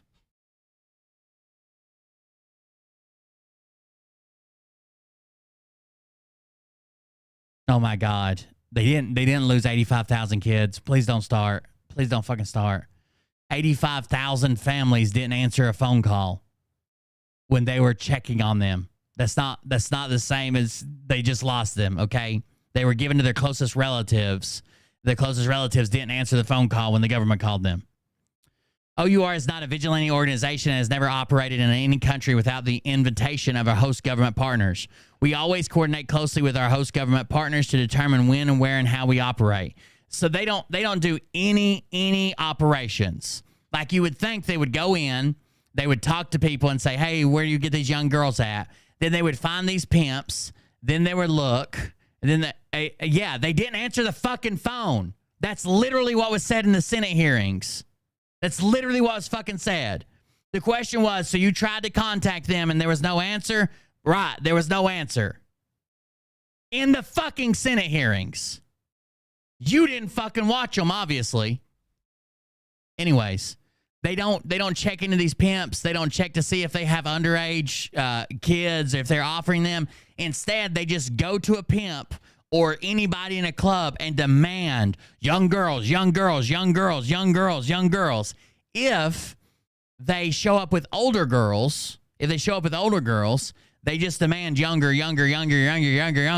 until they force these people to go out and find younger fucking girls. Then they're like, move in, let's arrest them all. If anything, they're driving the traffic. It's one thing to go and be like, okay, there's our pimp. We're going to see what girls he's putting out every night. Okay, this girl, we can identify her. She's 14. This girl is 16. This girl's 23. This girl's 12. This girl's... Okay, now we've got to move. We've got our subject. We've done our background. We know they're already doing this. It's another thing to go somewhere and just demand with more money than you've ever seen. Imagine someone comes up to you and you're like, hey, someone comes up to you and they're like, hey, can you get drugs? And you're like, I think I know a guy that may have some pot. And they're like, I got $1 million, or I've got 10 million, life-changing money. I've got $10 million. I will pay you if you can find me somebody with drugs. And you're like, well, I told you I know a guy with pot, and you show up with pot, and they're like, no, we need something stronger. And you're like, I don't know. And they're like, $10 million. It'd change your life. All you got to do is find me anything other than pot. So finally you find one person who will sell them a pain pill, and as soon as you show up with a pain pill, they like fucking kick your goddamn door in and arrest you and drag you out. Now imagine that if you're living in a third world country where you're like fucking living on a dirt floor and doing anything, literally anything already to survive, and someone offers life-changing money. You show up with prostitutes, they're like, nope, younger. You show up with prostitutes, nope, younger. You show up with prostitutes, they're like, nope, younger. So finally you're like, what the fuck do they want? And you find a girl. You literally start now child trafficking or child prostitution, and then they fucking kick in your door and arrest you. It's entrapment, at least, and they're the driving force to make you do this. Fucking idiots. When William was a teenager, he would do magic tricks at a local mall and donate the proceeds to anti-trafficking group. He went on to learn about the signs of trafficking and write reports for the police about potential trafficking situations. He couldn't believe there was such a thing as modern-day slavery, and he wanted to do something about it. When William, whose name has been changed due to concerns about retaliation, saw a video created by OUR about what he called Operation Mundo Nueve, a 2014 sting, in which Ballard and undercover operators posed as Johns in the Dominican Republic, working with local police to OUR claimed, arrest 8 traffickers and free 26 victims. He was enraptured. Halfway through the video, Tim looks at the camera as it zooms in and he winks. William said, I mean, the whole thing just sold me, and it felt like these people were stepping up where law enforcement failed. William almost couldn't believe it when he got an email saying he'd been selected to train for OUR's jump team. He'd filled an application, but figured it was the longest of long shots. OUR often stresses that the team is made up of hardened professionals with extensive experience in dangerous situations. Other times, however, the requirements are more lenient. You don't need to be former military or law enforcement. You don't need to be a Sherlock Holmes or forensic investigator, the organization wrote in a 2017 Facebook post soliciting volunteers for the jump team in Australia. You just need to be motivated with good intention to help bring change to the lives of children around the globe. Oh, God. Sherry, shut the fuck up for a minute. You realize that if I call you and you don't answer your phone, you're not a fucking missing person, right? If I call you and you don't recognize the number and you don't answer the fucking phone, how many goddamn people should I roll out on a fucking team to rescue you? You dumb motherfucker. It's been explained 3 times to you. Missing a phone call is not the same as disappeared trafficked children.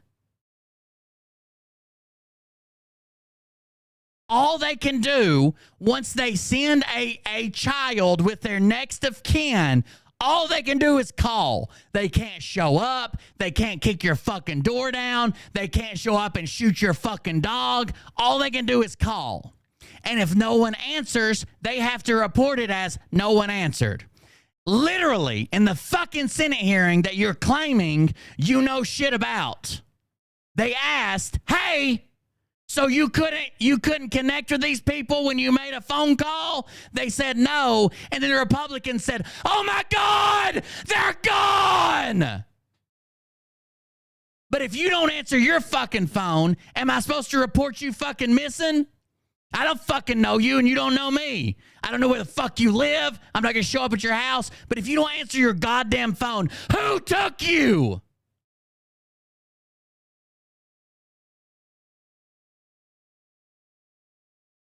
Who took you?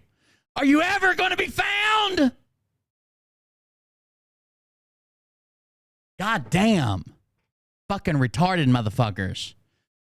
I don't have time to explain to you that you're too goddamn retarded to understand shit. I don't know if I have to step back with fucking crayons and shit. I don't know if I have to literally fucking call you and let you hit the fuck you button and then report you as a missing person so you understand in context. I don't know what the fuck is wrong with you. Go back and watch the goddamn Senate hearing.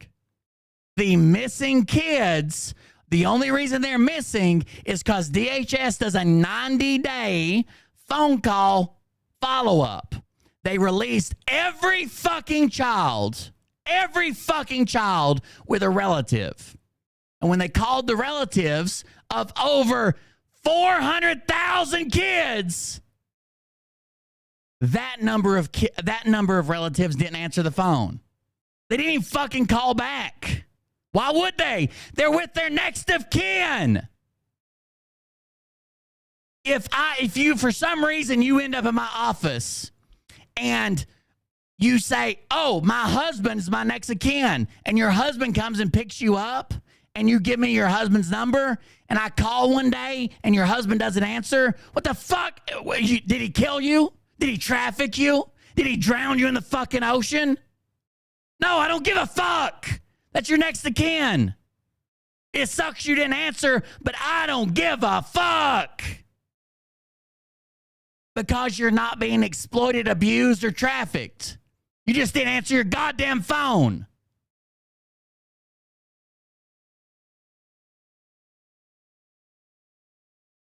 Can I finish the fucking article, you dumb bitch?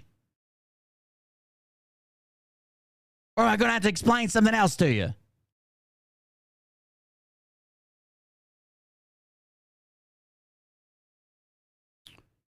William had no relevant background in law enforcement, the military, intelligence, or working with survivors. When the email arrived telling him he'd been accepted, I was surprised, but I was super happy.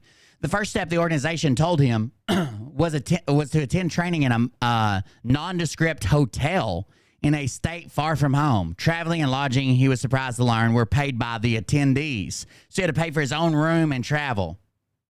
Though, OUR, who's so fucking dumb to say, like, I literally told you the situation that was going on, and your response was, so you're just saying it just none of it happened? No, I told you exactly what happened. Exactly what happened. So you're just saying it's all fiction? No, I told you exactly what happened.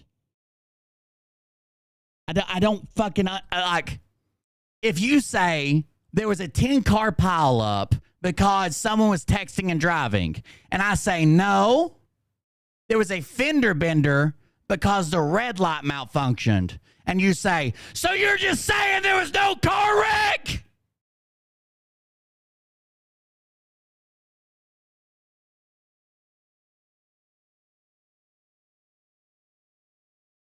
I hope you get traffic back to Facebook. You know, the insults are not. No, they are 100%. They are 100% a necessity. They are necessary. I want you to be so goddamn embarrassed that you do nothing but watch the Senate hearing on loop for the next 2 goddamn weeks. And then I hope someone calls your phone and then reports you missing if you don't answer for the rest of your miserable fucking life. That's how necessary it is. You're as fucking dense as a lead brick. That's not what happened. What happened was they just didn't answer the phone call. It was in the Senate! Okay. Yeah, the Senate said they didn't answer the phone call. So you're saying it's all fiction? No, I'm saying they didn't answer the phone call. The phone call was the catalyst. The phone call they didn't answer.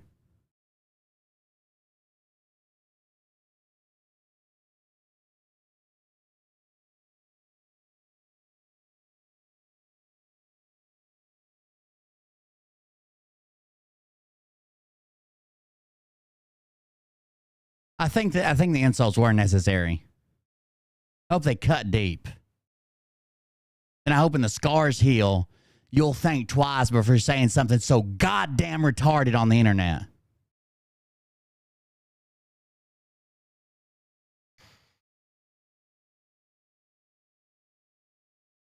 Maybe somehow traffic you back over to Facebook where you belong.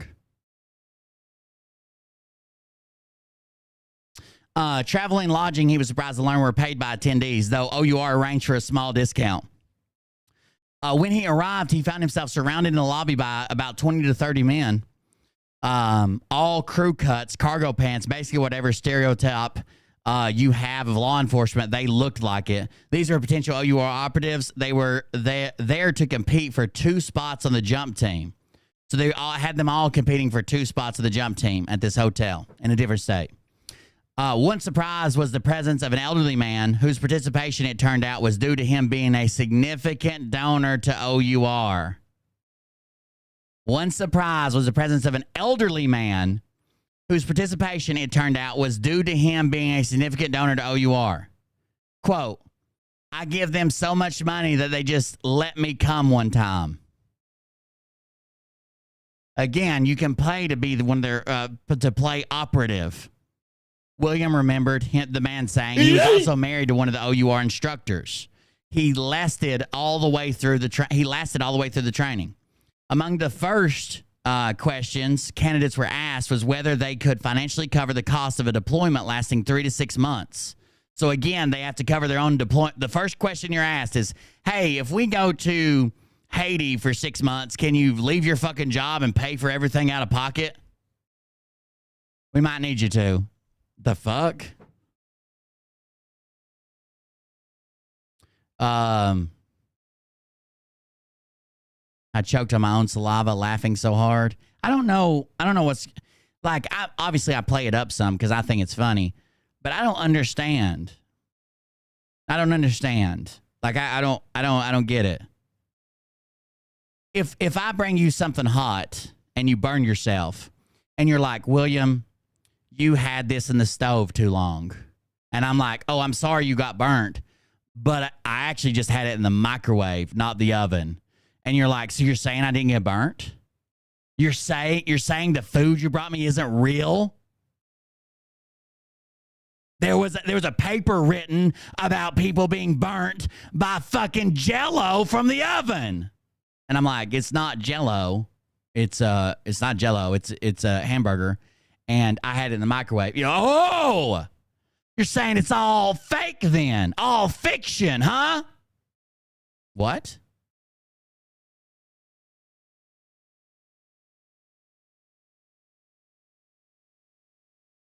Whether they could afford 3 to 6 months or more. William was taken aback, but learned that while OUR would cover expenses as he was actively working, it would not during mandatory time off, during which he wouldn't be allowed to come home. So, like, they cover when you're actually in the throes of working, but all your off time you pay for yourself. Before training began, candidates were given a psychological examination on his way to his. William passed a candidate exiting an exam who said, if you mention God, you're a shoo-in. The actual exam was carried out by a disinterested seeming man eating a Chick-fil-A. He asked William about his motivations and whether he would be comfortable praying before missions. William said he threw in the phrase, trust in God, and was cleared. The whole thing, he told Vice News, took about 10 minutes. On the second day of training, candidates watched videos like the famous one in which a man in a gorilla costume walks past a couple of people passing balls. The viewer has been asked to track. The point of the video is to show how easy it is to overlook what's directly in front of you.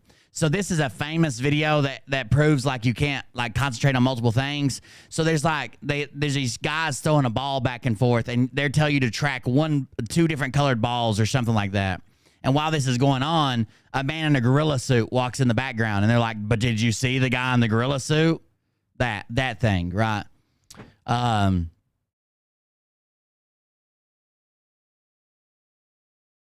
The point of the video is to show how easy it is to overlook what's directly in front of you. On the third day, they did a scavenger hunt. I'm not joking.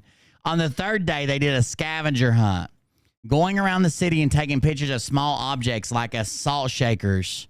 Training activities included being given a random object and selling it back to the class. A lot of our training, said William, really just consisted of activities that felt like they were for kids. Weird. Before I went to this training, he said, I was counting down the days. I was expected a world-class training because these are supposed to be the best operatives. Instead, he didn't feel like he was learning anything, and certainly not like he was being prepared to rescue children from dangerous traffickers. William wasn't taught, among other things, basic self-defense, signs to look for in a trafficker or trafficking survivor, surveillance technique or secure communication. Topics that were covered include how to compartmentalize your discomfort if you find yourself in a gay bar. Topics that were covered included how to compartmentalize your discomfort if you find yourself in a gay bar. You think Sherry got mad and left? Do you think she's still here?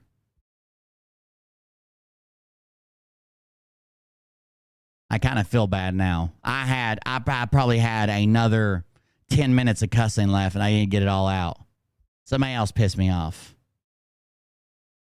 Find yourself. That's right.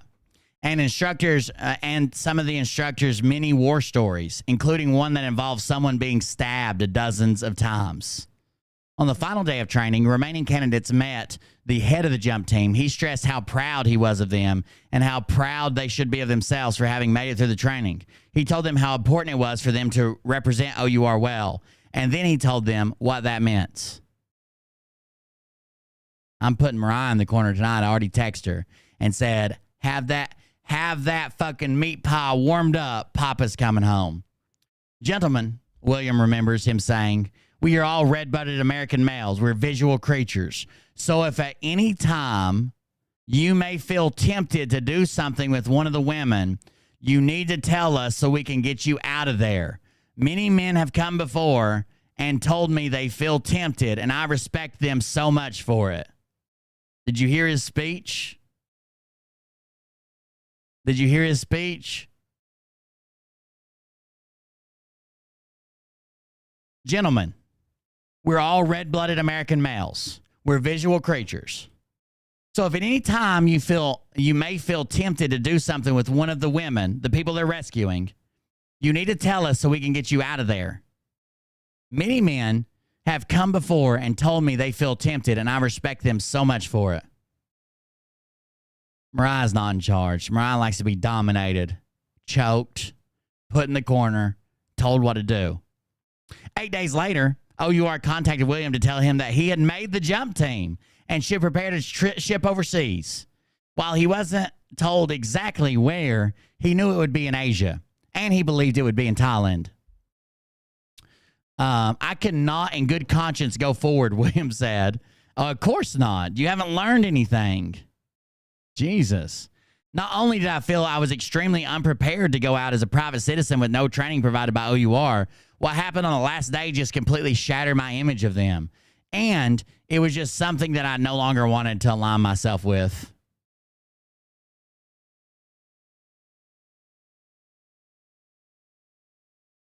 That's right. Thank you very much, Bug Dude. I appreciate it. Williams' experience does not seem to have been anomalous. One former member of the military who worked for OUR told Vice and World News he received zero training before going overseas, and some of the operators on OUR missions have been people without any special training experience working with survivors of trafficking or military experience at all. They just do the military stuff for hype videos, basically. They want them to look like high-speed tactical teams. Hell, even the military does it on their recruitment videos. They don't ever show you a guy bringing ammo to the range. They don't show you a cook. They don't show you like a computer repairman. They show you fucking people kicking indoors using night vision goggles, fucking lasing targets and shit. They show you the cool stuff. There wasn't any intelligence gathering or training, said Jimmy Rex, who went on nearly a dozen missions for OUR. Rex bills himself as the social realtor and as an entrepreneur realtor, coach, speaker, and mentor. He has over 60,000 followers on Instagram and a regular podcast, which he interviews exceptional people living extraordinary lives. Tim Ballard was among the first. Rex ended up on nearly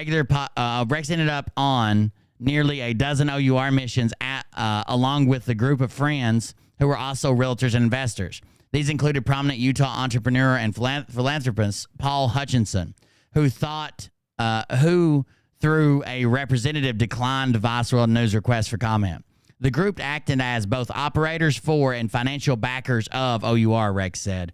We all paid our own way for everything, he said. I personally raised over $1 million. The group, he said, was well off and passionate about rescuing children.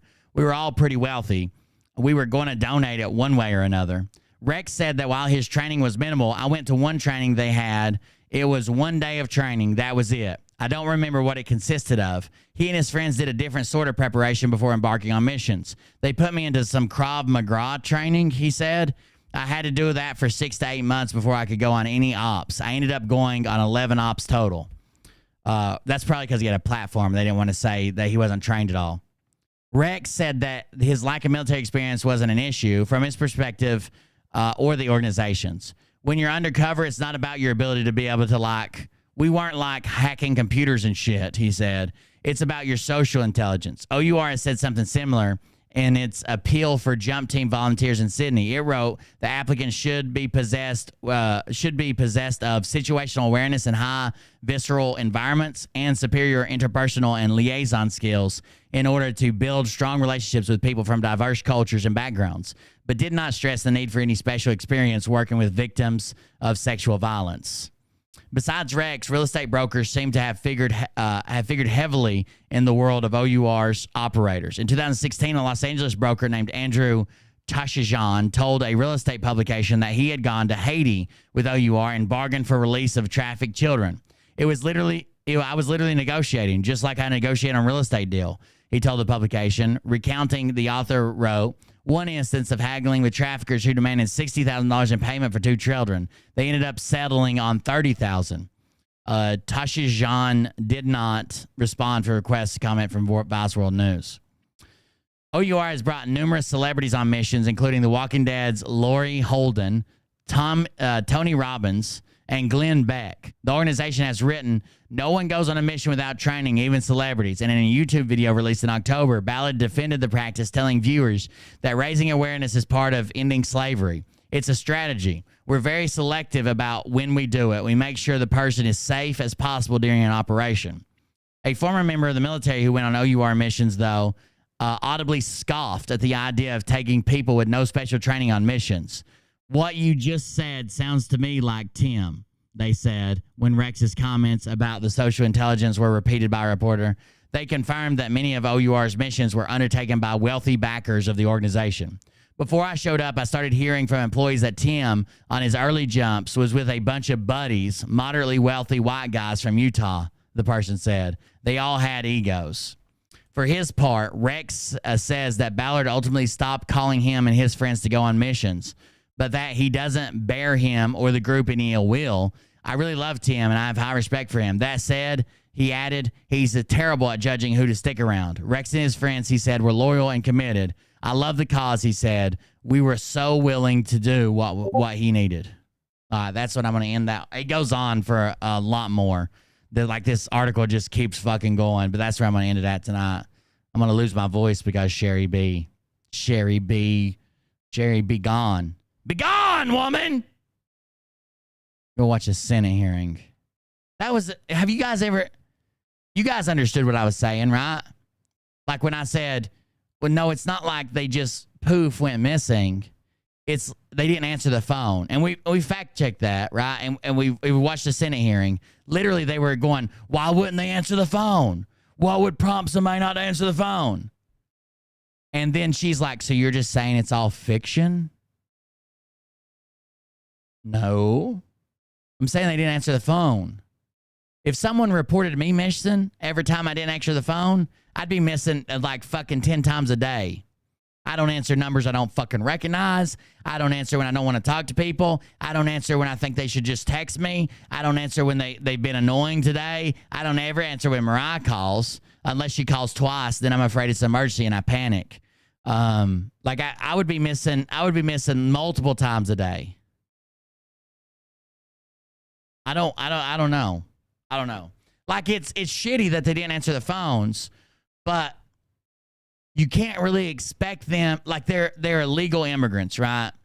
So if you're just going to release them to their next of kin and then call them back to check on them, they're afraid that you're calling to deport them or taking them to court. They might have changed their phone number. Maybe they got shitty phones that they don't pay their phone bill. You know, they lose their phone number if they don't pay it within like 5 days of it going out of service. Maybe their phones got cut off. Maybe they changed it because they want to. Maybe they were in a fucking swimming pool. Who knows? Who knows? But you can't say that's the same as like fucking kids just disappearing and being gone forever and probably trafficked. Who knows? DHS didn't take care of them because Joe Biden, they didn't answer the phone. It's okay. If we want to put more resources into that, that's something we can do, but you're going to have to pass laws instead of just being outraged that they didn't answer the phone.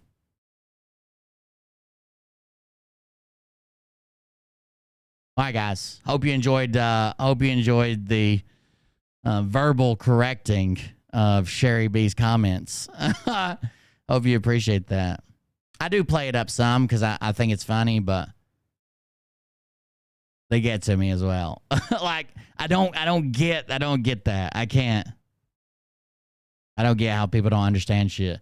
And literally, I saw somebody in the comments. I think it was Jessa say, not answering the phone is not the same as disappearing. Like, you know what I mean? Like, those are clearly not the same. I saw somebody in the comments say it before I even had to say it.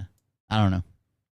All right, guys. Thank you all for joining us. Thanks for hanging out. It's 1:30 in the morning. I would read more of the article, but it's gone.